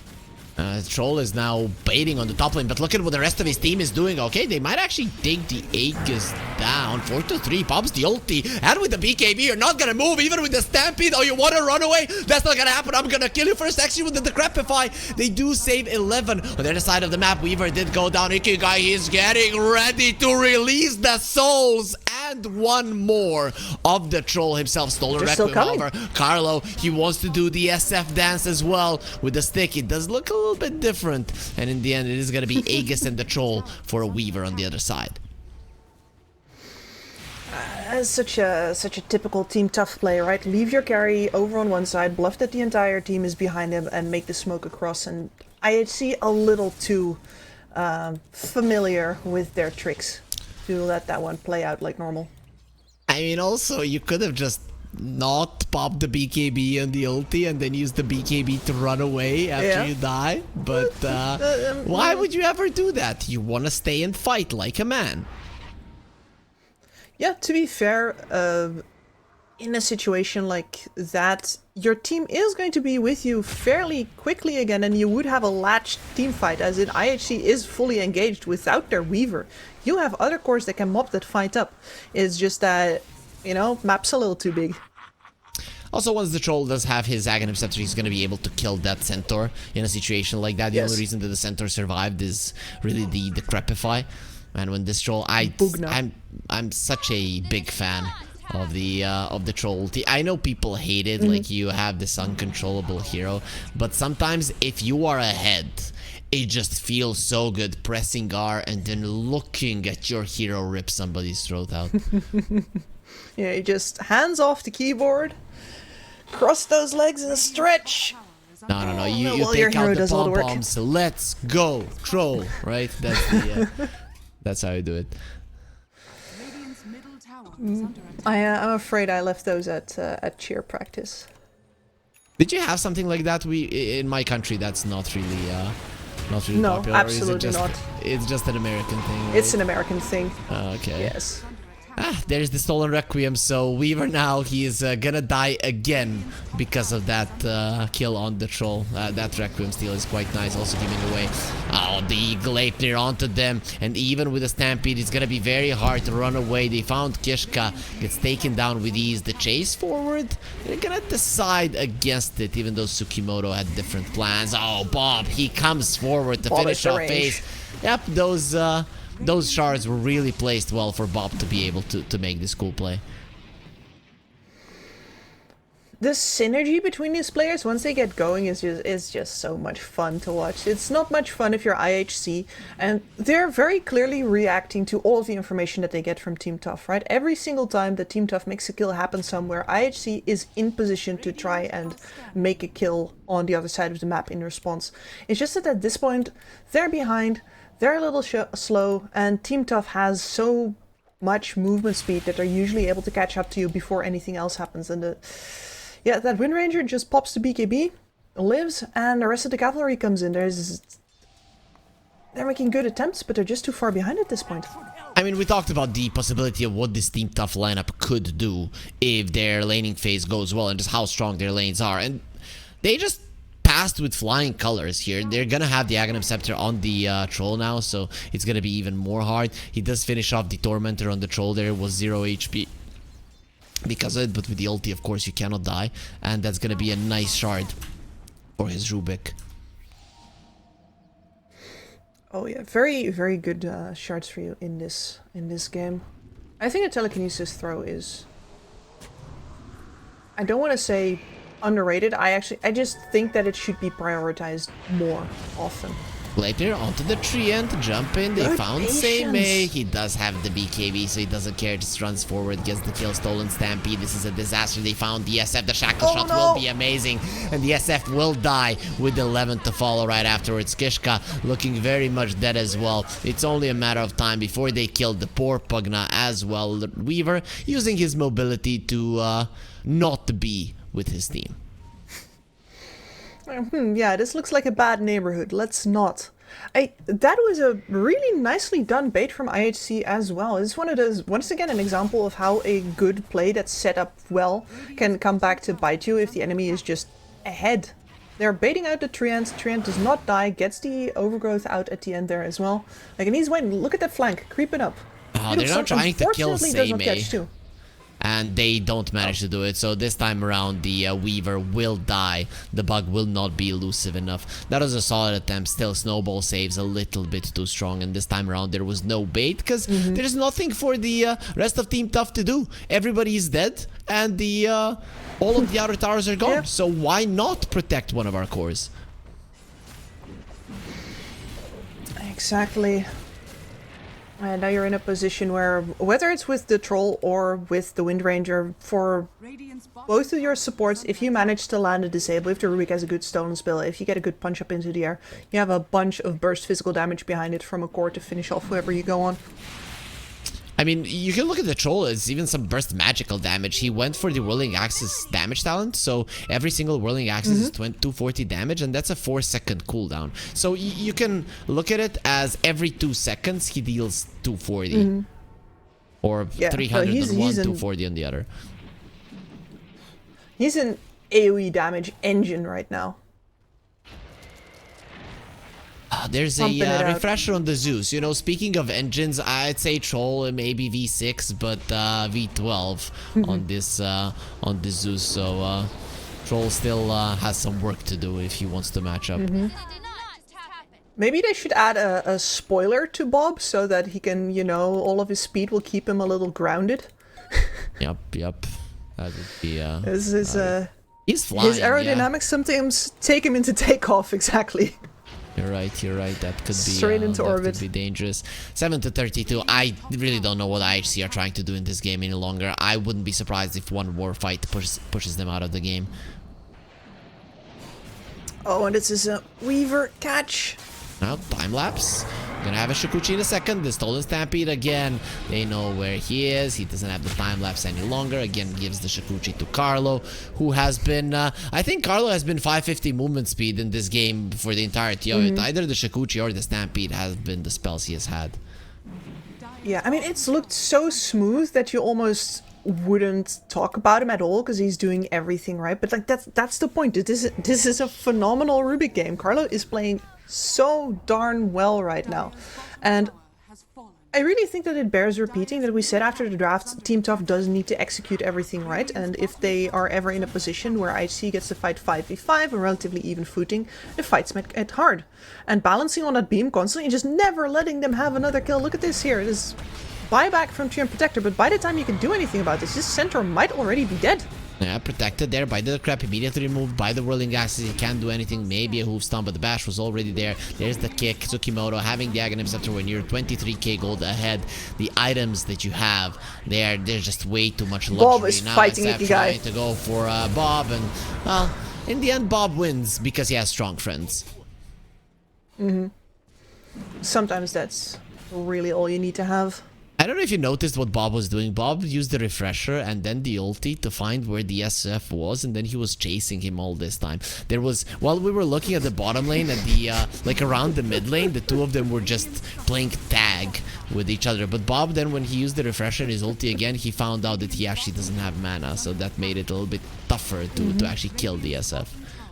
I mean, I think one of the things that I really love about Team Tough is that they seem to take a lot of joy in playing, and I do think that IHC, like, these teams obviously know each other very well, like each other a lot, and I think IHC, definitely one of the reasons that they're still in here is that they know Team Tough will want to have some fun, and they're trying to see if they can get some fun of their own out of this game still. And who knows, maybe Team Tough are gonna mess something up because they are having a little bit much fun. It would be the first time that happened though. Like, you can say many things about Team Tough, but not that they've necessarily messed up games because they were having too much fun. Lift up with the save on Rubik save. There's the Stampede again. Gleipnir on 3 heroes. I mean, Kips, if this is how it looks, the Team Tough likes you, I would prefer to be hated by them because they're being the hoof stomp connects, but the Ogre Steel Totem was used, and meanwhile Carlo does toss himself back. Now there's the kickback as well.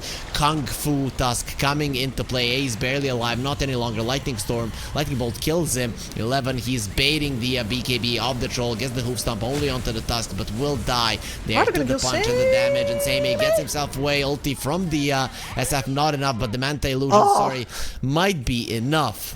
No, he does survive to the right click damage. Fortune Soul being chased as well. He just needs to be able to kick him back, make sure that he does it to a creep, showing that he actually does like IHC. GG was called. Kishka, the only one left standing, and not for long. Not for long.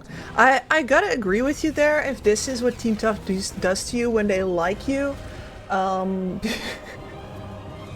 get on their bad side. Just a little bit of a advice for all of our viewers. Don't try to be. Don't try to get close to Team Tough. Doesn't matter if they like you or hate you. Yeah, it does seem like you really need to be able to roll with the punches, and those were some mighty punches. Like, you can see in the draft that the potential is there for Team Tough to... You have solutions for the SF with that Tusk coming in. You have a lot of damage coming out from every single one of your cores, especially since Bob and Seimei have a good time. You have all the time in the world to build that troll up to the place where he completely nullifies out your Pugna and is, in general... you are unable to withstand him. Beautiful plays out from the Rubik this game as well. And IHC, like, we know that they have plays like this in their pockets as well. We've spent some time marveling over the plays of like the likes of Kishka and Ikigai, but they just didn't actually get to do anything at all this game. They were just getting tossed around.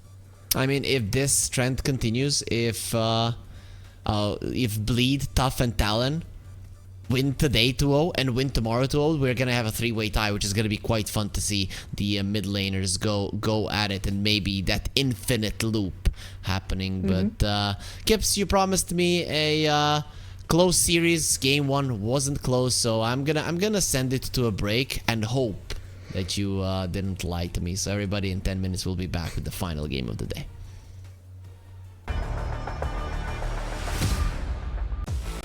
OneXBet and Eva Alfie present betting on all esports events on the website and in the OneXBet app. OneXBet, play with Eva.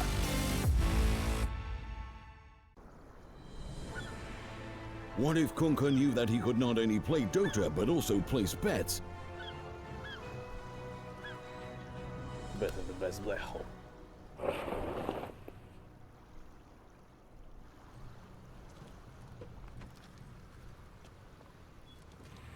1xBet, bookmaker company.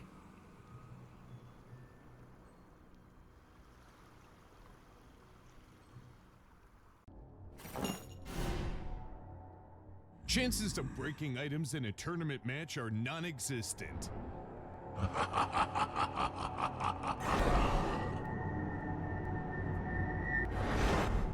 Chances of winning at 1xBet are always real.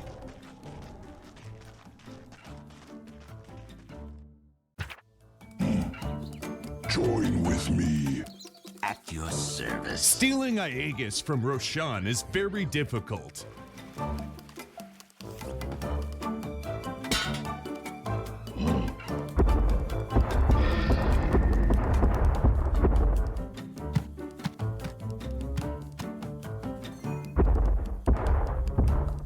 Winning at 1xBet is super easy.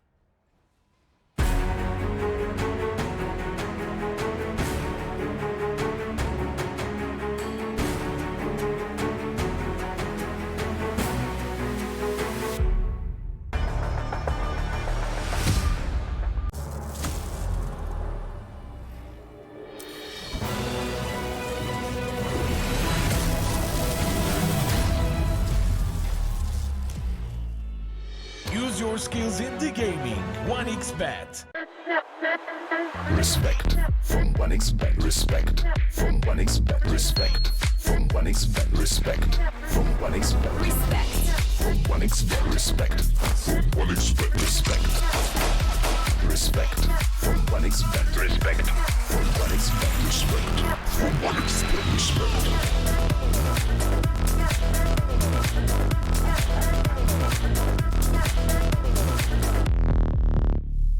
Hello, son. Hi, Mom. Pretty girl. This is Eva. Nice to meet you. Thank you very much. Your dad's just making his favorite dinner. It's duck. Come on inside. They're all probably too gruesome to tell you while you're eating at the table. How's your food? Is everything okay? Good, good.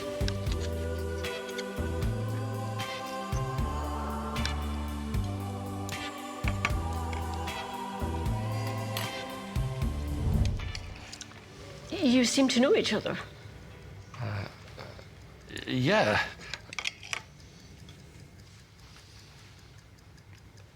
This is the new ambassador for 1xBet. Oh, I see.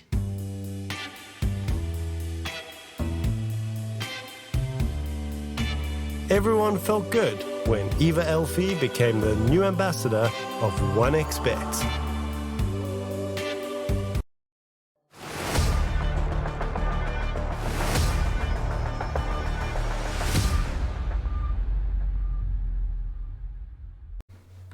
And we are back with the last game of the day here at the Regional Dota 2 series. I'm Harry, joining me is Kips, and you are watching IHC versus Team Tough. And Team Tough did get game number 1 quite easily, Kips. But we did say that this could be a close series, so I hope, let's say I think that game 2 won't be so easy. I don't think so either, and I think we're also, it's hard to say and like tell the story when the evidence on screen is so clear that, you know, Team Tough is just snowballing this, right? But I do think that there's several scenarios in which IHC slow them down and then the game becomes really hard to play for Team Tough. It's just that Team Tough's lineups, when they get their conditions to play the way that they do, they look really good and they look basically unstoppable. And maybe in, you know, 3 other scenarios out of 10 it would have actually been a really hard game. We never saw any of those. We live in a universe where Team Tough just stomped IHC. But it doesn't mean it's going to be the same for the next game here. And these are 2 teams that know each other very well. I'm sure IHC has some other tricks and ideas up their sleeve. And there are certainly weak spots that you can make use of. Do you have any idea how they should approach it? Because Team Tough, if they start snowballing like that, you're not gonna win versus them. So do you change up what you like to play just to match the enemy energy of the early mid game to stop this kind of outcome? I think one of the, and this is me spitballing, but the first instinct that I have and the way that I would start researching if I was up against this team and you asked me for the simplest possible plan to defeat them is I would say try and see if you can just pick tankier. Because one of the things that they rely on Team Tough very much is to pick off one hero first and then snowball that into taking down more. If just the simple act of picking heroes that are harder to kill is going to slow down Team Tough's playstyles, is going to give you time to respond to the fact that they're going to be charging at you headlong. That's my instinct. I like that. That's actually quite smart, right? Because if Team Tough, they tend to overextend sometimes. They tend to be greedy with the kills. They sometimes don't know how to put the foot on the brakes. So you can't bait them into an uncomfortable position. Yeah, you see, that's why you were a coach, Kips. That's a really good idea. You know, when you think about it, somebody hired this lady and win TI. Only 4th, I'm afraid. Only 4th. A long time ago in a galaxy far, far away. Good times now. But no, the reason why I'm talking about going for like as basic of a concept as possible is because ideally you want to be able to still have flexibility in the draft. And one of the things that I did used to do was bring up heroes that matched the concepts that I thought would fit well against an enemy team, and to be like, okay, if you can make a draft that is good for you to end up playing a Phantom Lancer or a Chen or whatever, then I think that the overall picture of their drafts has never been good against this. But it's hard to draft yourself into a position to pick specific heroes, so it's much easier to stick it to the concepts, and if you can find something as basic as just being hard to kill, then you can draft all kinds of different heroes from that. I'm not sure if I count the Storm Spirit, though. I mean, he's fat, right? He used to be fatter, that is Fatter. true, but... overall, in certain games, Storm is hard to kill.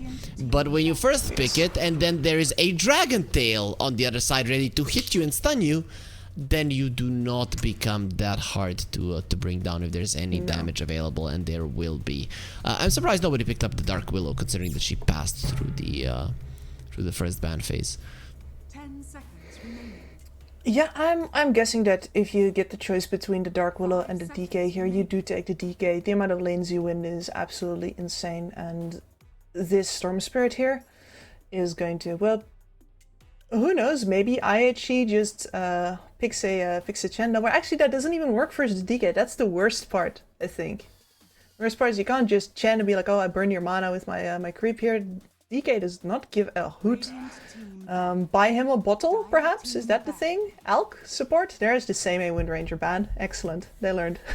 Yep, they learned. People, you know, you let Same play the Wind Ranger, you lose the game. Next time you ban the Wind Ranger because you're not dumb. And IHC, they are definitely not dumb. They knew about it beforehand, but I can understand it. Imagine night before the big match. You are all in a boot camp. You're thinking, and yeah, guys, we can beat this Wind Ranger with this, this, and this. Yeah, you're so smart. That's awesome. Then it comes to the fact that he picks it. You go, oh, we countered him. He's now screwed, and he still crushes you. Yeah.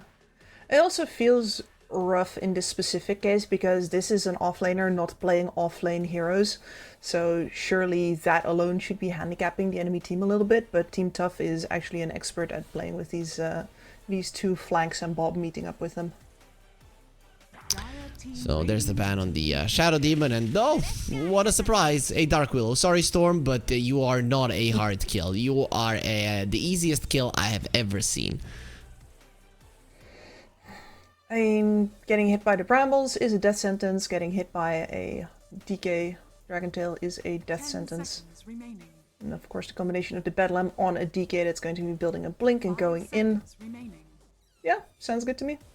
Sounds like a death sentence, and they're gonna have to find a different way other than the electric chair. Not sure that's gonna work, but it's fine. Oh, there's a save in a Bane. We haven't seen one for quite some time, with the Tiny being picked up. Nice.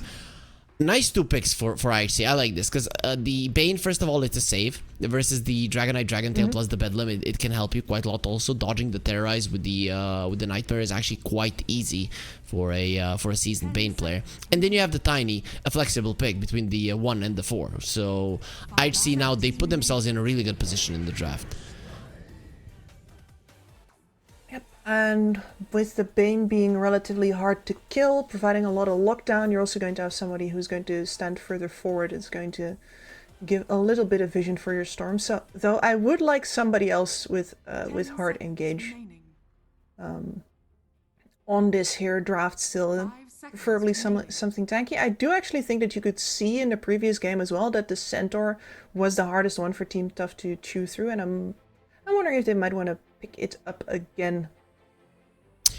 I think Team Tough now just get a Mars, and then they don't care about the center. You pick the Mars on Team Tough. You get the facet that denies vision to the enemies. No save from the Nightmare, and no tosses in from the Tiny. No nothing. And then you just kill the Storm. When you get in with the stun, instantly just arena, and you know that the Storm is going to die. There's going to be no saves. Hard to argue against that. But we're going for individual lockdown instead of AoE. I mean, it is Team Tough. I do think that them prioritizing individual over AoE is part there of their MO. Yeah. That's how they roll. So now you'd rather have an Oracle than this Bane versus all of these heroes, but Bane is still decent enough, I guess. I guess an offlaner that deals with the CK is a necessity now. Yeah, and deals with the CK, that is in what way, shape, or form? Because you could pick yourself up a Darkseer, for example. That's banned. Like an Underlord. First, actually, that is unusual. Darkseer has been rising in prominence quite a lot, and a lot of teams are first picking it nowadays, really. And that's the thing. I'm seeing Darkseers win the lane, which is something that just never happened before the facets. So his facets really are giving the Darkseer a way to fight during the laning stage, which is a huge deal. You just buy 3 bracers and you're suddenly this unkillable force with a ton of damage. Exactly, and all of the HP that you buy becomes right-click damage, which is kind of an insane amount of scaling. And mana as well, yep, exactly. To be fair, like, at least he doesn't turn mana into damage as easily as some other heroes, but still, the fact that he just never runs out, kind of wild. Yep, I think he's one of the biggest winners of the patch, and I like it to be so. Maybe some tweaking is in order now that he's winning every single lane, but in general, you take care of his numbers, is gonna be fine. I think they listen to you, because these heroes look a lot tankier than what they had in the previous game. You know, when you see a Weaver, it doesn't really scream tanky. Sometimes hard to kill, but definitely not tanky. Timbersaw, Tiny, Bane, even the Storm, they can be very difficult to bring down heroes.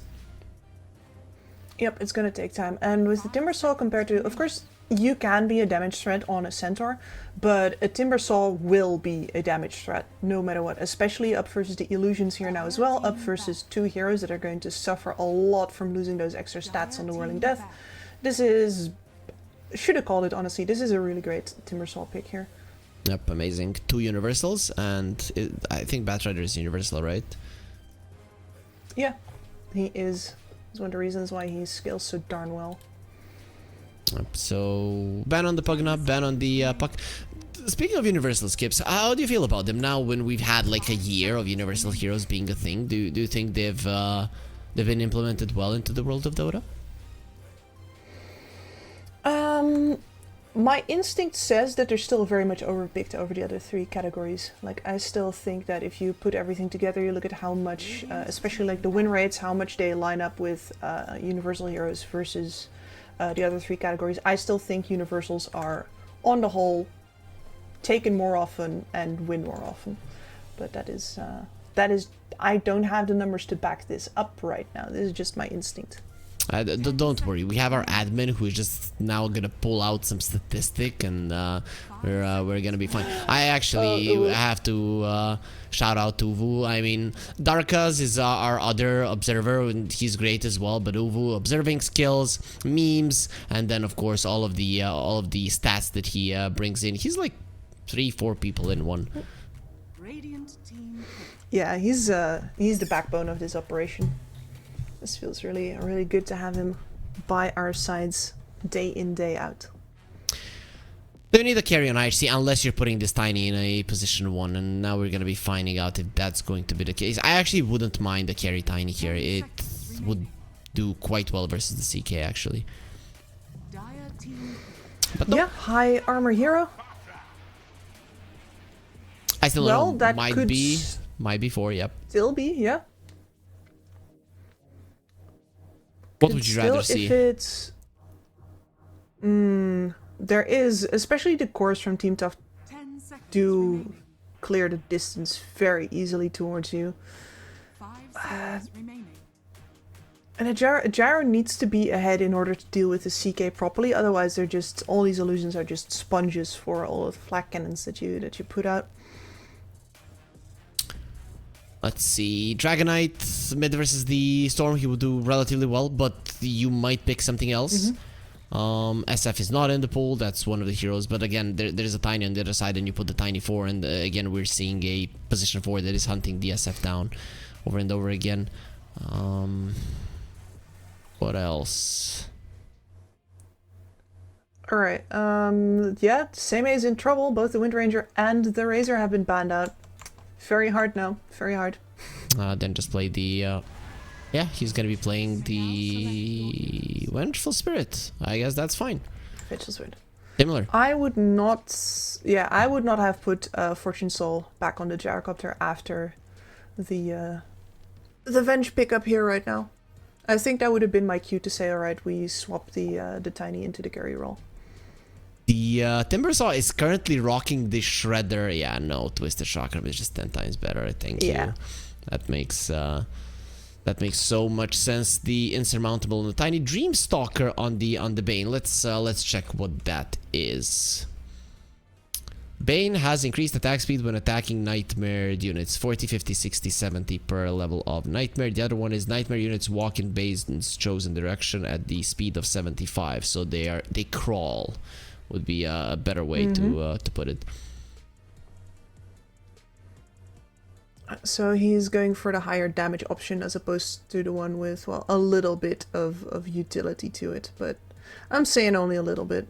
There's going to be only very few situations where that kind of movement speed is going to put the hero in an incredibly different situation after those couple of seconds. How do you feel about Bane's innate ability, the Ichor of Niktasha, that whatever he buys is evenly distributed between the stats, right? You get 3 intelligence, and suddenly it's 1 strength, 1 agility, 1 int.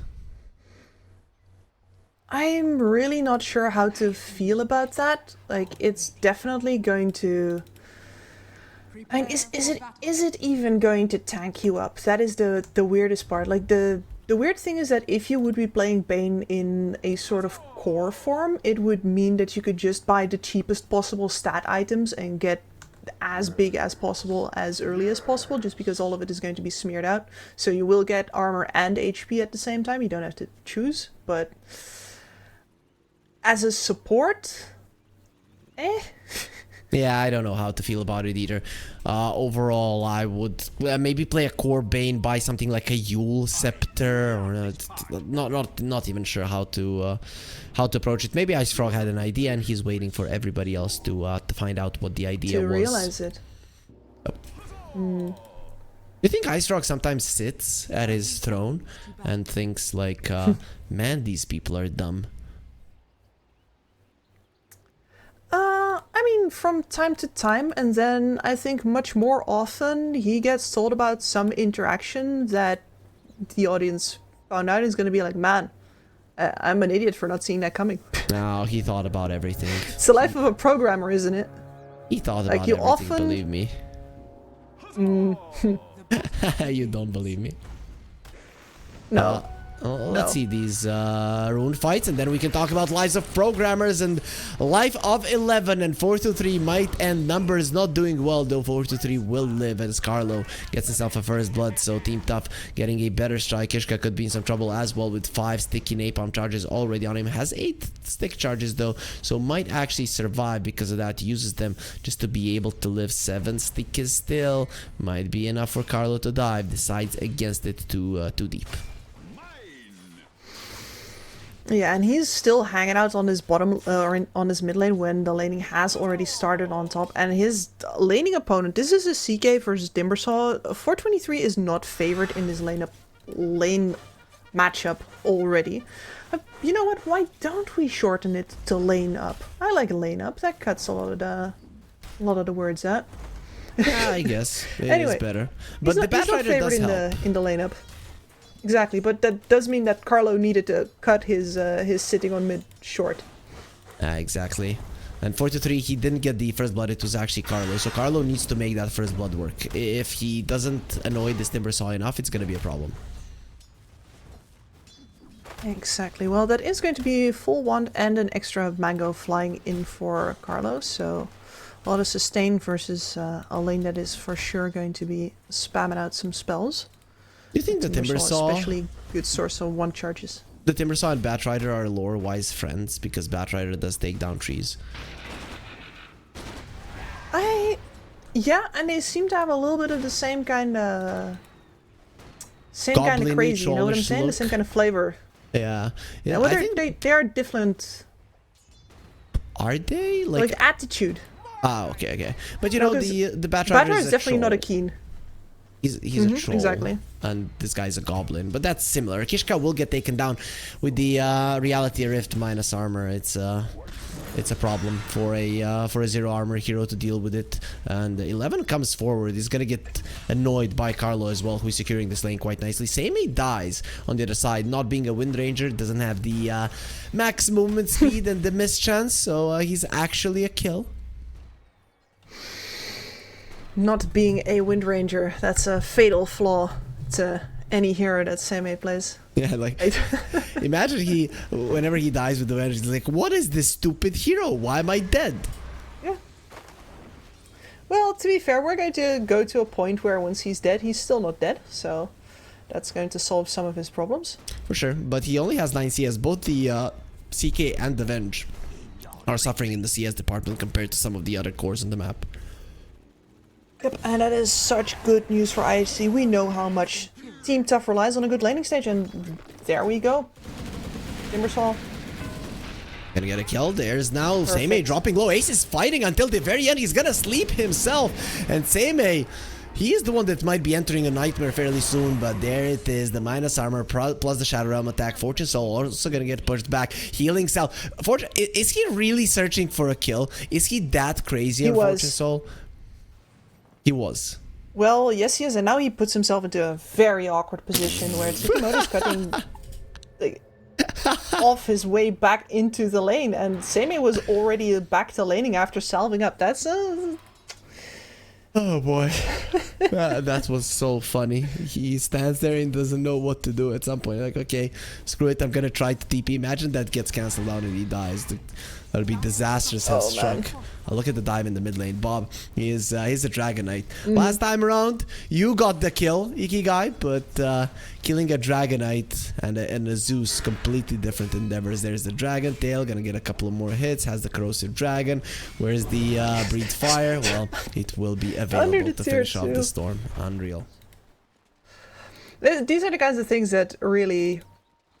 Is a Dragon Knight. You'd think this is a solid, simple laning stage, Storm versus DK, nothing much is going to happen there, and Bob is like, excuse you, I have armor, that means I can dive however far I want. Yeah, you talked about the tankiness of the Radiant side of IHC, but nobody said the Team Tough can't be tanky themselves. Nice move from 11 to get to the low ground there in that little pond. Have you ever agreed on a name of that little part of the river as Whirling Death? No, Brings exactly that on 4-3. Kishka will maybe go down the toss. No, he gets the kill before he loses his life. No extra experience from Carlo. I see this is a much better start for him. Oh, absolutely. And this better start is going to scale into a very good mid game for them as well. You want this Timbersaw to have a good time.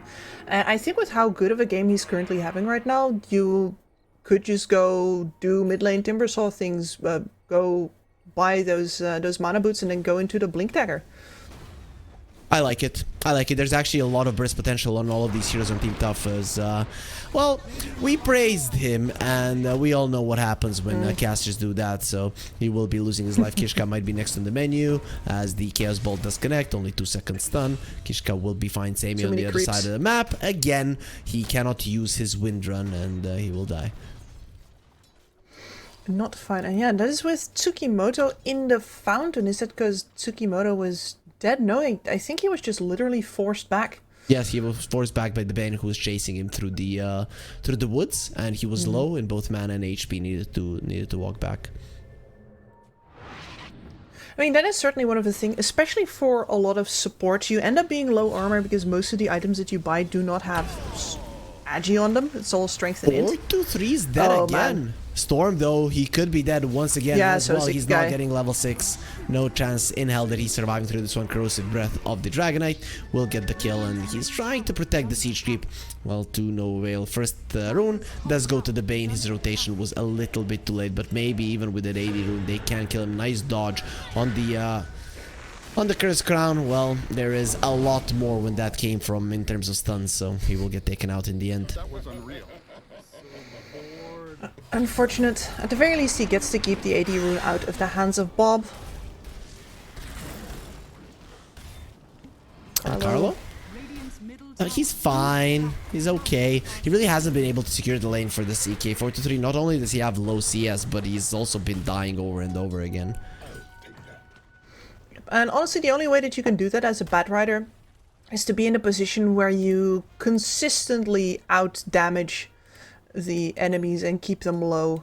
That is the way that you can... But if they keep running at you and are not afraid, especially to sometimes cop a kill in return, because they're low and because they're taking a risk, and that's exactly... We saw the Timber die once, and he doesn't care about that. He just comes straight on back, keeps on laying that pressure in. There's really nothing a bad rider can do at that point. It's not like, hey, here's a stun, so you have to disengage. Here is a heal, so all the damage you dealt meant nothing. It's just like, no, I hit you. Oh, you hit me back? Okay. And this is all before the level 6 of the Timber, so I imagine the damage he's going to be doing now with the Chakram and the Twisted Chakram. But even with all of that we mentioned, Team Tough are still 1k gold ahead because of the difference in the mid lane. That is huge, but they're going to try to change it now with 11 coming over for Bob. The Twisted Chakram goes through him, and in the end, it will be the tower and the creeps that get the kill. But a beautiful rotation from IHC, understanding which hero is the main problem. Exactly, and which hero is the main solution. Sometimes you see these Timbersaws that are having a really good time, and he's winning that top lane. You don't want to let 423 back in. It's like, no, I'm not gonna come mid. I'm winning this one over here. But here, keeping that mid tower up versus a DK just picked up that Elder Dragon form, laying into it, giving Ikigai more time to actually hit creeps in a position where he can have TP supports, etc. That is huge for the game plan. And at 11 is just top again. He is really low and he does not care. And now is the Storm that's going to be rotating. They baited in the CK, so Ikigai, he's going to be helping the Timbersaw. Okay, if that was intentional from 11 to use this Twisted Chakram in that way, it is official that people have gotten good at using it. That looked very clean, yes. Now we have to watch out for him just sending it off in random directions, but I got a feeling that people are getting good. This is exactly this is the good stuff, right? Timber helps out the mid lane with a kill on a laner that was getting out of control. Storm Spirit repays the favor by helping Timber keep that top lane down more after 423 had gotten just a little bit more time with the creeps. And of course you get those galvanized stacks. Fortune Soul is 4 going to be heroes rotated. top. Okay, they really need to let 423 live his life, because this is becoming brutal at this point with the cooldown being used. Fortune Soul gets himself the kill. 11 thinking about chasing, and Carlo is just not worth it. It's like, you know, whatever you do to Team Tough in this game, they deserve it for what they did to you in game 1. It is that simple. At some point, guys, do we feel bad? Do you remember what they did? Yes. When they had the power? Exactly. They're gonna give as good as they got. And to be fair, yeah, they're hating on this CK a lot right now. He's dangling at the bottom of the core net worth. But there is no gold lead currently on IHC, and no heroes that are threatening to pull away from the pack. Not even the Timbersaw that's had a really good time. Now brought down the enemy tier 1 top tower as well. They're not out of control yet. Nobody's out of control, as looking at the odds here from our sponsors, it is dead even, 187 to 187. That's what you like to see. So 9 to 9, no gold lead. The DK and the Timbersaw dead even. There's I guess Gyro being ahead is probably the big difference between him and the CK, and Gyro should be farming faster than the CK himself, unless you get super lucky with the Phantasmagoria, and then you just spawn illusions. Keep on popping more guys again and again and again. Yeah, I agree. The CK, with how hard he hits, really does clear camps at an unexpectedly high rate. The interesting thing for me here, I mean, it's Seimei, right? So I was expecting him to favor his own scaling over getting to be utility for the team. So this is full Manta style build up for the Vengeful Spirit before anything else. No way, get an axe. Come on, don't do it, as they are gonna be finding Fortune Soul. That's gonna be the Blink Dagger reveal with the Bedlam as well, and Fortune Soul will be taken out. He does use the cooldown before he loses his life, and let's see what kind of response that is. But the Brambles are placed so well, the Dragonite might actually pull out. Oh, he's not going to be allowed to blink away. Terrorize maybe to get the Storm. out. Bob, blink in a second. Not gonna be happening. And they get a kill.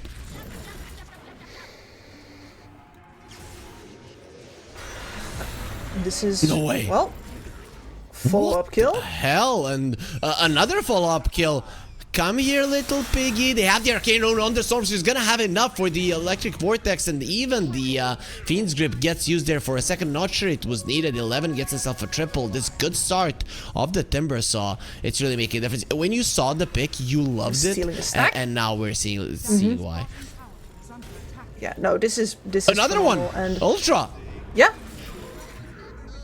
Bob didn't want to stun him. Just let him go. You don't want to give him a rampage. Yep. Just let it go. Jesus Christ. I mean, and this is... He is balling out of control so hard. He bought the Kaya first.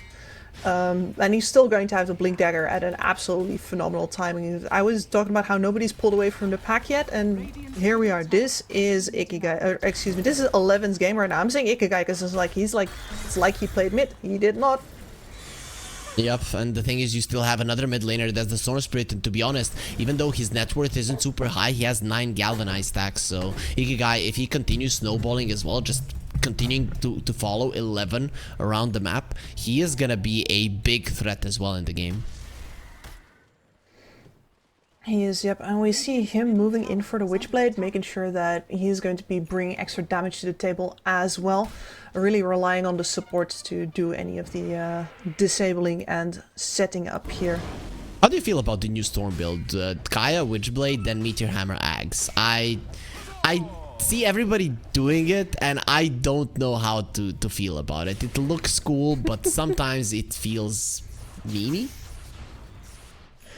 I mean, it feels memey mostly because of that darn Meteor Hammer in there, right? But I think I've said it before, and I'm gonna say it again. If you do the math, it actually works out to the best scaling mana item that you can buy. Yep. So it is the correct choice. The meme here is Ice Frog, unfortunately. No, let's see. Kishka doesn't have the blink yet. His smoke does break. Will get pushed back by the flame break. Carlo may be thinking that Kishka does have the blink, but at the end, not gonna happen. Both the Batrider and the Tiny quite close to their blink daggers. Mm-hmm. And here's something that happens when Team Tough doesn't come full steam ahead out of the laning phase, right? They usually do not play a hard 5. They will basically always have 2 post 4s. Which is good if you're rolling full steam ahead. You have 2 utility heroes that can, you're going to buy a Blink Dagger on your Batrider, you're going to buy Yules on your Dark Willow, and both of them are going to contribute greatly to the state of the game and be able to make plays on their own. But when you don't win the lanes and your cores, constantly need to deal with lanes that are being pushed in instead of leaving those lanes to you and farming up in the jungle, etc. That's where your supports that really want items become item starved, and right now we're waiting for a lot of that. The problem is Kishka died just before he finished his Blink Dagger. That's gonna feel bad for him for sure, and does get the CK closer to the Orchid, which is gonna be quite huge versus the Storm, versus the Timber Saw as well. And Storm does have the Meteor Hammer actually. I decided on the Meteor first. I've also seen the... Hopefully 11. Saved the life of 11.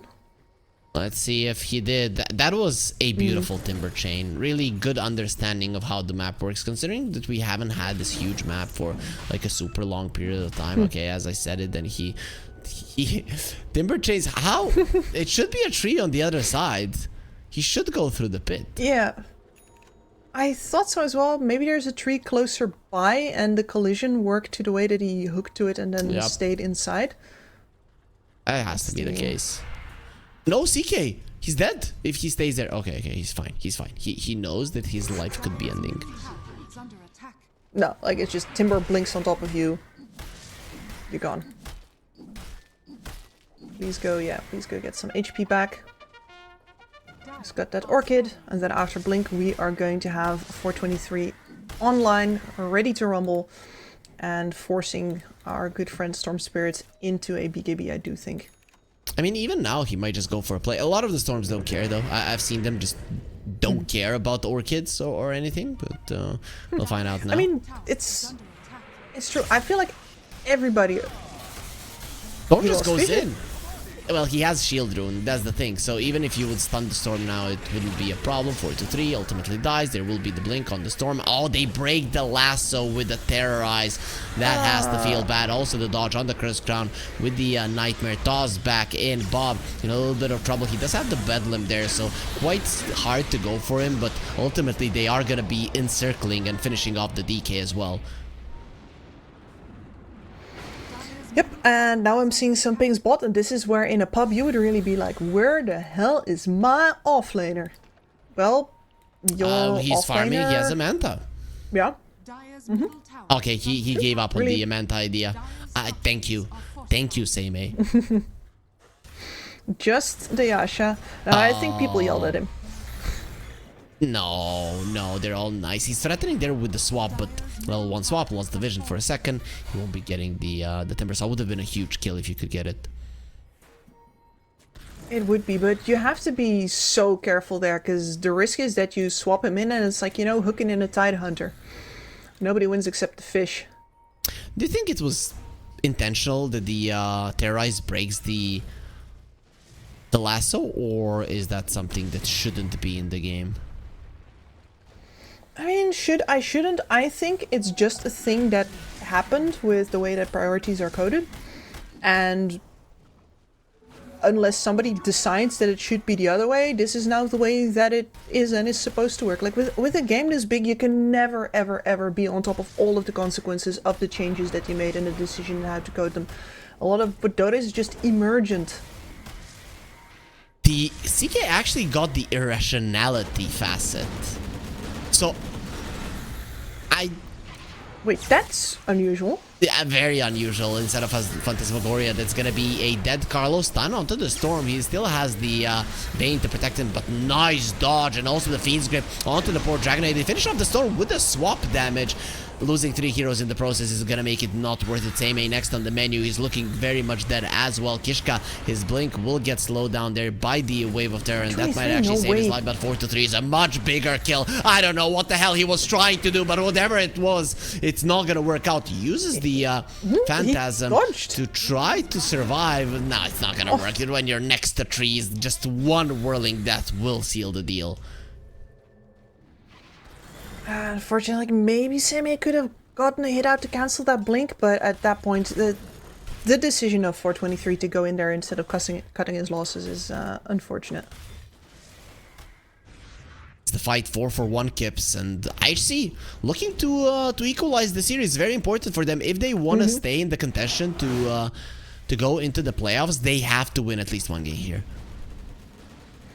You have to, yeah, and this is going to be very painful for the side of Team Tough as well, who I believe has to face Bleed. No, wait, they actually have our bottom tier team tomorrow. Never mind. So Team Tough, not the worst thing for them, as they do have 2 more points that they can, let's say, count on. Worst thing for us, there's not gonna be there's no chance for a 3-way tie if this is a 1-1 in a for the first spot, so that's kind of annoying. Okay, I still want to go back to this irrationality, Gibbs, because 50, what is equal chance of applying Break Disarm or nothing for 50% of the base debuff duration. How long is that? That is 3.5 seconds.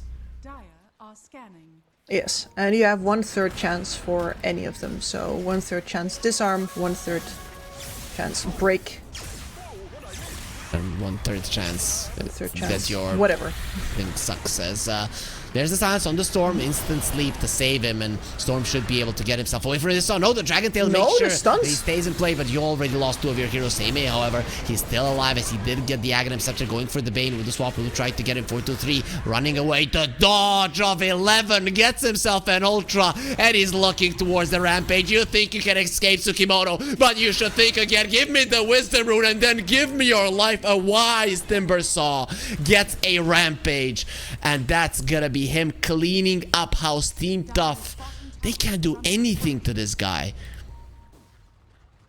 Absolutely cannot touch him, and at this point in the game he got out of control so early that sometimes eventually you get to be like, okay, this Timbersaw, sure he's big, but we're ignoring him, right? The fights are spread out, we're gonna kill his teammates. We can do this 50-50, but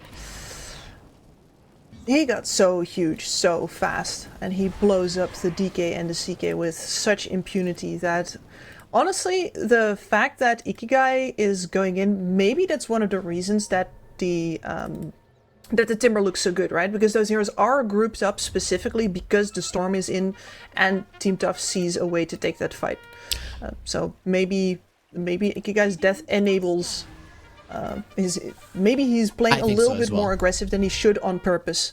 It's exactly, that looks like it to me as well. It feels like he is understanding that he is not the mid laner anymore, therefore he creates the opportunity for the other guy to clean up instead of the other way around. And the Storm will get a BKB as well. Very soon Team Tough won't even have that kill to get. They will be going into the Roche Pit with the Phantasm, should be able to kill it relatively fast. They have the minus armor of the Wave of Terror. Oh boy, this needs to be done fast. If the enemies come and you lose this fight, it is a disaster, but maybe they'll be able to get it. Do they dare go through? Yeah, you send 11 through first. Going through the twin gate, the Roche falls. Maybe they decide against it. It's way too dangerous. You can see that they're working with it, and they come in together. 11 will be caught in the brambles, gets to the low ground, killing the Tiny. Good way to start the fight instantly. Fortune Soul gets the kill. Seimei will be next on the man, uses the swap, survives a little bit longer. That is a big deal, but look at 423, who's just being ripped apart by 11. Actually, nice armor toggle. Having the Aegis will still be a part of this fight, and Seimei, he might lose his illusion as well. Does have a buyback if he wants to rejoin. Ikigai has enough mana to get himself away. Got Silence off Reality Rift as well. It will be the Soul Burn that ends his life as 423. He already died once in this fight. Bob gets cut down next to the trees, and then the chakram for another one. 11. Nobody can escape the wrath of the Timbersaw. Absolutely incredible. And that's what Team Tough doing pretty much everything right. They keep the Timbersaw out of the fight for as long as possible. He's got a Cursed Crown on him. He's over on the side. In the meantime, you're going after the supports with that CK, with that DK, and trying to make sure that in the end, it is just a Timbersaw standing alone. But Fortune Soul with that BKB lives too long. And Team Tough just... yeah, you've peeled off a couple of these supporting casts, but ultimately you're not actually in the numbers favorite after that that dust falls down, the Timbersaw is still standing, and then you lose. You just... I wonder actually, even if, let's say, the DK and the CK both survive that fight and it's just the Timbersaw versus them two, I think you still split up and run and lose one of them. I don't think the two of them can take the Timber right now. No. That's not gonna... And that's your best case scenario. It's if everything else went right. Yeah, Aghanim Scepter of the Timbersaw is done. Do they have anything to purge it off? Any Yule Scepters? There is a Yule's on Dark Willow. Okay, so at least something. Mm-hmm. It's something. Dire are scanning. It's something. Your Dragonite is level 14 and he is so useless. He's so freaking useless, Gibbs. No. We've seen the Dragon Tail kill the Storm twice. Sure. Okay, Storm now has a BKB, so I repeat, he's so useless.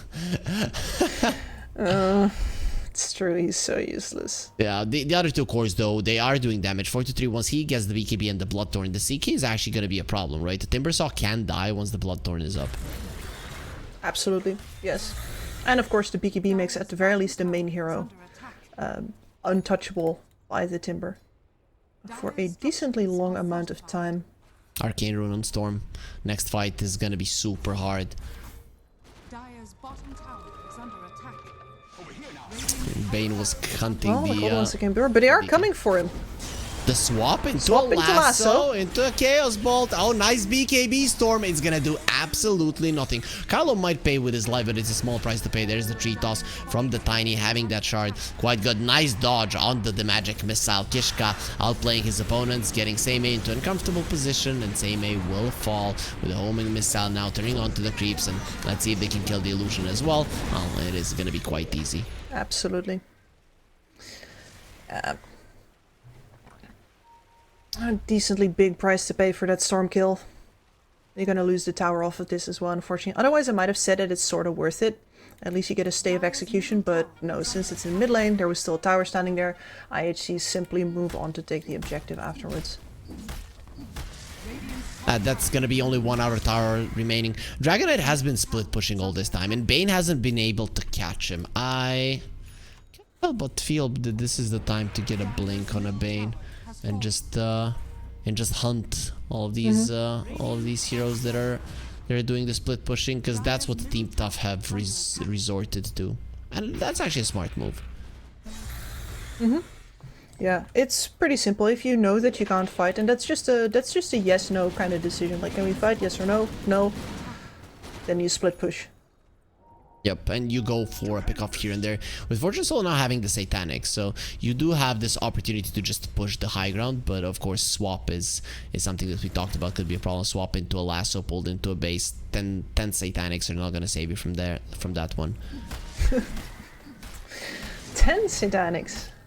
10, yeah. Imagine you have 10 Satanics, you get pulled in, you don't get it off, and it doesn't matter. Yeah. No, it'd be hard to activate one with your arms full.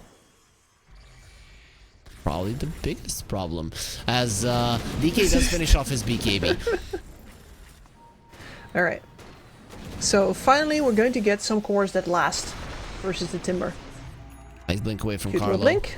But here comes the big boss and just enters the base. The Yules was used, so now he can go for the reactive armor. Nobody can kill the Timbersaw for the next couple of seconds. Tsukimoto threatening with the Terrorize.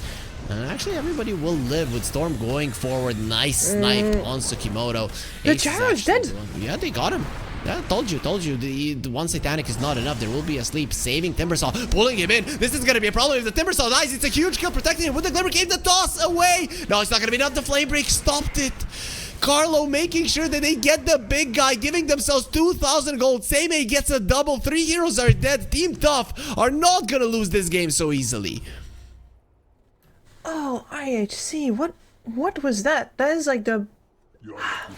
And that's one of the places where experience really matters, right? Because if you have been winning a game and it has been going really easily because you have something like Timbersaw that's going out of control, the BKBs coming in are going to present a problem, and they're going to come every single game, every time, no matter how much you want it to not happen. And here you over-engage, they ignore the Timbersaw completely, but they've got all of this area control already down. Tsukimoto has done a great job at putting IHC into a position where they really don't want to be. And this Timbersaw was just disengaging. He did not want to be there anymore. And as soon as he's not the big frontliner that everybody has to work around, Gyrocopter is toast. Yep. That's the with the Gyro dying, not getting anything off. At that point, the fight was probably over. You need the threat of both of these two, right? Because let's say you try to commit onto the Timbersaw, the Gyro is gonna kill all of you. The other way around, exactly. The same is true. But the thing is, when one of them just gets evaporated, it's a big problem. The goal lead is only 4k caps. With the way that the game has been going, I actually can't believe that it's this close. I can't either. Well, here is a good pick off to start things off with. Easy one. Roche can be up in 45 seconds if I actually want to win this one. They're gonna need it. They need it bad. Absolutely do. Taking high ground versus a Battle Rider and a Vengeful Spirit was already going to be decently hard just because of the forced displacement up onto that high ground, right? But previously in this game, you could basically walk up there because no matter who gets swapped up there, the Timbersaw follows and lays waste to whoever tried to kill off your teammate. But now with some BKBs up, with the supports having more survivability options as well, thinking about, for example, that Yule's at the ready for the Willow, extra 4 staff for the Bat Rider, that sort of thing. Those displacement options might just lead into a hero dying for, well, hopefully the first time if you have an Aegis in your pocket, or permanently if you don't. So that condition has now definitely been added to the necessities. Bloodthorn is done. So if you thought that the Gyro got evaporated last time, imagine what's gonna happen now with the CK actually having the Bloodthorn. Him and his illusions are gonna kill somebody in half a second. Yep, and there is a really decent possibility with the amount of single target lockdown that Team Tough have that they can simply keep him disabled and kill him off before he ever has a chance to press the BKB. 40 seconds until the Roche does spawn. It is gonna be like a minute and a half. Roche respawns, so dead even there in the middle as the smoke scan was used. Okay, they know that they're not doing Roche because it's going red into green on that scan. Semi scouts high ground. And get the extra illusion. Where's Again? the last? Oh, Nothing. Lotus Orb. That was too early and too short for 2-3. Gotta be pulling in the Timber Saw. There's the Bloodthorn. He has the ult, will be protecting himself. Bob goes in with the BKB, tries to go for it. He's not gonna be able to get him. Seimei is not the best one to kill first, and he does use the swap, but the supports of Team Tough are already dead. Now the cleanup is gonna be easy because you just have so much to play around with. 5 heroes dead. Roche spawns at the same time. Ace checks it. It is gonna be Roche plus 5 heroes. Team Tough in their base. They're strong. Out of it. They didn't look like nothing. Bane just died to Roche.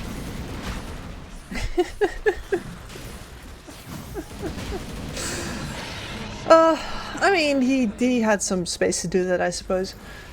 That fight, Team Tough really feeling the pressure to make that happen. Otherwise, I don't think they go back in. After they've watched the go, they don't get vision of anybody up on that high ground. That is strike 1. Then Carlo doesn't get a lasso back, which is strike 2. And the fact that you're the ones to go in means that you overextend your backline, you expose your supports to the storm zipping in while your cores do not actually have enough damage to focus fire anybody in the middle here. And you have the displacement tools. Those are the ones that you need to use in order to win your team fights. And they got to use exactly none of them there. Storm also gets the shard now. He uses that, and imagine how much damage the gyro is going to be doing as well. You didn't push, however. I would say that it might have been better after that fight one to take a lane of Rax and then go for Roche. Around the Roche, it was already proven that you win the fight. And inside of the enemy base, even with an Aegis, it is not certain. No, it's true. It is true. Bench is going for a butterfly. Interesting choice. So Seimei wants to be a carry, and Vengeful Spirit is a hero that is capable of making that happen. Yeah, it's true. You have yourself a universal hero with pretty decent stat gain. Good Look at her. right-click hits. 330 damage per hit. That's not to be underestimated. When you have a full butterfly, it's going to be like 350. It is, yes. And it is the kind of sustained damage output that you do need in fights like this versus a lineup that's, well, how do I say this? Team Tough lack the damage. Yeah, they do. Are harder to kill this time around. I mean, it depends. You know, think the if they 60k get gold the lead has something to do with it. if they get the right initiation, they can blow up that one hero and get a good start. But yeah, then they need a little bit more time to pump the damage into other heroes. You need to start off with a kill going your way. Exactly. I mean, that's Team Tough's way of playing fights in general, but in this case, definitely like the first target is going to get dragged in or swapped in or whatever, and 423 is going to blow them up, and then in the continuation fight, you're most likely going to have to contend with either the Timbersaw or the Gyrocopter, or possibly both, and you still need to have people at the ready to punch them, as Bob's the one getting punched right now. BKB TP out. You still can't do anything about it, right? Because sure, you forced out the BKB from the Dragonite, and sometimes it's a Q when you have the Aegis to just go high ground. But here you can't do it. Seimei is being hunted at the moment. And the Venge needs to bail. This is the most important hero. Yes. He also doesn't have buyback. No. This is a disaster. Seimei just lost the game for his team. 75 seconds. They're going to attempt to push 100% and then they're going to find out that he doesn't have a buyback. He does bring the Bane down. Just goes to show how much damage he actually does. He only had a couple of punches that he could throw in there, but Bane, normally quite tanky, good armor values because of the fact that his stats get spread out so much. Looked like paper. And they're not now going to push without the Bane, it's hard. Yeah, I mean, if you have guts here, then I think you should discuss this as IHC. Like, if the Bane buys back here, can you push for the win? Bob is dead. Nice Lotus. The amount of time that you have is too short, I think. Bye, Bob. Yep. Now it's lengthened. Lengthened quite a lot, yes. Bob is not going to be back in the picture for quite a bit longer. Team Tough Icky guy? They got him. They got him. They got the Storm. He doesn't have the BKB shield rune in the bottle. Never got a chance to use it, so they did use the Terrorize for this. Team Tough are doing actually a really good job at, you know, making sure the blunders of their teammates don't go punished by the enemy team. They're quite good at improvising and making up for, well, things that happen when you're over-aggressive. This is a toss-out. They may get tossed out of the base, but 4-3 is going for the tiny Lotus Orb, and Yule's keeping himself alive. Not for long, he'll get pulled in by the reality Rift. Seimei, he did lose his life, but he does have a swap on Fortune Soul. Satanic already used. This Gyro needs to be careful. 20 seconds left on it, and with the Curse Crown, he actually stunned the Timbersaw. It's gonna be a problem. They stop him. No Timber Chain for you. Has the Wind Waker to get out of the Bramble Maze field, literally, and will be able to survive. But once again, the Aegis does not give them the push. Nope, that kill on the Storm, absolutely disastrous. I gotta say, really love the fact... Oh, no way. Gone.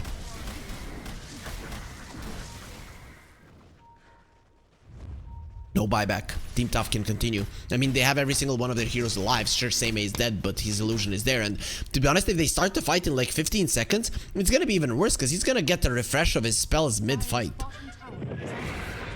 Yeah, he's going to get that refresh. There's also BKB still down on the Gyrocopter. Storm Spirit, of course, has an unused one because he died before without popping that the last time. Oh, Fiend's Grip. Ace decides, no, I don't want to be here any longer. Gets the Nightmare off to dodge the Dragon Tail. Won't change the fact that he's dead. They repositioned way too much with the swap. And this lineup is so hard to beat, Kips. Yep. IHC really has to breathe, think, breathe. And I did love that what they're doing is they're using the Tiny to try and get the Venge. The Venge is going to be at the front line of the fight, right? Trying to get a good swap in. But if you toss her out instead, you're going to get the unenviable position for Venge where either you do nothing with the swap, which is a problem because that's damage, that's a shield, that's a lot of utility, or she has to make some kind of weird swap play in the middle of your team. Maybe she has to swap one of her allies in. It's very awkward, and I do think that the start off with the Tiny is the best possible way for IHC to break these fights. But of course, once you're on the back foot, you don't get that choice anymore. It does need to be a set piece fight for that. He's hunting with an AD rune. Won't be able to find anybody. Also, Storm has an Aghanim Scepter, so no matter what happens, no matter how late we go, a Storm pull with the Vortex and then the Gyro with his Swift Blink blinking in, they can kill everybody on Team Tough. So I think now both teams are in a position where they can almost never go high ground. It's way too dangerous. You need to fight in the open. Yeah, both of them looking for pickoffs, both of them having repositioning tools to make sure that even if somebody's in the base, the fight can at least take place outside of it.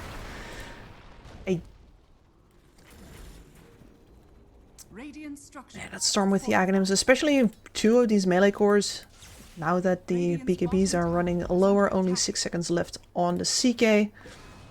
Also only 6 on the DK. You're going to have a very good moment to pull both of them together.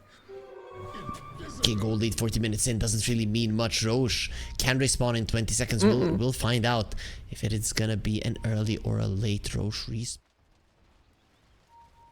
Team Tough, they are split at the moment. Sven, they're also the ones finding the pick right now.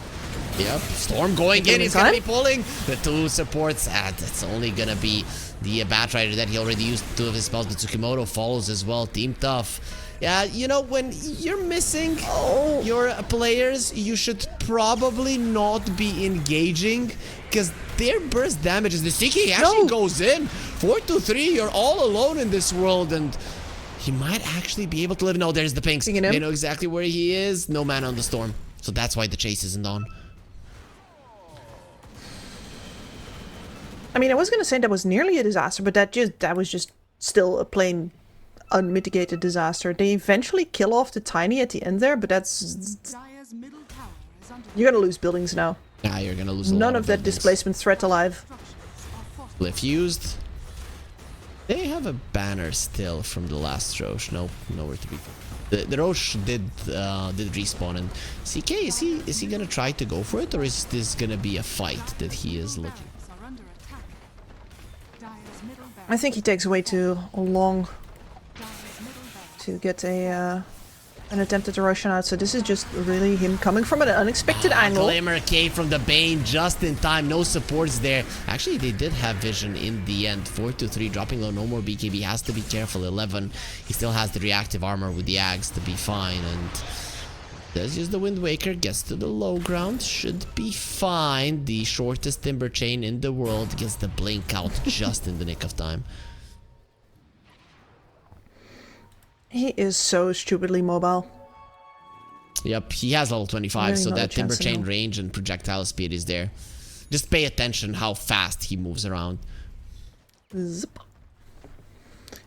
Honestly, rivals the storm, which is quite remarkable if you think about it. They need to add the sound zip whenever he uses this Timber Chain. Sure. But only once he hits level 25. Yeah, So exactly, nice exactly. And speedy sounding. Bob, You don't want to be there. yeah, you better blink out.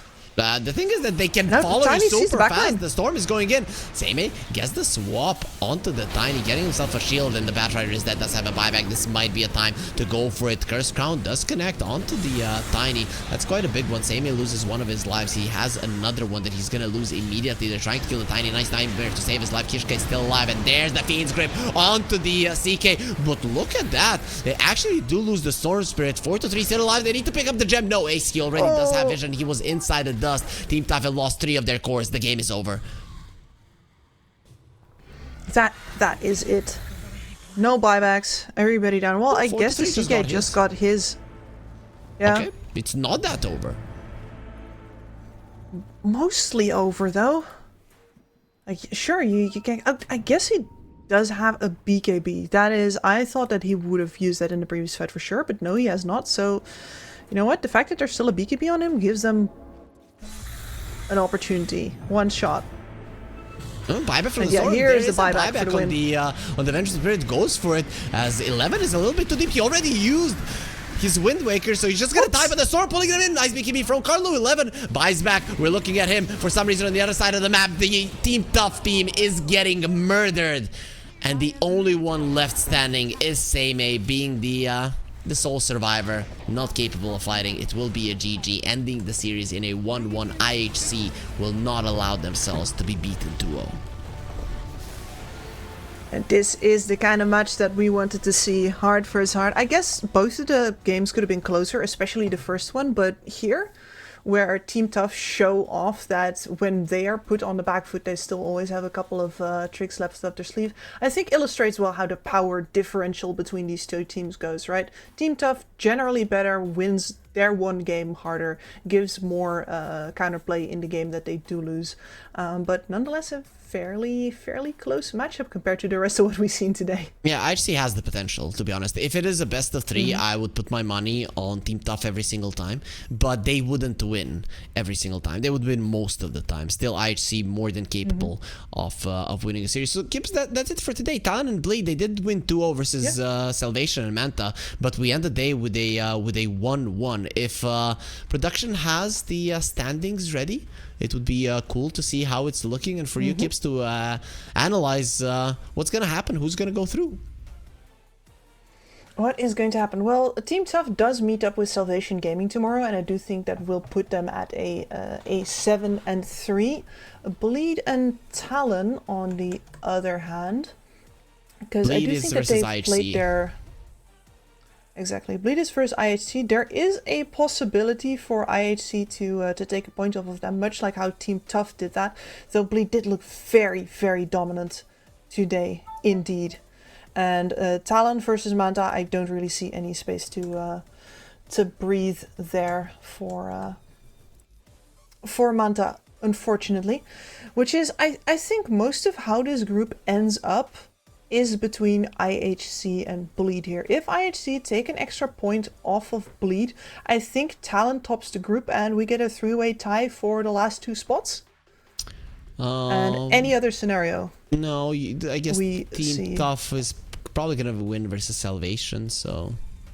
They're Yes, gonna they are. have a game over IHC. It's hard for IHC. IHC actually have to win 2-0 tomorrow to... They have to win 2-0. Yeah. Yeah, to go over Bleed Esports. You are correct. And this is the matches for tomorrow. Bleed Esports versus IHC, Team Tough versus Salvation, and Talon versus Manta to end our group stage. We're I guess tomorrow we're gonna be finding out how it ends, because there's so many situations that that could happen. Exactly. Of course, the expected results are that these top 3 teams are going to remain there, but IHC, it is in their hands right now, and we know that they can cause some upsets. We know that they have the skills and the know-how. Bleed, of course, does very much out-experience them. So for me, that is the match to watch tomorrow, and I will be on that one with... am I with you, Harry? You are with me on the first one, yes. Excellent. Then anybody who wants to join us, please do. Please do join us. It is going to be a very fun day. Tomorrow we find out what kind of tiebreakers are going to be played on the 17th, early morning. Then on the 17th, later on in the day, the playoffs will continue. Everybody, that's going to be it for today. We're going to be back here tomorrow, same place, same time, with more great Dota.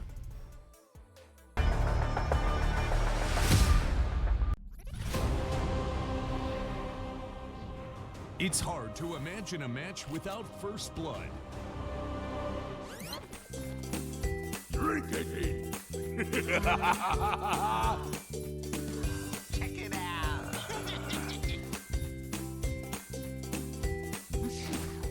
There are more chances you'll be paid at 1xBet. One chance. One dream. One match. One energy. One fight. One aim. One action. One hope. 1xBet.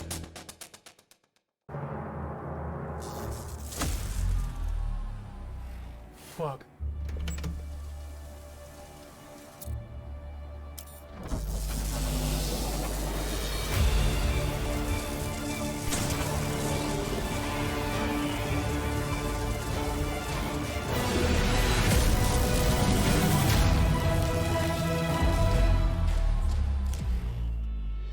Use your skills in the gaming. 1xBet.